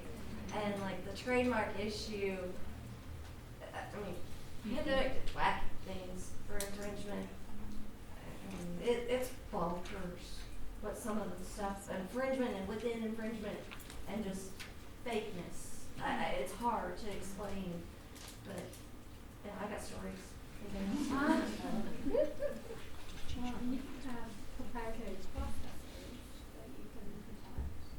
And then there's also blockchain smart contracts, and so it's actually opening up, decentralization, so opening up more options for creators and digital entrepreneurs to create revenue streams. And so it's not necessarily changing what you're creating, but it's helping us invent new ways for you to capture value that the current systems don't have ways for transparency.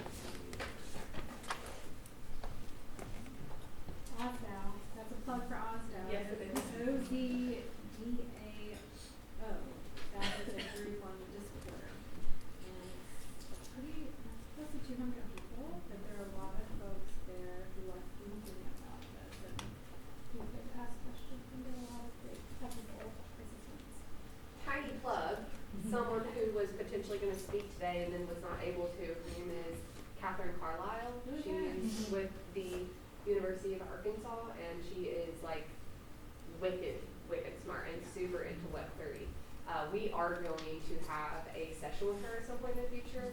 Just her schedule's a little wild right now. So it's really interesting, and the decentralization is fascinating, and more like women, I feel like, have been one of the things that Meredith and I talked about prior to her session is women have been left behind in every single movement and iteration of every single movement, that we have to be on the forefront of some type of innovation.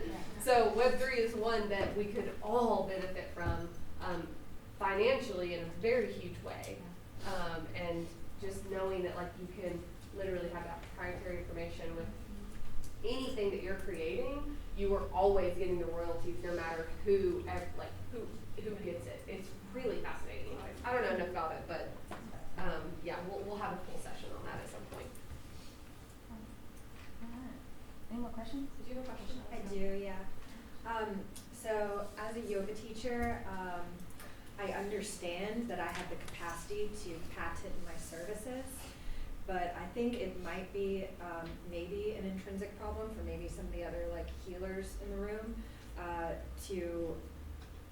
It kind of conflicts with my idea of abundance, if that makes sense. But I also feel very responsible for participating in being a woman who innovates. And so I just wondered if you could speak to any of that, kind of the philosophy of it, or making. So it's not just women that do look at it in that concept of openness and allowing others.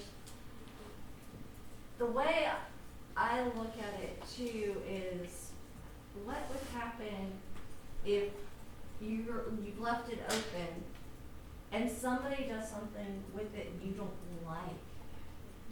And that's the hard, if you can wrap your head around that piece and be good with it, it is a model. I mean, people do open source lots of things. I think Musk lied when he said he was doing his, but again, asshole. So. Yeah, really share that stuff. You're looking for a way to give yourself peace with the abundance mindset and this healthy boundaries and protecting your hard work and energy, and you can still be abundant with it, but also protect yourself. Yeah. You know, which is like goals, like learn to say no, or learn to say pay for that. Learn to say no. Yeah. And sometimes I'm a communications consultant And so my brain switches to that, like, okay, what's something tactile that we can take from amazing things that Meredith has said.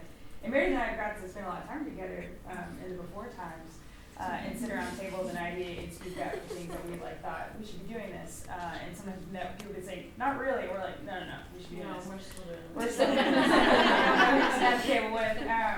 But something I think that's interesting is, like a long time ago, I was in some kind of professional development, and they basically talked about how, as women, or people identify as women, or people who are marginalized, we have to sit in a room, and we have to be 115% sure before we raise our hand. And honestly, that's where like some of that incremental change and those ideas come from, is like those little moments of being like, well, maybe this can be better. But we hold back because of fear and every other kind of societal thing that kind of tries to keep us down. But unfortunately, men and people who identify as men, especially white cis men, will be like 2% sure and be like, I have an idea. And that's not why they have all these patents. And they can be wrong, and they're like, oh, but still. And honestly, sometimes when you're wrong, like great ideas can come from that, because you're just speaking into existence. So that's something to keep in mind, is that in whatever table or space that you're in, us finding the courage to give yourself that affirmation. I'm tying all the things in today. To be like, actually, this is the change we should make. And I'm about to get a patent for it, so you're going to pay me for it later.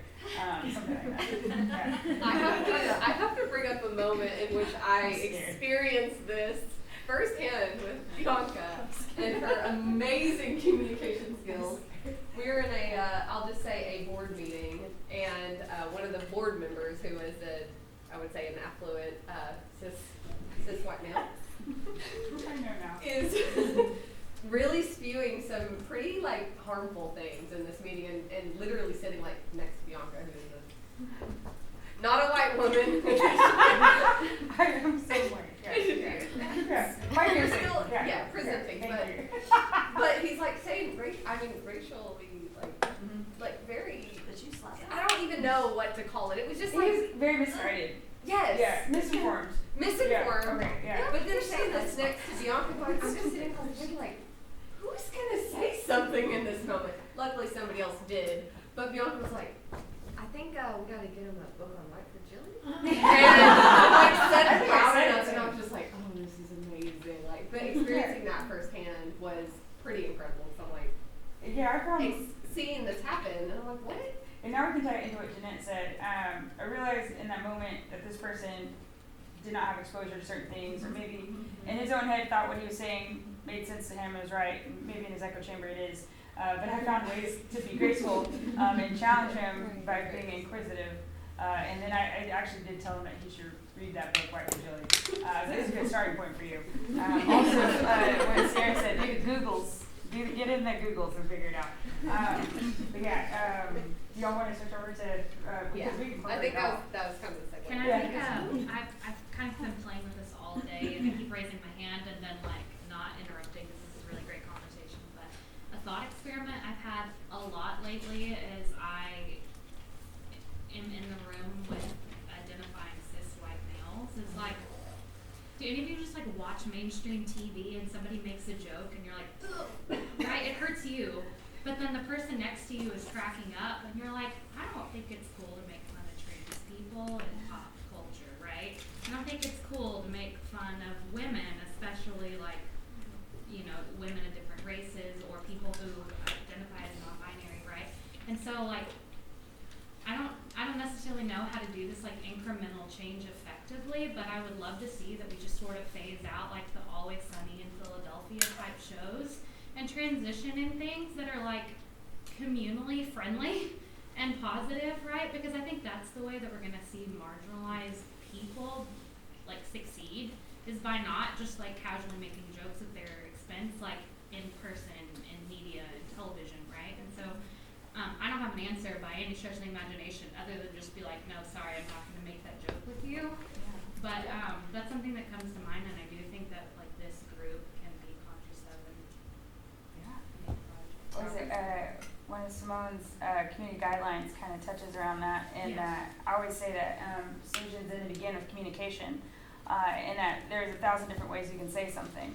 And then also some people read people well, some people don't, depends on how you are. But generally in that kind of scenario, If they're a huge asshole, I'll just throw it out and externally in front of everyone. I'm just kidding. But I think you can do it in a really, like, I call it framing. You can do a really nice, subtle, soft approach to that. Or you can take that person aside afterwards and say, hey, like, and you can give them the benefit of the doubt and just be like, I'm not sure if you're aware of who is sitting in that room or that it's 2023 and that, you know, we're kind of leaving that shit in the past.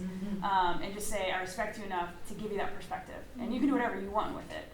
But just know, like, or maybe open up and be like, and if you want to have a conversation about it, like, maybe I'd be interested or something. You know, I think that there are subtle ways to reach those people. I'm definitely been that person that's like canceled in my head. But I definitely think that maybe there's that 2% chance.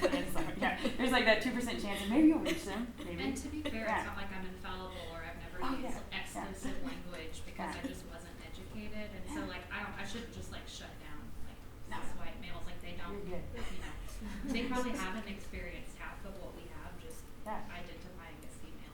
Yeah, just gaslight them or something, you know? Like, just be like, that's great. I'm hired her. Does this for pay. I literally wanted to tell you all to look under your chair, and then just kidding. Like your undies, and you're going to get to take your car home. And I was like, that's stupid, but it did hit, it's good. Okay, so something I think that's a theme that I saw throughout the day, is like when we openly share, you're creating space for someone else to exist comfortably. And when Jeanette, when you were talking about like, you know, like finding out that you're ADHD, I think I am also, and I'm gonna celebrate it. But like understanding that, so if there's something like maybe in your adulthood or just recently or now or something you think you are, that maybe in the past you wouldn't have celebrated, but now you do. You know, because I have a lot of friends who are like, oh, I'm super neurodivergent, and it's cool, like that they're understanding, like, and that's why I'm so good at this, or this is why I struggle here. If there's anything like that that you all feel comfortable and vulnerable enough to share, I think that's something that this room would celebrate you. So if you want to, you can. No, I used to be like super ashamed that I didn't like memorize people, like pretty much like historical anything. And now I'm just like, oh no, I don't care. That's not where my brain is. Yeah. And so like I don't know what year so and so signed what. And like I can't. I cried trying to get out AP US history. They wouldn't let me because I was also all this shit's in a lot of this is incorrect. Anyway, I feel that it's always like when people are like really into sports and they're like, "Did you know this?" And I'm like, "Go sports." Yeah, no. Yeah, exactly. I think that's cool. I'm like proud. I'm like saving my brain space for like other things. 100%. It totally doesn't know. Also, Jeanette, I also want to give you that space to know my mom was never on time, and sometimes I just forget. And I was like, that's cool, I'm just like, hang out here. And I think it turned out okay. Who else is like time blind? Oh, wait. I'm aware. I think Meredith had mentioned something about Web3 earlier. I just want to plug for anybody that's interested in it. Women Rise is a platform that's really trying to get women into Web3. So if you're interested in diving in that, check them out. Is it on Instagram? It's on Instagram, Facebook, Twitter, Women Rise. Yep. Yeah. How's we on time? We need to kind of continue moving on. I do want to offer the space. Does anyone have dialogue related to Jeanette's session? Did they want to? Yes, please. So, fellow ADVer over here, there's a podcast that my therapist suggested me. It was called The Drummer and the Great Mountain. What's it called? The Drummer and the Great Mountain, and it's about what we call, instead of identifying yourself as ADV, you're a hunter type, right? And so you're different than farmers. Farmers are like, you know, ones that can do certain things over and over and have a long term, where hunters are like super focused on a certain goal, and we go and we get it and we get it done. But what I've really found is it's like, it just reframes the discussion around things, and it just gives you the space to like be okay and accepting of it. And like, I do get my kids to school late on a regular basis, and I do get that, you know, and like, it's okay, and you're not a bad person, and you're not a bad mom, and but it reframes so much of the discussion, and it's just been really helpful for me, and I found it this year, so I just wanted to put that out there for you and for anybody else that identifies this way.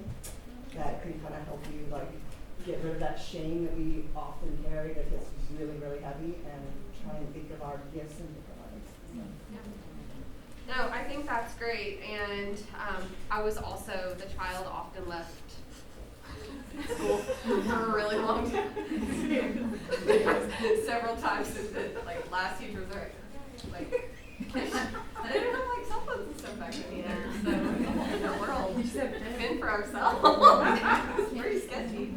Okay, so I did want to take just a moment to let you all know there are QR codes placed around the entire venue, and they have a little note that says donate towards our speakers. Just so you know, I think I mentioned this earlier, it's really a lot of work and expensive to start a new event like this and to have this many amazing people in the room and to feed you and give you coffee all throughout the day. So we want to take care of our speakers who have given an entire day and also plus time ahead of this to prepare some love. So if you're able and willing to donate in any way, even $1 is helpful. So just so you know, those proceeds will all go directly to the speakers. They'll be split evenly, and or if you have one that you'd like to earmark, just simply put their name on the donation, and we'll make sure that they receive 100% of that. We will also have some nonprofits that you're going to hear from. Sadly, one of them was not able to join us last minute, but I'm going to present for her based off some notes she sent me. So with that, I am really excited for our last session of the day. Lynn Wong, I got to meet, it was at Format. That was the first time I believe that we met. So we got to meet at Format Festival and we immediately connected. I so graciously just was like, I need you to help me. Because her energy is honestly, it's so calming and it's almost like she knows the words that you're going to say and use, and she helps you really develop your thought process. So we are going to, and I put this wrong at the beginning, I think we have some cards that we need to pass out, so we'll start getting those passed out. I'm not sure where my Sarah went at the back. There's Sarah. Sarah, I think we have some cards for the last session, the slow down to speed up cards. We're going to get those passed out as Lynn gets started here. So she is light, energetic, and makes you feel like you're the only person in the room. I am so excited to welcome Lynn to the stage, and she would describe herself as curious, inspiring, and a witness. And I'm not sure if you all have noticed a theme throughout the day, but most of these speakers and presenters are curious, which makes a lot of sense because we needed people who could really dig in deep and get you talking, because this is unlike most of it. So, please. Bear with me as we only have one computer over here to run AV and all the other fun stuff. So. Don't worry, no PowerPoint. No PowerPoint, but we do have something special. So this can be kind of the yes. So this can be a stretch break. It can be another moment to take off your shoes and ground yourself and breathe. And if you're feeling comfortable, you shut your eyes and just rest into the lyrics. And sometimes music speaks to us in a way that take time.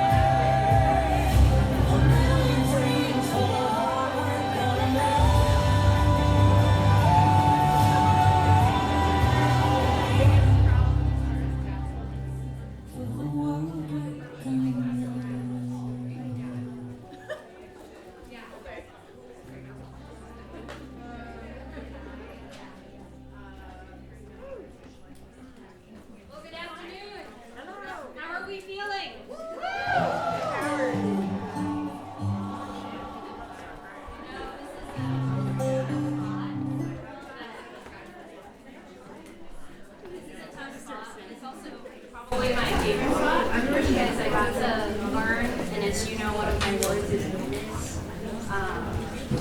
All the greatness of the speakers and facilitators who chose to share. So I am curious, since we just heard a song about dreams, how many of you have had dreams and those dreams come true?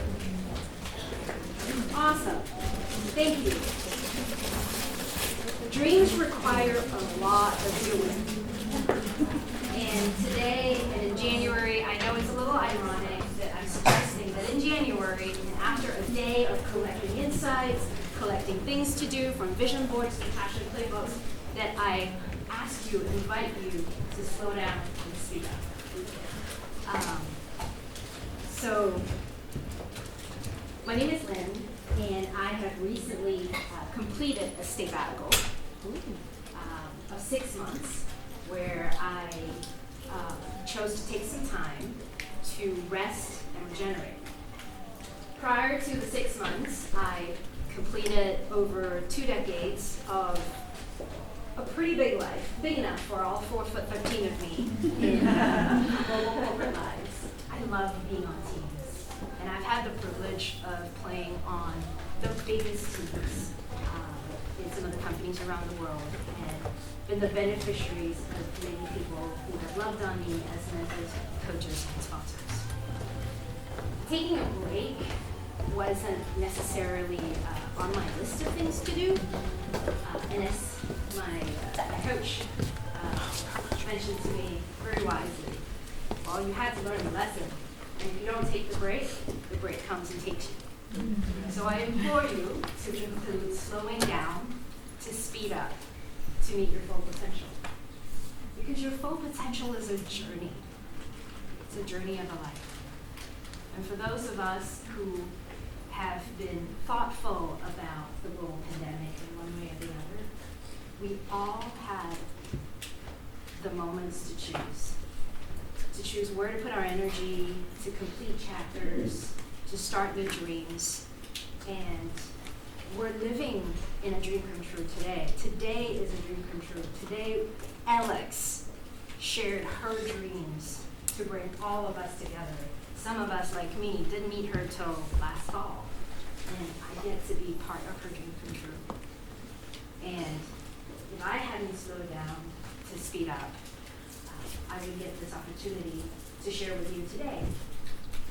And a couple things that I would like to share with you is I got the time to actually think not just about abundance, but about sufficiency, where gratitude that makes everything you have enough.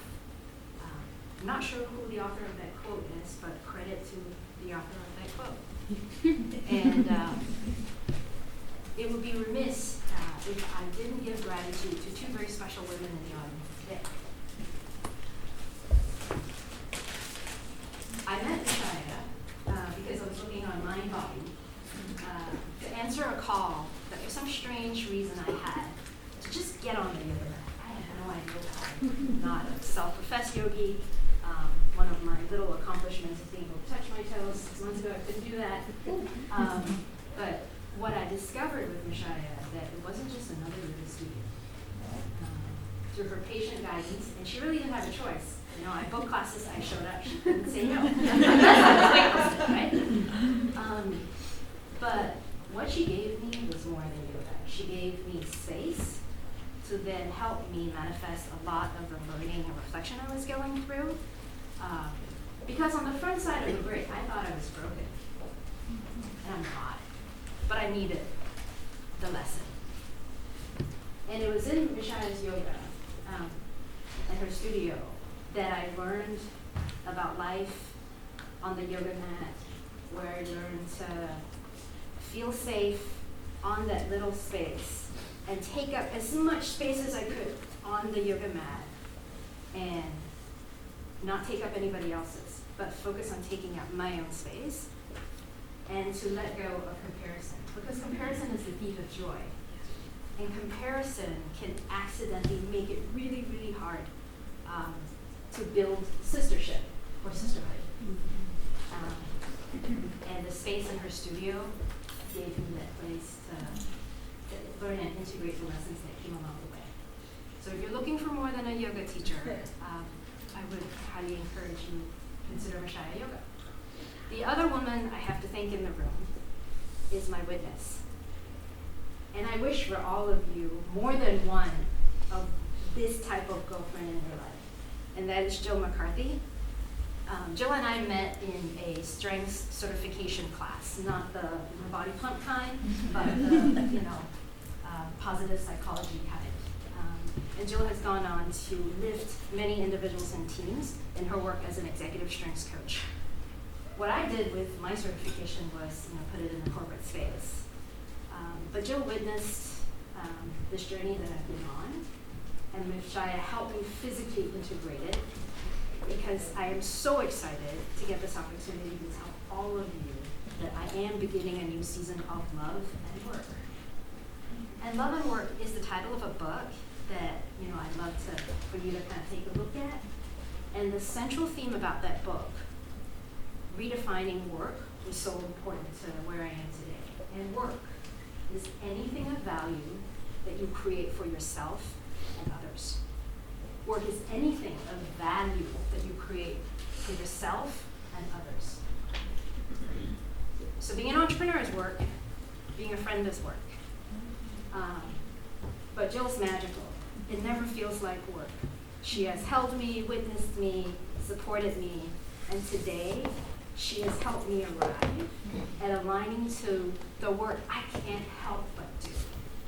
I'm aligned to being alive. I'm aligned to helping other people find their aliveness. I am not everyone's coach. I believe I am to serve global women leaders to help them gain energy, beat burnout, and do the work they love so they can go on to sustain others with excellence. But in the meantime, this work can't be done alone.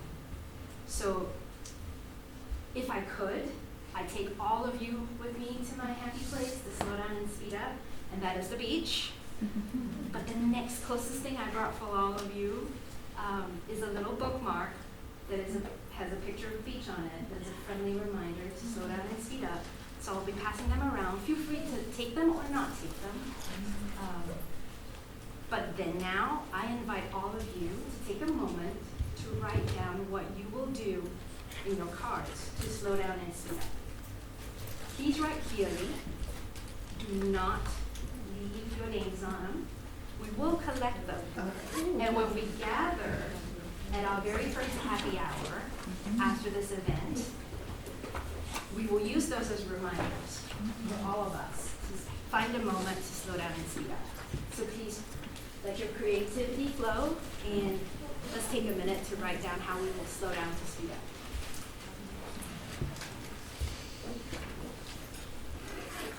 And before we collect, we'll ask for some shares. Whoever's really brave.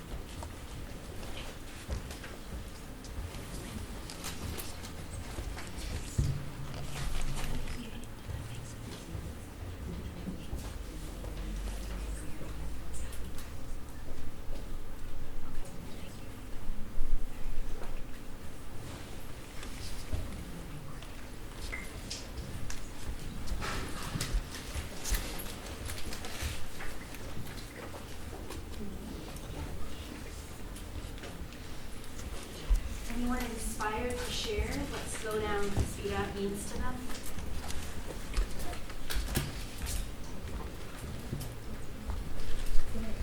Did I do it right by saying a physical activity what I want to do? Yeah, there's no wrong or right. Okay, cool. Yeah. That just shows my toxic brain. Right? Like, yeah, you took a moment, you slowed down to write. Slow down. Okay. I put go on more nature walks, where I can be mindful, meditate, and connect with nature, because that really resets me. Awesome. Thank you. Give me that. Oscar. Cute. Please share.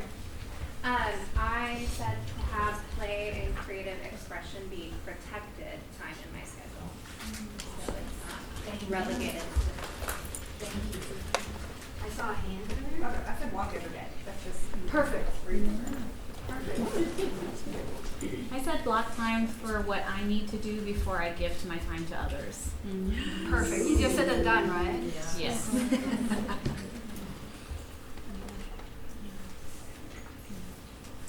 Make time to be present with the people that I care about.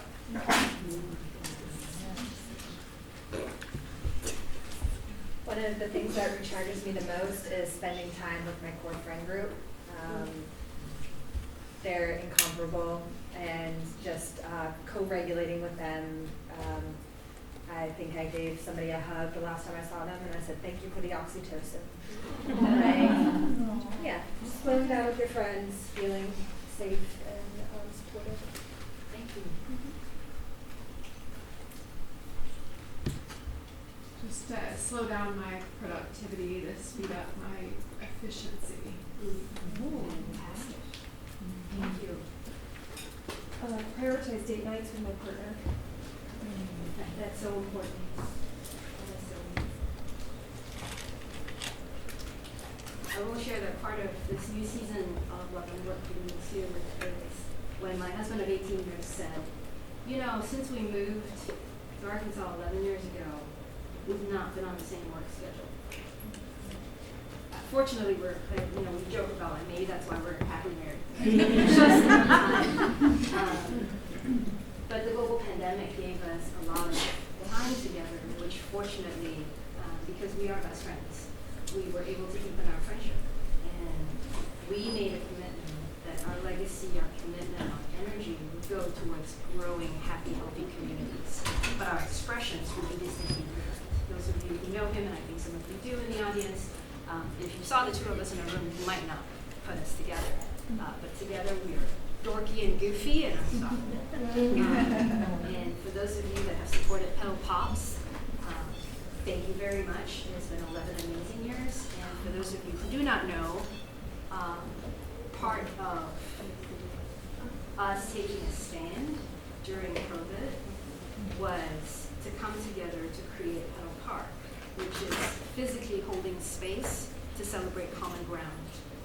We're in Little Farmington, Arkansas, and yes, on the outside it looks like, we sell pops, we support local breweries and their food trucks, but we are the firm beneficiaries and believers that a little bit of food and a little bit of friendship really makes a difference. So if you have an opportunity to stop by, please do.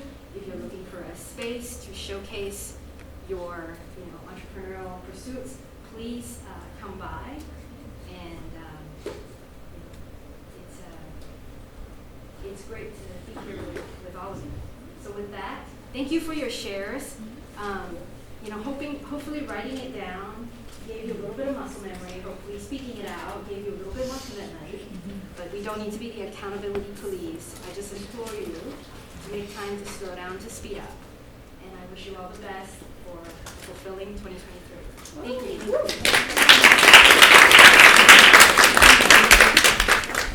Okay. Wow, that was quite a day.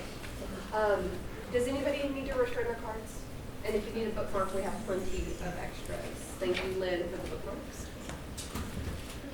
Okay, any other set of this? Oh, this one over here. Next one.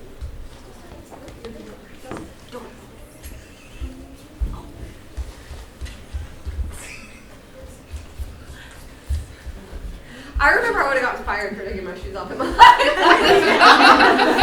Nobody can fire me! Yeah, maybe you guys can. I don't actually know. If you want to fire me, that's totally fine.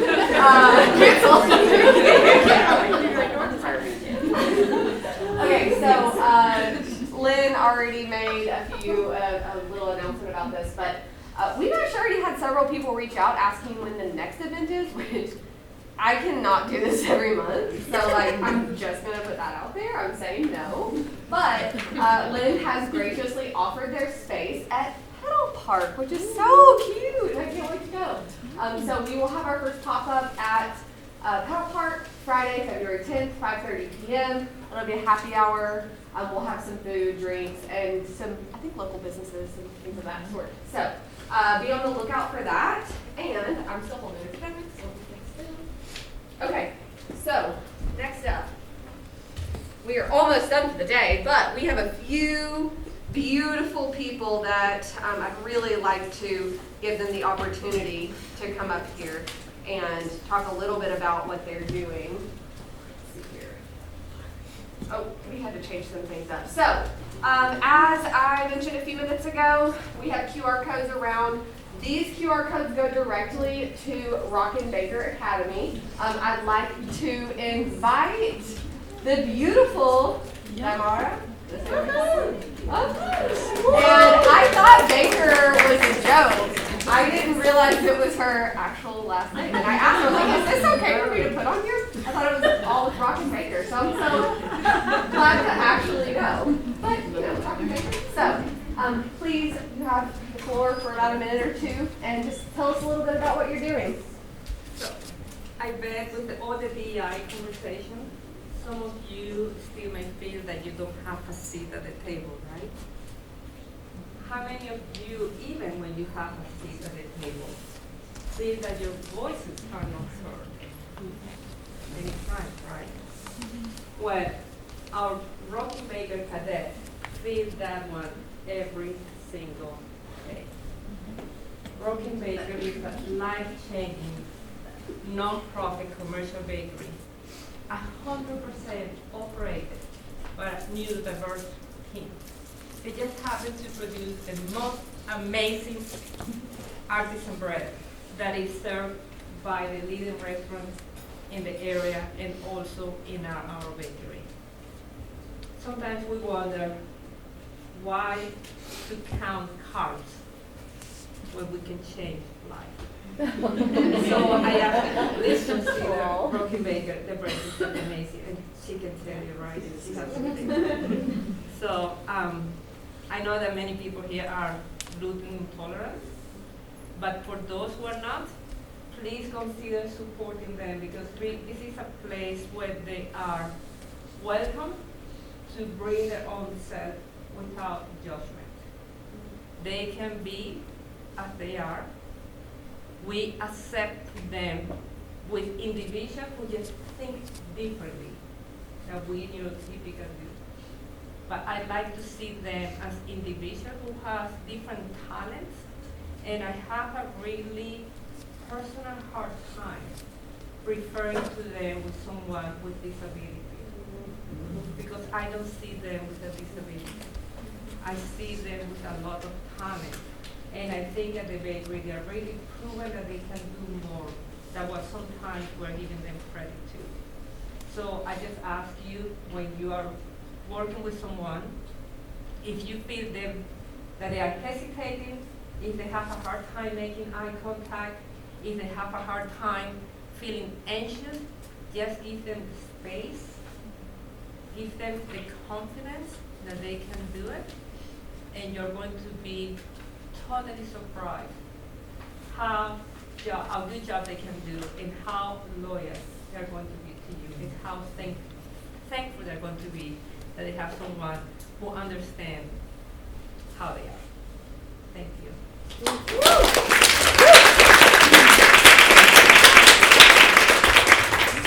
All right, next, Lakeisha, the Executive Director of Art Ventures. We have to continue to support our arts. If we don't, what are we going to look at? Like that picture is like swallowing so hard. So I am Lakeisha Edwards. I'm the Executive Director of Art Ventures. Who's been to Art Ventures? Yay! Okay, I got some of my people here. So if you've never been to Art Ventures, it is a nonprofit art gallery that supports local artists, and we work within 3 pillars: artist representation, art education, and community collaboration. We're housed in a 6,200 square foot Victorian style home located at 20 South Hill Avenue. We have art in every room, including the bedrooms, bathrooms, and there's a tree house out back. Every first Thursday, we have an opening or closing reception for our local artists so that you can meet the artists who actually produce what's on the walls. With our K-12 gallery initiatives, we actually go into the school system or a public space such as the public library or our own gallery to give kids the experience from research to exhibition. So they do research on a topic, they actually choose a medium and what they want to create based upon what speaks to them, and then they go on to create an artist statement. And that part is really important because a lot of times this is one of those pivotal moments where they get to show the world who they want to be and how they want to be perceived. And then we go from there, we create the artwork, or they create the artwork. They create the artwork, and then we do an exhibition. Then we put it on public display and do a reception because we want to give them that public acknowledgement so they can see that other people can appreciate their work and give them an opportunity to share their artist statement with the public. We also have a paid internship, which we have just filled for the spring, yay. And so it's a student at University of Arkansas, actually from the theater department, because we acknowledge that art comes in many forms. We also do have 2.5 FTE, so I've got 2 full-time staff, 1 part-time staff, and me. So thankfully I'm not a one-man show, although a lot of times it does feel like it. But what we need the most is more opportunities. We need more space. So you may say, how can I actually get engaged with Art Ventures? Well, do you know a public space that needs art, that could possibly rent the art? Do you know a space where we could come in and do any type of workshop? Do you know organizations that have a budget for arts and culture but need another organization to come in and do the programming? Do you have $10 a month to assist us with doing the art programs that are at our gallery free of charge? So you can stand there. $10 a month is all we ask in regards for people to commit to that consistency so that we know that we have some type of budget and we can do matching funds with our donors to say, if I can get this much in, will you match it? And we have some donors that are really eager to match funds, but they don't want to be the only ones donating. So we really need that kind of crowdfunding for people to say, look, I don't have much, but I'm willing to do something to show your donors that you do have the community support. We also need opportunities where we can just tell people to come into our space. We offer free co-working, so you can come. We have free Wi-Fi. We've got laptops you can check out. You can sit in the sunroom, one of the bedrooms, turn on the TV, really relax for the day. We also have outdoor seating, and we rent our facility. So if you want to come over and do a board retreat, if you want to do the yoga with Joy, if you want to come and have your board meetings or even meetings with your staff, please connect with me and get into my space. We are free of charge and open to the public, 12 to 6, Wednesday through Sunday. Again, if you want more information, you can scan here, www.artventures-nwa.org. Woo!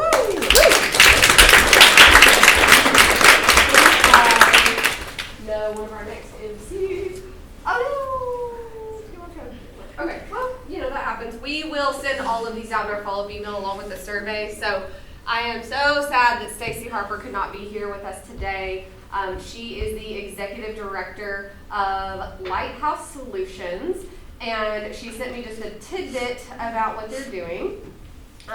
They have been featured on the Jennifer Hudson Show and are the 2022 recipient of the Subaru Share the Love campaign. I don't know that, it's amazing. Please, your donations will help strengthen the light that shines on underserved communities in Northwest Arkansas. And the donation will help to give the executive director a salary that she has been without since she started the nonprofit. So we will make sure that, I don't know why that QR code didn't work, but we'll make sure that we get you a QR code or a link directly to Lighthouse Solutions and make sure that we can support them, because I gotta call Stacy. So we're gonna be talking. So let's see here. And just last but not least, if you want to help us out for any of the other speakers, any of the nonprofits, we have a Venmo as well, and that is going to go all directly to those presenters throughout the day. Thank you all for your support. And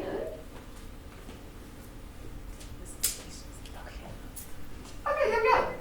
All right, I know it's been a really long day, but we really appreciate you staying here throughout.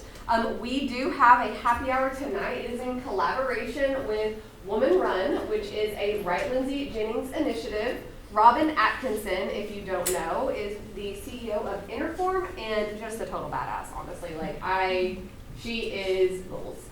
So we will have a happy hour here downstairs in the Commons. Free drinks, beautiful charcuterie. It's like a 4-foot beautiful board that Lindy with Simply Divine is graciously donating to us today. So come and learn how being authentic brings value to your business and your brand.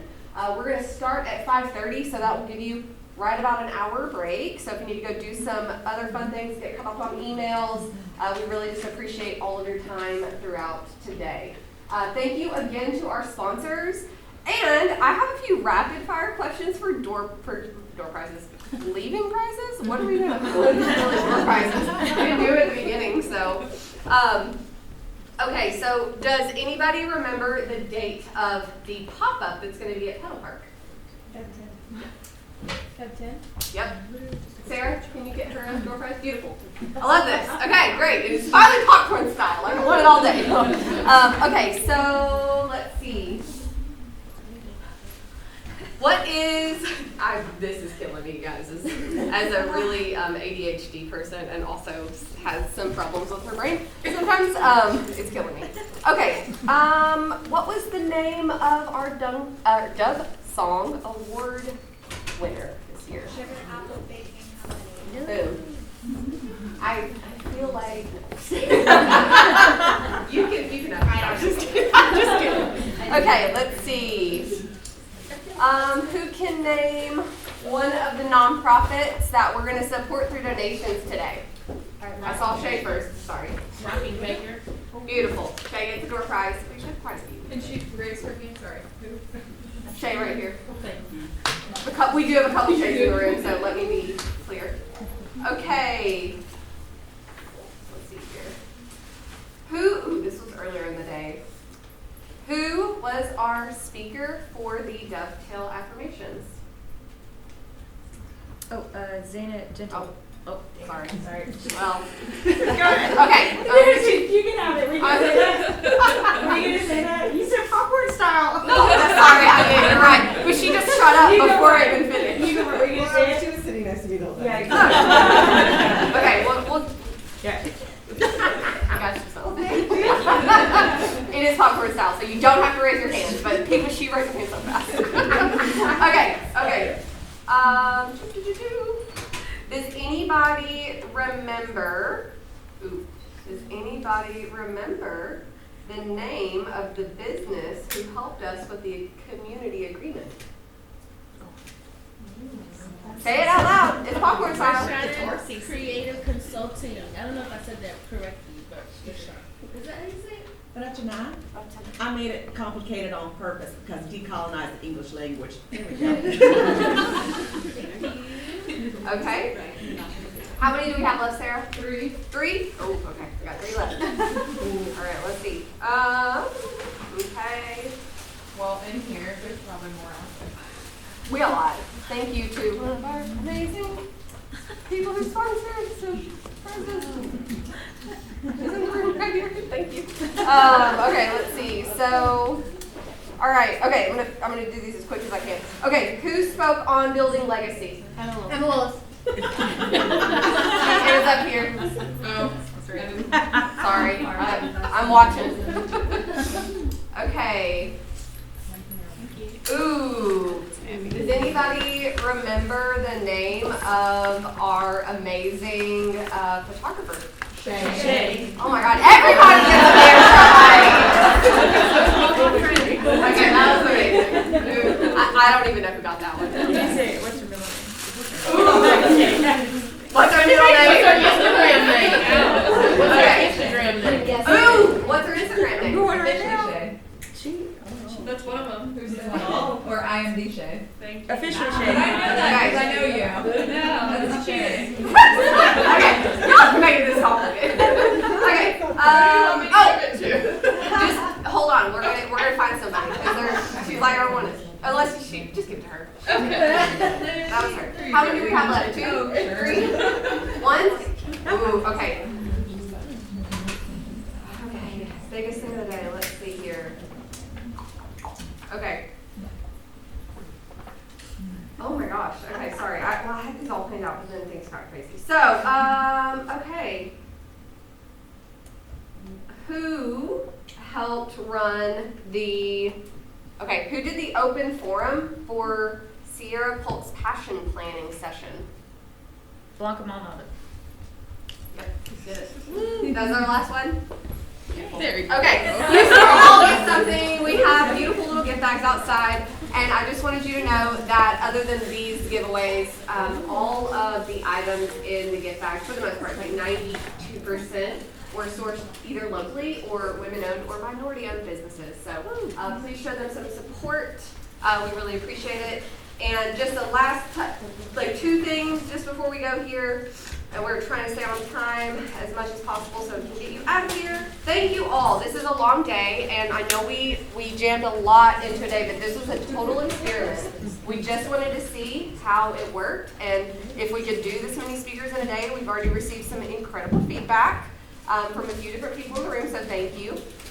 Honest feedback. I crowdsourced this event and all of the different pieces of the event for months with so many different people that I almost lost my mind. So I am serious when I say truly honest feedback. Please don't be harmful or hurtful. That's not fun. But we do want that honest feedback, and we will try to adapt as much as possible that stays within our are practicing mission and values. And I do want to say we are not a nonprofit because there's enough nonprofits in Northwest Arkansas that need money. And I know that I can do events on the DL without having to spend tens of thousands of dollars. So I'd rather that money go back to them. So we will be honoring those nonprofits at each of our events in some way, shape, or form, whether it's through a pop-up or supporting them with renting their space out or buying chocolates from a small business. We're going to do all those things as much as we possibly can. However, if you are willing to sponsor anything, host us at your location, or offer a venue that you maybe know somebody that owns, if they would be willing to graciously let 20 to 40 people in, please let me know. Holler, because we will happily accept. Let's see. Okay, so is there anything else that anybody would like to say before I invite Simone back up? Alex, how did you want that feedback? Are you going to send? We're going to send a survey. Okay. We'll probably send multiple surveys, to be honest with you. But at least now we'll send one, and we'll include a lot of different things. We'll have links to all of the people who were here today as much as possible, Instagrams, all that good stuff, because we want to connect. We are trying to currently build a space online. It may be through LinkedIn for now, or another free, I say free because it's not really free because there's more information, but that's fine. Talk for another day. So we'll do something through a free platform for now until we can build out a more private platform. The only reason I say private is just for protection of your actual assets and things of that nature, emails and all that good stuff, because we know that people are constantly selling us things on Instagram through everything we look at. So let's see. Okay, so a long time ago, I poured my heart out to Elizabeth Printer. And this was after months of feedback and talking through what I didn't know at the time was Dovetail. And after a very long conversation with me, probably just rambling, I think, for a lot of it, she came up with the name Dovetail. The reason that this is important is because I would love feedback on this, on the survey. And you can put this in the open piece of the survey. She came to it because it's a building term that means interlocking two ends together, which at the end of the day means we're all coming together as a community, right? So in business, it's often used as being harmonious or synergetically coming together to a mutual agreement or a project, maybe a finalization of a project or some other way, or some other form. And when she said it, I think I started crying. So.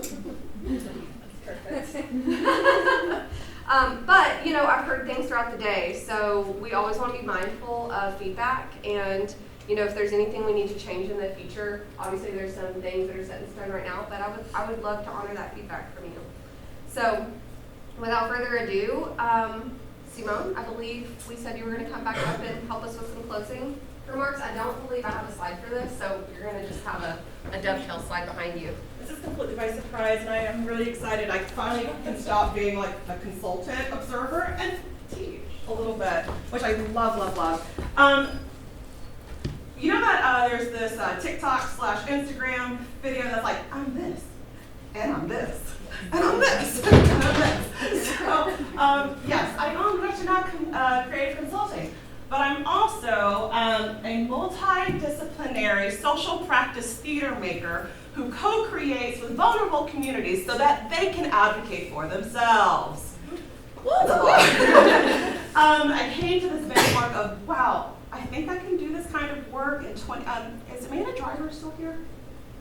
She's not here. She was here earlier, but Amanda Driver and I and the Veterans Affairs years ago in 2019 won this Global Plaintree Person-Centered Healthcare Award, which 10 individuals or organizations throughout the whole world received.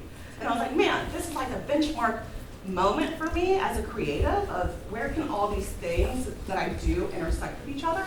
But I always go back to this one experiment that I do, and I've been doing it since I was 22, I'm 37 now, so almost 20 years-ish. And we're gonna do it together because I think this is a really amazing experiment for you to think about. I'm not gonna trademark it, copyright it, take it with you as you will. but I would need for you right now to get a piece of paper and a pencil.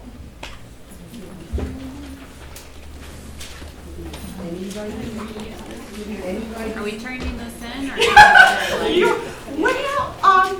You're gonna eventually turn it into like the person next to you, and you'll see what happens.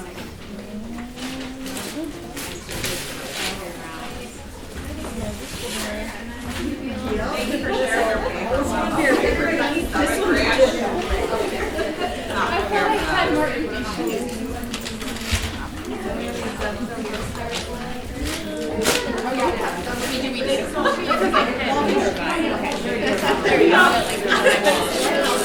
Alright, so this experiment is a test. Thank you so much. Oh,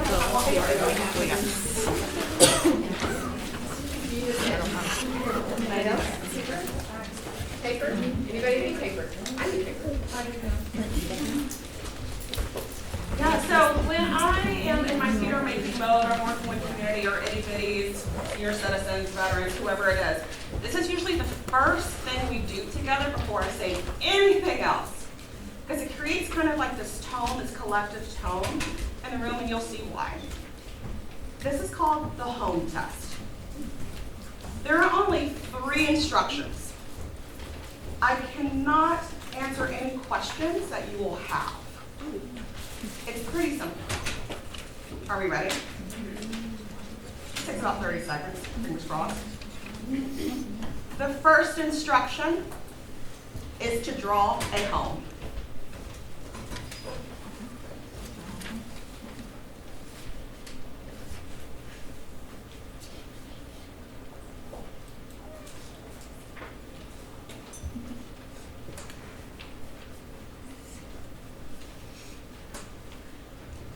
If you are still working on your home, keep going. If you're ready to move on, the second instruction is to draw a tree.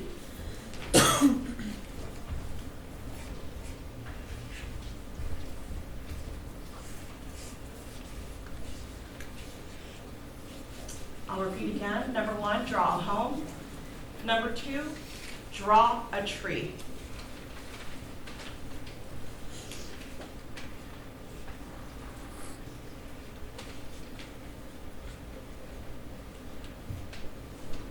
It's okay if you're still working on the first 2. The final instruction is to fill in the sky.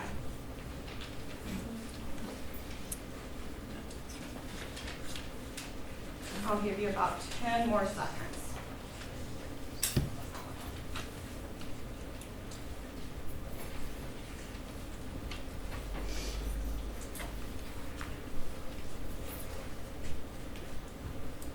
I forgot counting. I forgot to count. 5, 4, 3, 2, 1. Utensils down. Take a look at your image, your beautiful masterpiece. Share it with your friend next door.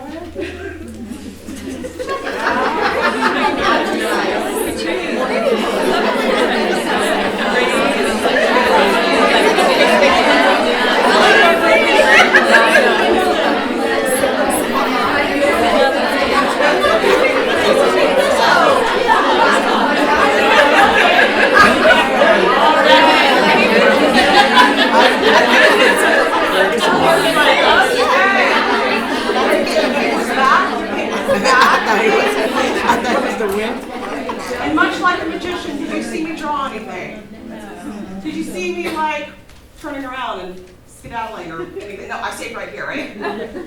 But I predicted what most of you and most people who have done this experiment, no matter what their age, especially the itty bitties, have done.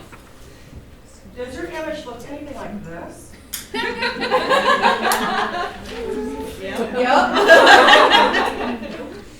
Wow! Oh, ladies, this is my favorite. You either have like a half sun, a full sun, I think the girl. A cloud can stick up the butt. And I'm gonna like ask the question again, or this first instruction. Does anybody remember the first instruction? I'm sorry, to what? What did I say?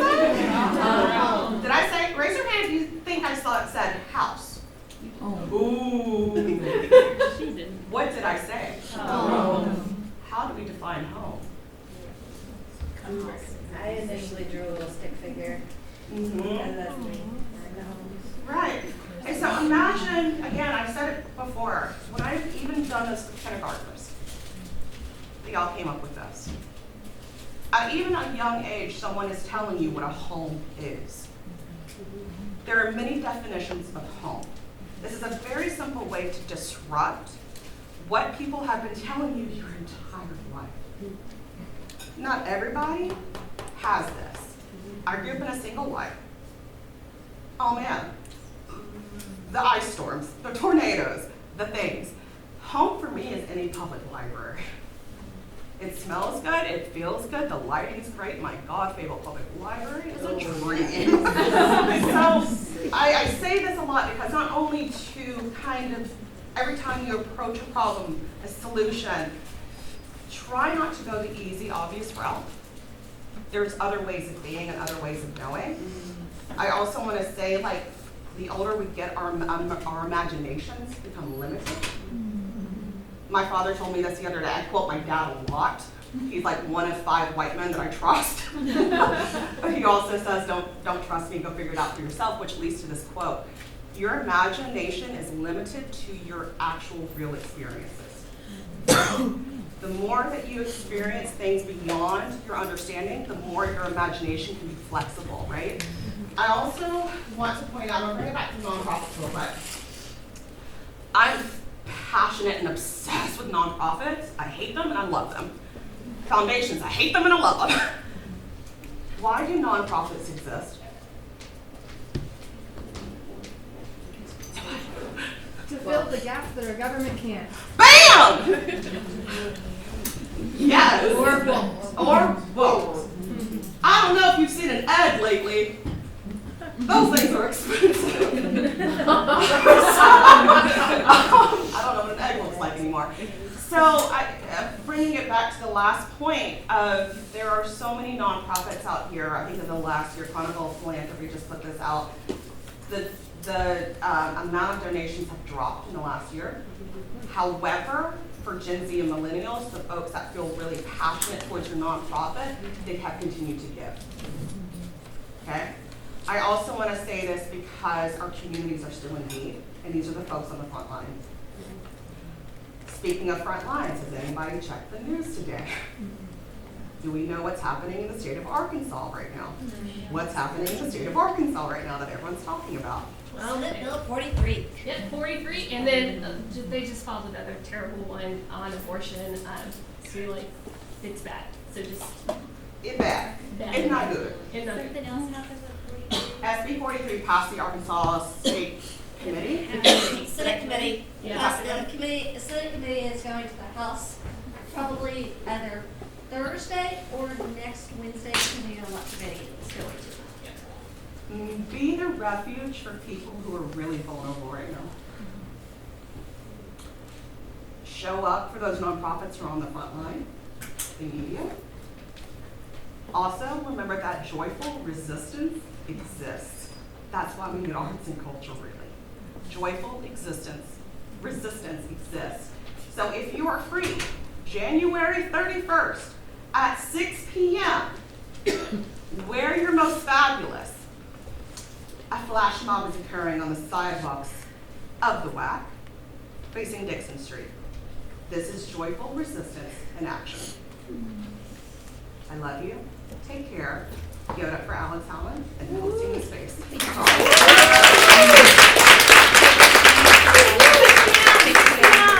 Yeah, I love that. Well, can we send that out to the meeting? Yeah. Okay. Flash mob, but like canopy. Yeah. Okay, Flash mob. That's it. Thank you for your energy, your time, and literally a full day of your life. We hope to see you at 5:30, but if we don't, we